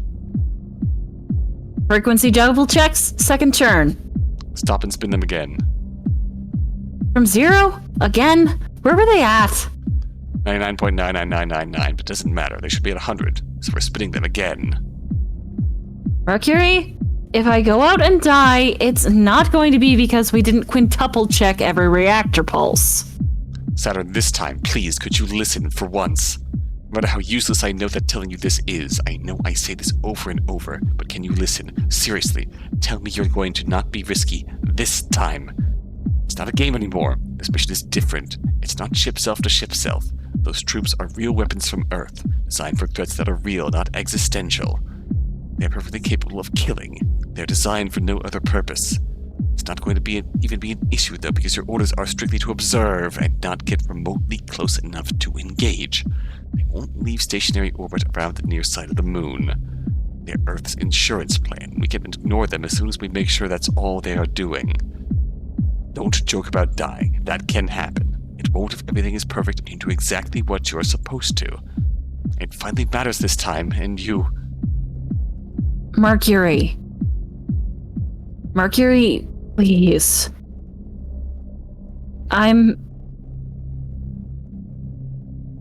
Well, I'm actually really sorry, Mercury. I didn't mean to make you worry.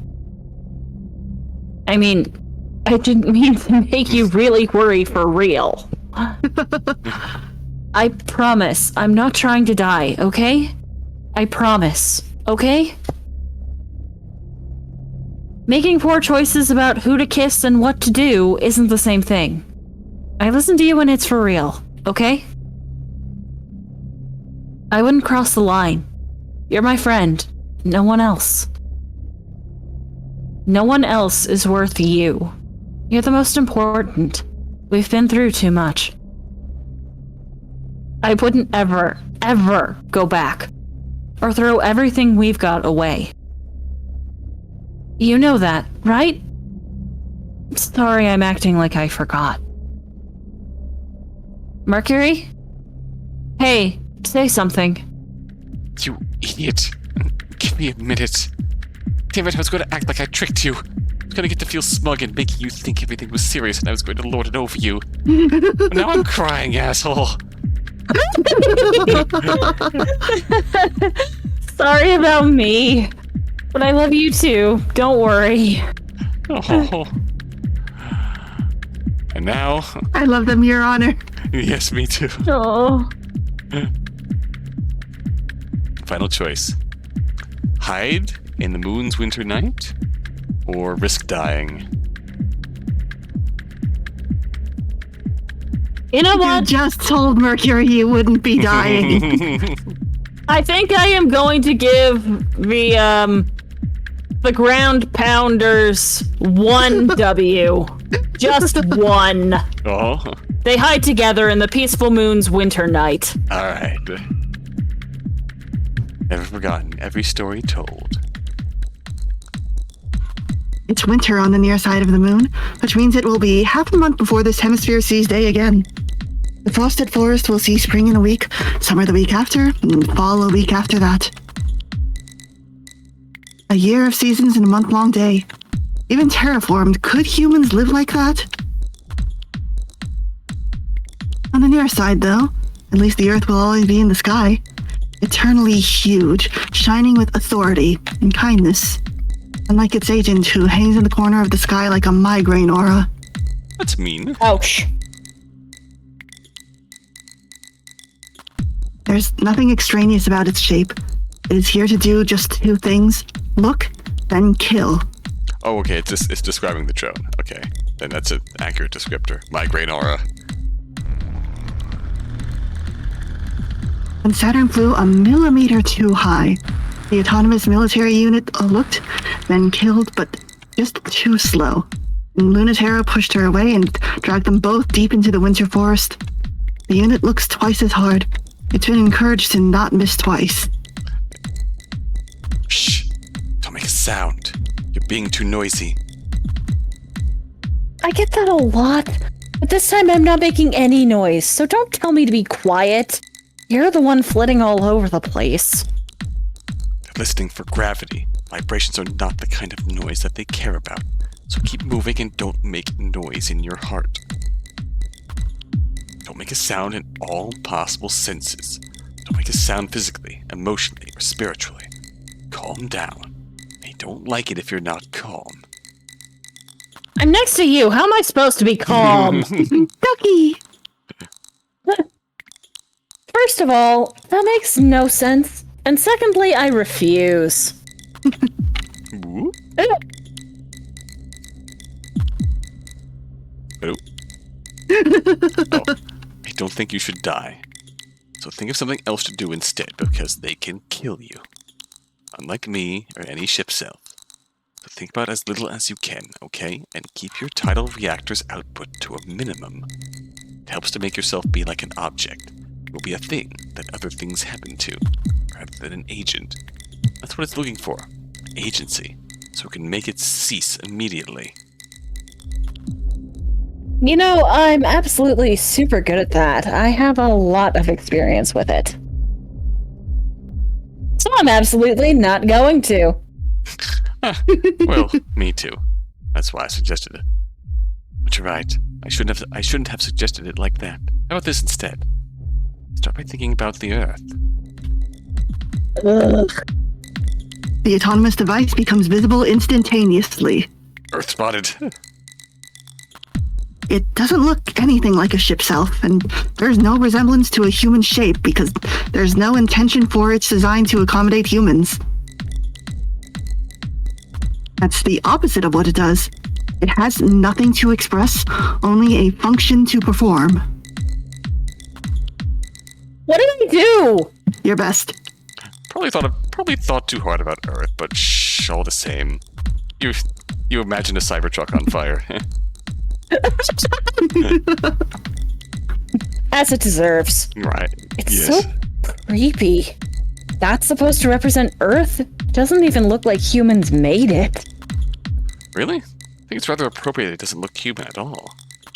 They can detect an artificial gravity reactor, but they don't really know what to do unless they can lock a target and kill it. So if it can't verify what it is, it won't do anything. Feels so heavy suddenly. What is this? I'm telling you, that's the Earth. Real gravity. It's very, very heavy. You can feel its authority. That's the gulf between us and a planet. I know that. I guess it feels really different to feel it in person. You were saying, way to avoid it? Do you remember being a normal kid, even for a little bit? Do you remember the last time? No. Or do you remember the last time you act convincingly like one? Obviously. I was a really good kid, you know. The goodest of them all. It's checking your gravity against Indeed. a script. It thinks, sorry, it just doesn't think. It just checks that variance. Aren't I pretty excessively varied by now? Just wait there a second. It's hard to teach on the spot. It's not that I don't know the idea. Ugh, how are you so good at it? Sounds like you kinda hate that I am. I promised I wouldn't die, but I'm mad I have to do this.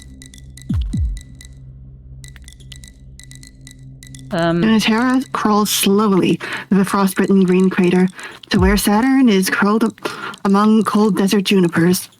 The dark, barely perceptible dot monitors them in the pale earth light, so precisely waiting.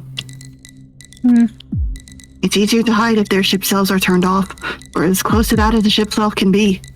So they climb outside to the cold lunar winter to wait. I'm here. Are you doing okay? No, obviously. I'm scared. Me too. So forget what I said. I hate doing that too. You warm? Laying there? You're not warm at all. But at least your boobs are soft. She has one thought. World's cold and hard. Titty soft and warm. The autonomous unit doesn't like flirting, huh? Homophobic unit. Thoroughly.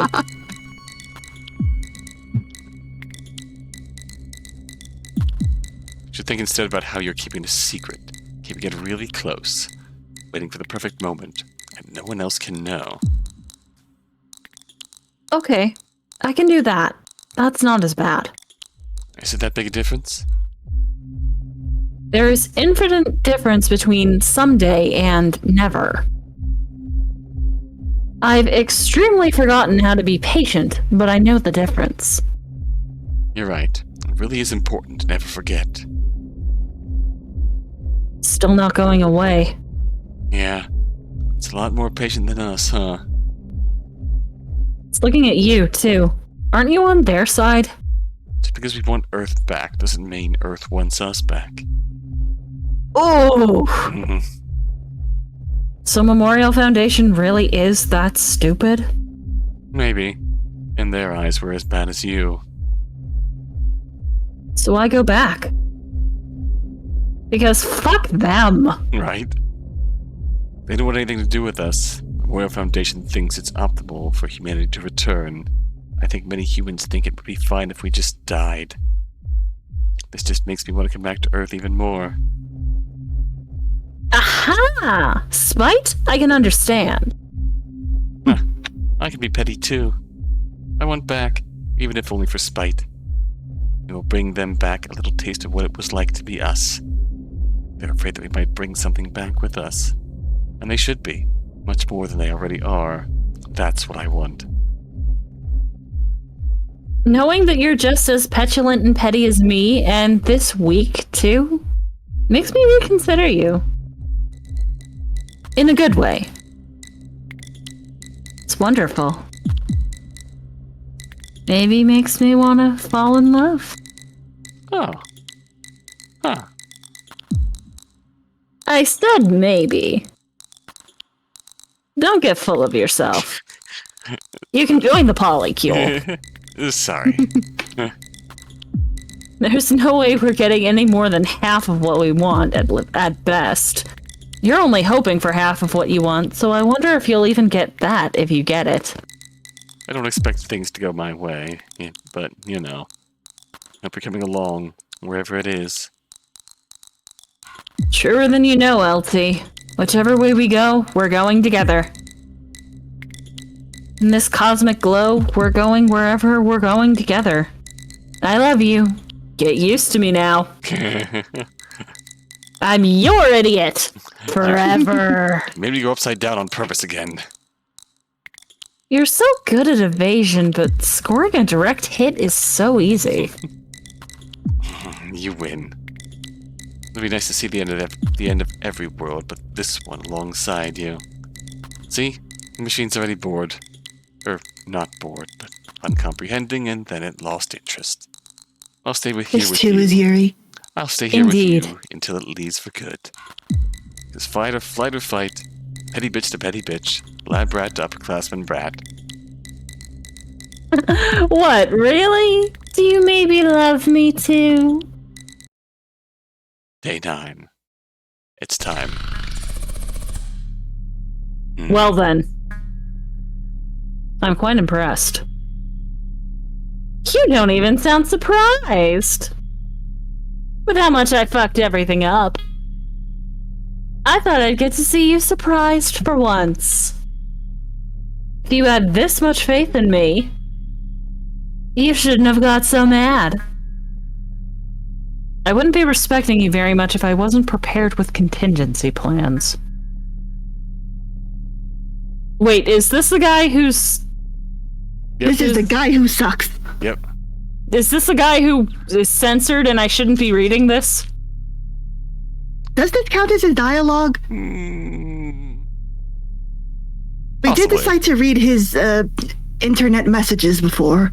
Right, Yeah. that's true. So we'll accept this, but forthcoming ending, we will censor him. Sounds good. It goes alongside with this censored portrait. Sounds good. Alright, But I'm No one must delighted. perceive him. correct. Indeed. But I'm delighted to not need them. Haha. I thought so. I used to think you knew everything. Oh? Good to see you're understanding the fallibility of your superiors. Now I understand it's because you just don't have any experience not getting what you want. And you always are sure, deep down, it'll turn out for you. You wound me. I'm no stranger to not getting what I want. The world would be a very different place if I did. No. Not even close. You've never even come close to not getting what you want, like I have. Forgive me, then. If you put it like that, I'm certainly much closer than you. But that's the reason for this arrangement, of course. You will all get the bodies you wanted so much. And Earth will have the villain it desires. Ah, so you are that clever. What of it? It's still a mutually beneficial scenario. You and humanity will be so different from each other that you cannot possibly understand or communicate with each other. Both sides can fight each other with abandon until the end of time and never hurt those they love. You will have yours, we will have ours. If you have the will to abandon your own humanity, then abandoning the rest of the human race, who never cared for you in the slightest, should be trivial. You don't know how relieved that makes me to hear. You really don't understand. Whether it's spite or love. No way I'm not sharing this gift. The fleets crash, ship self against ship self. In the shadow of the gravity well, none of it is visible from Earth. A quiet conflict. Not a war, as has been stressed. It's more like a very pointed argument. It could be a conversation, if only they understood each other, and sometimes they do. It could be kissing if they loved each other, and sometimes they do. With the gravity well open, unrestrained, they fight weightlessly, under the full weight of their own gravity alone. A truer way to fight than anyone has experienced before. Fight with one's own self, the full weight of one's gravity, and the hollow weight of inverse. It's the only time this will be possible. Our true power, unrestrained. Celestial mechanics simply takes advantage when no one else is looking. Celestial mechanics made no plans to win. After all, there's no way to win in this sort of conflict. The winner only has to prove a point. The way that Celestial mechanics accomplishes this is simple. True to themselves, without the weight of the gravity tying them to the Earth.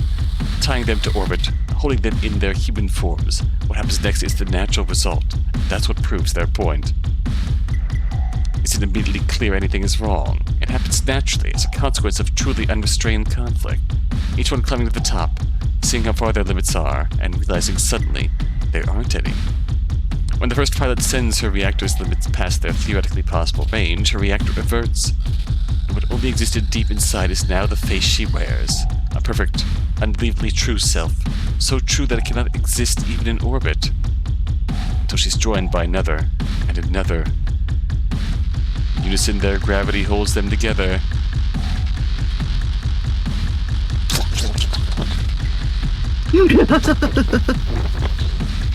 Wah, wah, wah, wah, wah.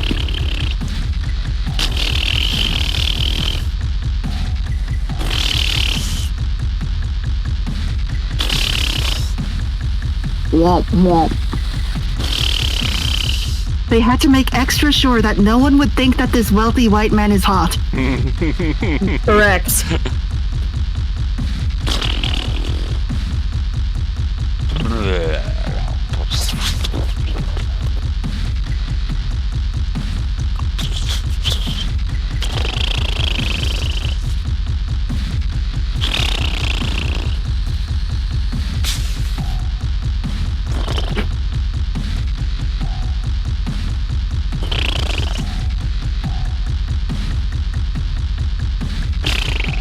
He sucks so bad.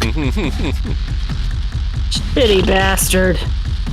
Yeah. I knew it would be that easy for you to ditch us.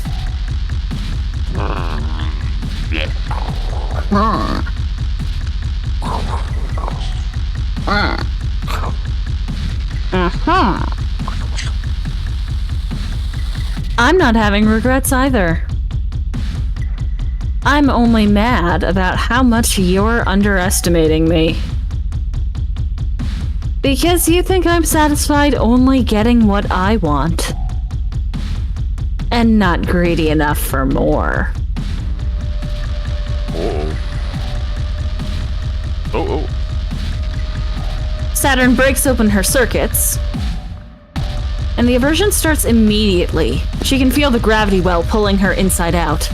The secret within humans to be pulled to the foray. She needs it, but not just yet.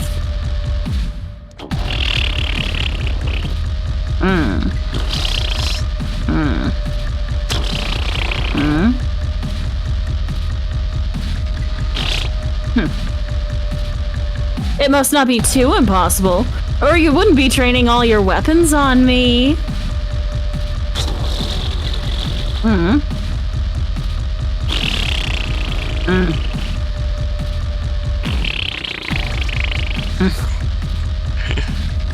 Too many ship censored. Aeopatus's Roncesvalles Terra is equipped with certain features that allow it to divide and categorize. It's an abstract ability with a lot of applications, sophisticated and sinister. and the warrant of Earth itself behind it.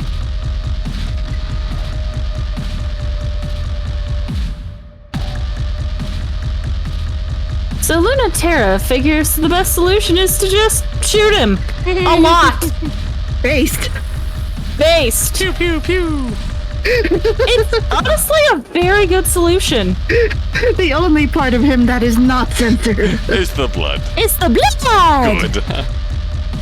Iapetus buckles, and whatever thing he thought he was doing, he isn't. Huh. Easy. That's because the hard part's coming next. Promise? You say that now. But thanks for going along, even though I didn't tell you anything. I know how to make the best of a bad ending. Hey, it's not anything worse than whatever you had planned, probably. So help me make it the best bad end we can find.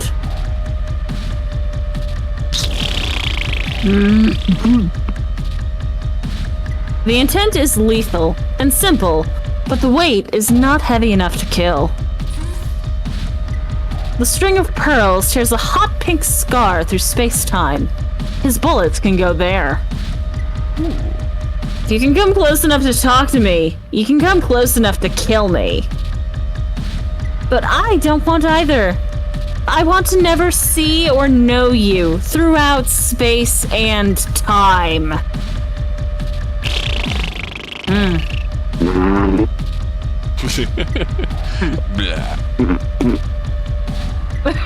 Wait, Freya, are you making fart noises? Yes. Accepted. The autonomous military units come to his aid, but their senses are off. Their movements are slow. Human gravity is losing its authority here, and their tools are useless. I could seriously really use a little bit of help here. Oh, fair time. Well, if you're actually asking. Alright. Pluto unfolds the rhythm. She decodes the sequence. Plates shift, engines hum, her eyes open.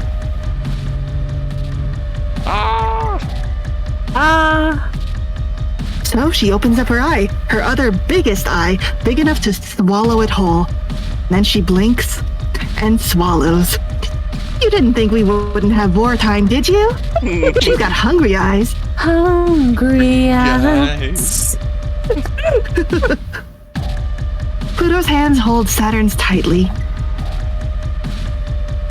I thought he promised me no bad endings.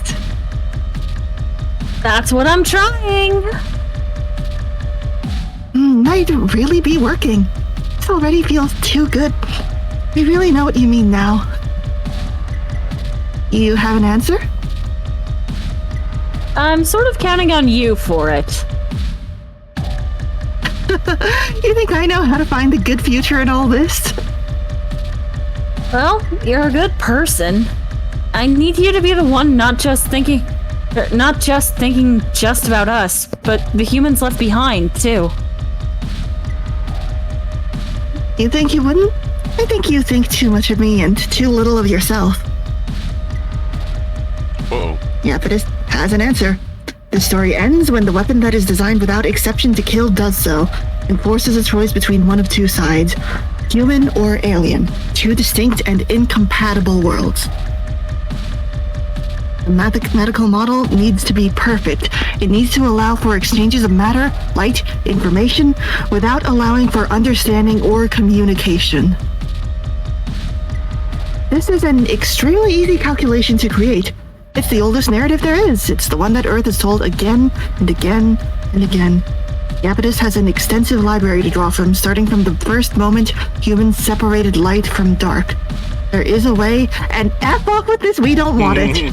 Fuck off with this, we don't want it. Yeah. Apteus has the power to categorize things, but Pluto and Saturn have the ability to fuck with the narrative. Yep. Saturn throws that narration out.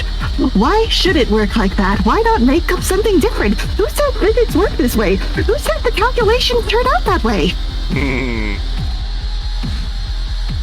He wants us to take the fall. For everyone. For the Earth. for us to scapegoat each other. I hate that. If our cores collapse, a world where anything is possible arises. At the same time, we'll have closed off all the possibilities that make us human. The existential threat we have always feared and hoped to unite us will be real. And they will finally have a real war. I want all of that, but I just want to add a little tiny bit extra to it. Classic Saturn spice. That guy wants to reduce the only information it will be possible to exchange between us to be violence. But you want for something different to be exchanged. Like spit? That we can't hurt each other, but that we can something else with each other? It's not spit. It can be. It will have to be very small and very imprecise. At least it'll be something different, you know? There's no chance of going back to being human. Not zero chance, although we won't even remember what being human is, so it's pretty low, I guess. It's good enough for me. Let's hope it's good enough for us all. There's no limit to how big we can get. Size is a funny dream. It's relative. It doesn't have to matter anymore. It can be set like any other variable. As the gravity well draws matter toward it, and even light, it emits not energy, a not light. that can perfectly make up a body just as well as all of that. Big enough to be equal to the Earth. Big and close enough to compete with the Moon. To anchor in space and time, equal division between us. To be a new and separate world. The autonomous units are single vectors prepared for human violence, and we can't be cheated like that anymore.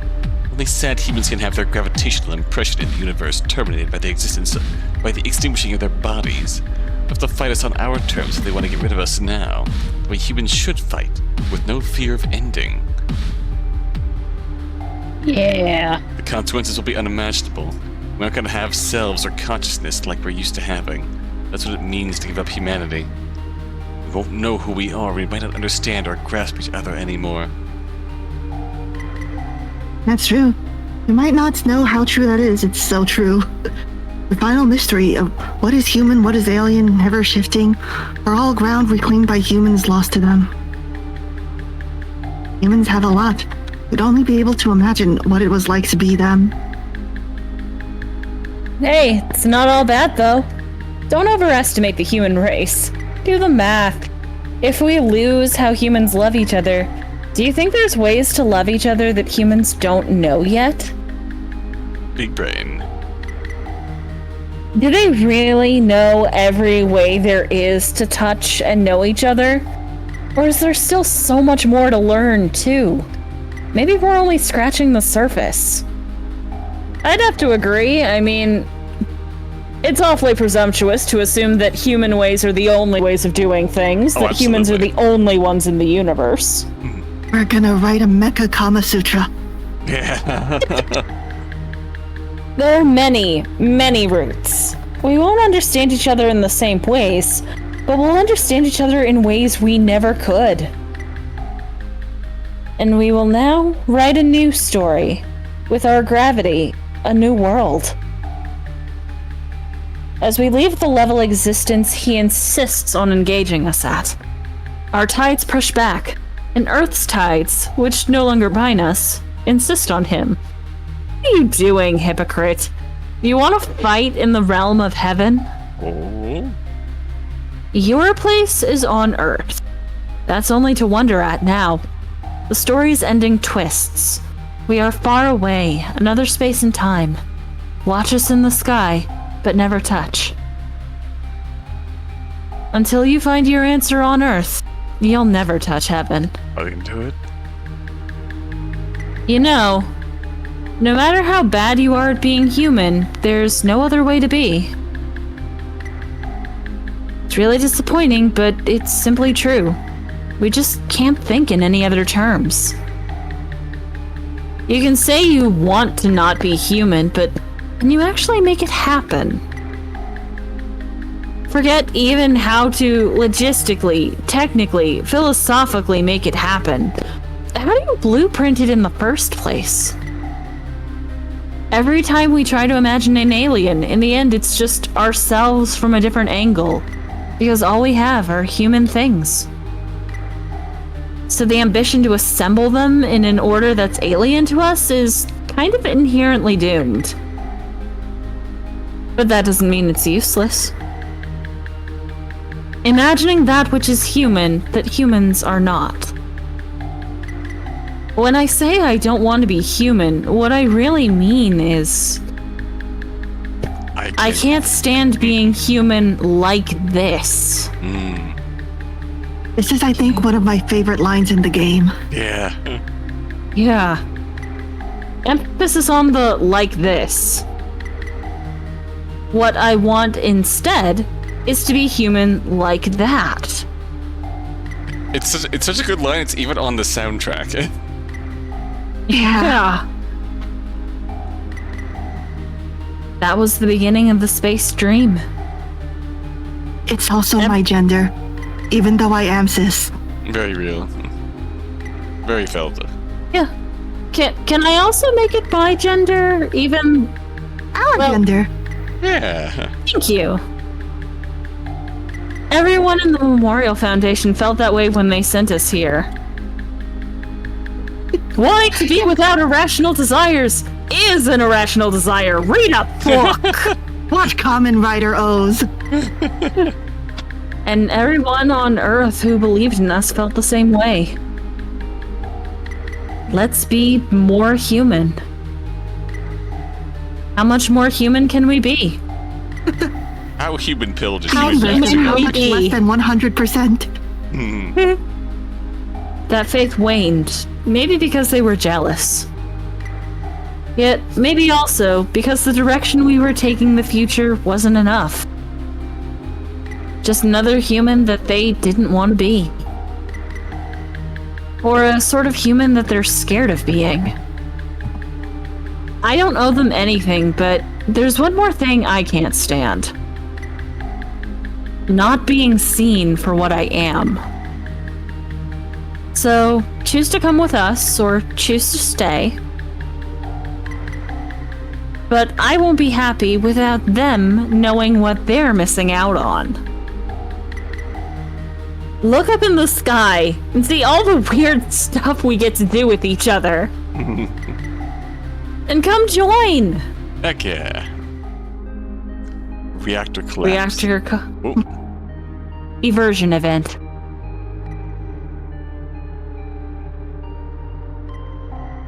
The impulse, always deep and always lurking, to turn inside out. Everything has reversed. Nothing is the same. Giving up everything that isn't real for everything that is. So now they can't touch each other, can't lie in bed with each other, can't get legs entangled with each other. Instead, they have ways of physically interfacing that aren't like anything we could imagine. Clouds of particles drift into each other. Maybe they can touch through each other instead of just on the surface. It can be in a cold and gentle way, like through a ghost. Or maybe a warm and gross way, like reaching into guts. Squishy. Smiles communicated in physical light.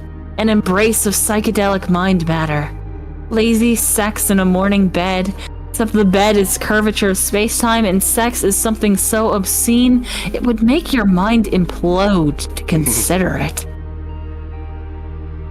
God, I love transhumanism. Same. So real.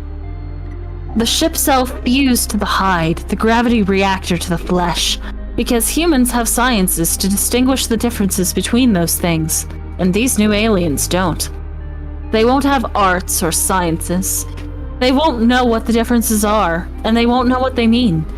But they will understand the difference between many other kinds of things that we do not understand.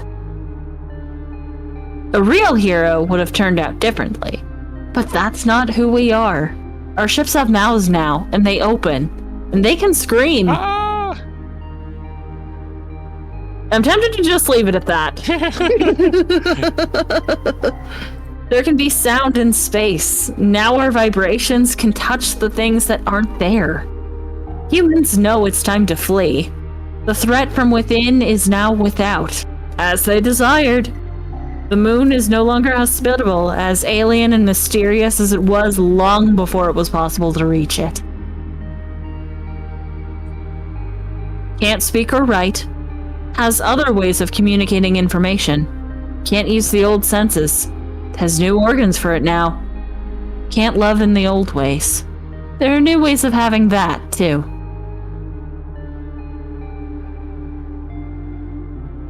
Laying together in the stars, we can do that, though.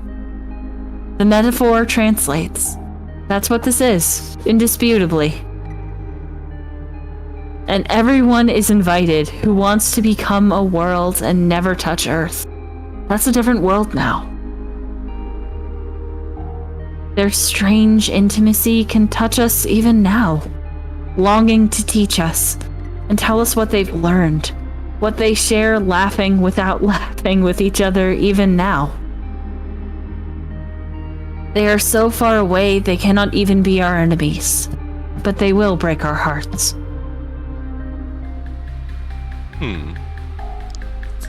It's a lovely night tonight. Perfect. Not for stargazing, because the light of the trinary system outshines them by far. But it's a perfect night to watch the three of them. Look, there's Lunaterra, the 2-in-1, rising, almost full. She almost outshines the moon, a bridge between the Earth and the moon no one can cross. The nebula cloud of Pluto is a shimmering, benevolent mystery, swallowing an eighth of the sky in a permanent sort of twilight. And the glittering twinkle of Saturn that tricks the edge of your sight, this way and that, always seeming to be in the corner of your eye, but hard to see directly, and making the boundaries of your heart and mind ever so thin. We lay out our blankets and watch until someone catches us, and we run. It's all fun and games until that day comes. They're waiting for us always. We just need 1 or 3 to reach out to them again. And if it's just a fight, to touch them once again.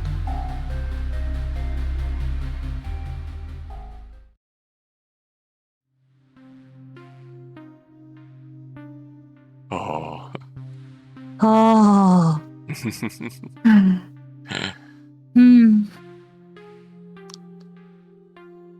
Nothing more satisfying than being freed from our human shell. Yeah. I'm Human, but a little bit nervous about the other endings now. Don't worry, there are no bad endings. There are no bad endings. Okay. Good work, Again. everybody. As you could probably see from how we handled that ending, recurring theme is making the best out of a bad ending. True. And heaven was theirs. Heaven was theirs. Yeah. Yeah. So, All right. same time next Same time next Wednesday, week? we're all free? Yeah. Yeah. I'm totally down. Sounds good to me. I hope you enjoyed your first glimpse at heaven, Chris. I have indeed. Yeah. I'm eager for more, but also it's 1 a.m. That is very true. who do we and got? I do have work tomorrow. Oh, same. Yeah, And we you should do get have at it. dinner. You have dinner. Yeah. Your chicken fists. Yeah, the last time I accidentally stayed up until 2 a.m., I woke up for my alarm, and then I woke up again about No. half an hour before I needed to leave. Yeah, Oh, I feel no. that. I felt that. I've done that before, where I just wake up when my alarm goes off, and then I just go on for another hour or two.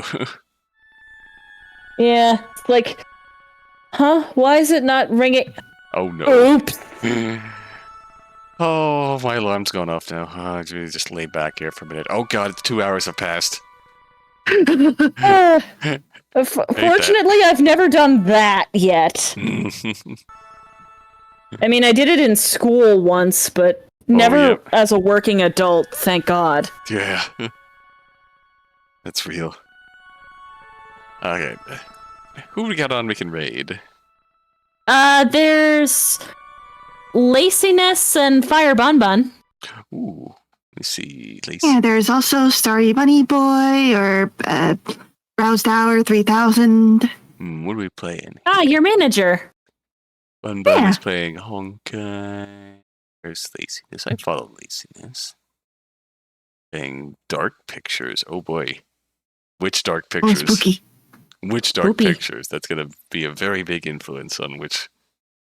I can't tell from this Glad you picture. liked the stream, Lilac. House of Ashes. Yeah, I love this Yeah, game. glad you're here. Thanks for the stream. Thanks for being here. Yeah, I very much love this Yeah. stream. This game. Always wonderful to get to experience this VN again. Oh, same. Oh, same. Yeah, through fresh eyes even. Yeah. Yeah. Yeah. Even better. Thank you Yeah. for becoming our eyes, Chris. Yeah. No problem. Hmm. Okay. I will. You can probably catch me on my channel on Friday with I don't know what. Probably not Library of Ruina because I still haven't done the grinding. Oh, fair. Understandable. Yeah. Hmm. And I'll be here tomorrow, or rather today, with Nausea at around 7 p.m. EST. No, see. Ah, Yeah. Nasia. Get those bugs. Let's see. I think we're going to go. To the end of the universe. Yeah. And me, I might be back Friday too. I will likely be back Ah. Friday too at some point. I It gotta get depends Twitch lurker working so I can, lurk. Yeah. It's very real. But yeah, it'll be very interesting to see. I think we're going to go just vibing. Honkai vibes. Nice. So yeah. It'll be very interesting to see how well it goes Friday day. But yeah, All right. we'll be checking in, lurking you, and be trying to play 1000 Resist, I think. Ooh. It's another one that I've had just for a while that I want to try and play. Heard Ah. good things about that, so we'll see how that goes. So, Yeah. Yeah. This was good, though. Yeah. So good. Yeah. Oh, I Have a have good night, to everyone. keep the game up. The music keeps playing. Yeah. Have a good night. And we will see you next time. Until then. Until then.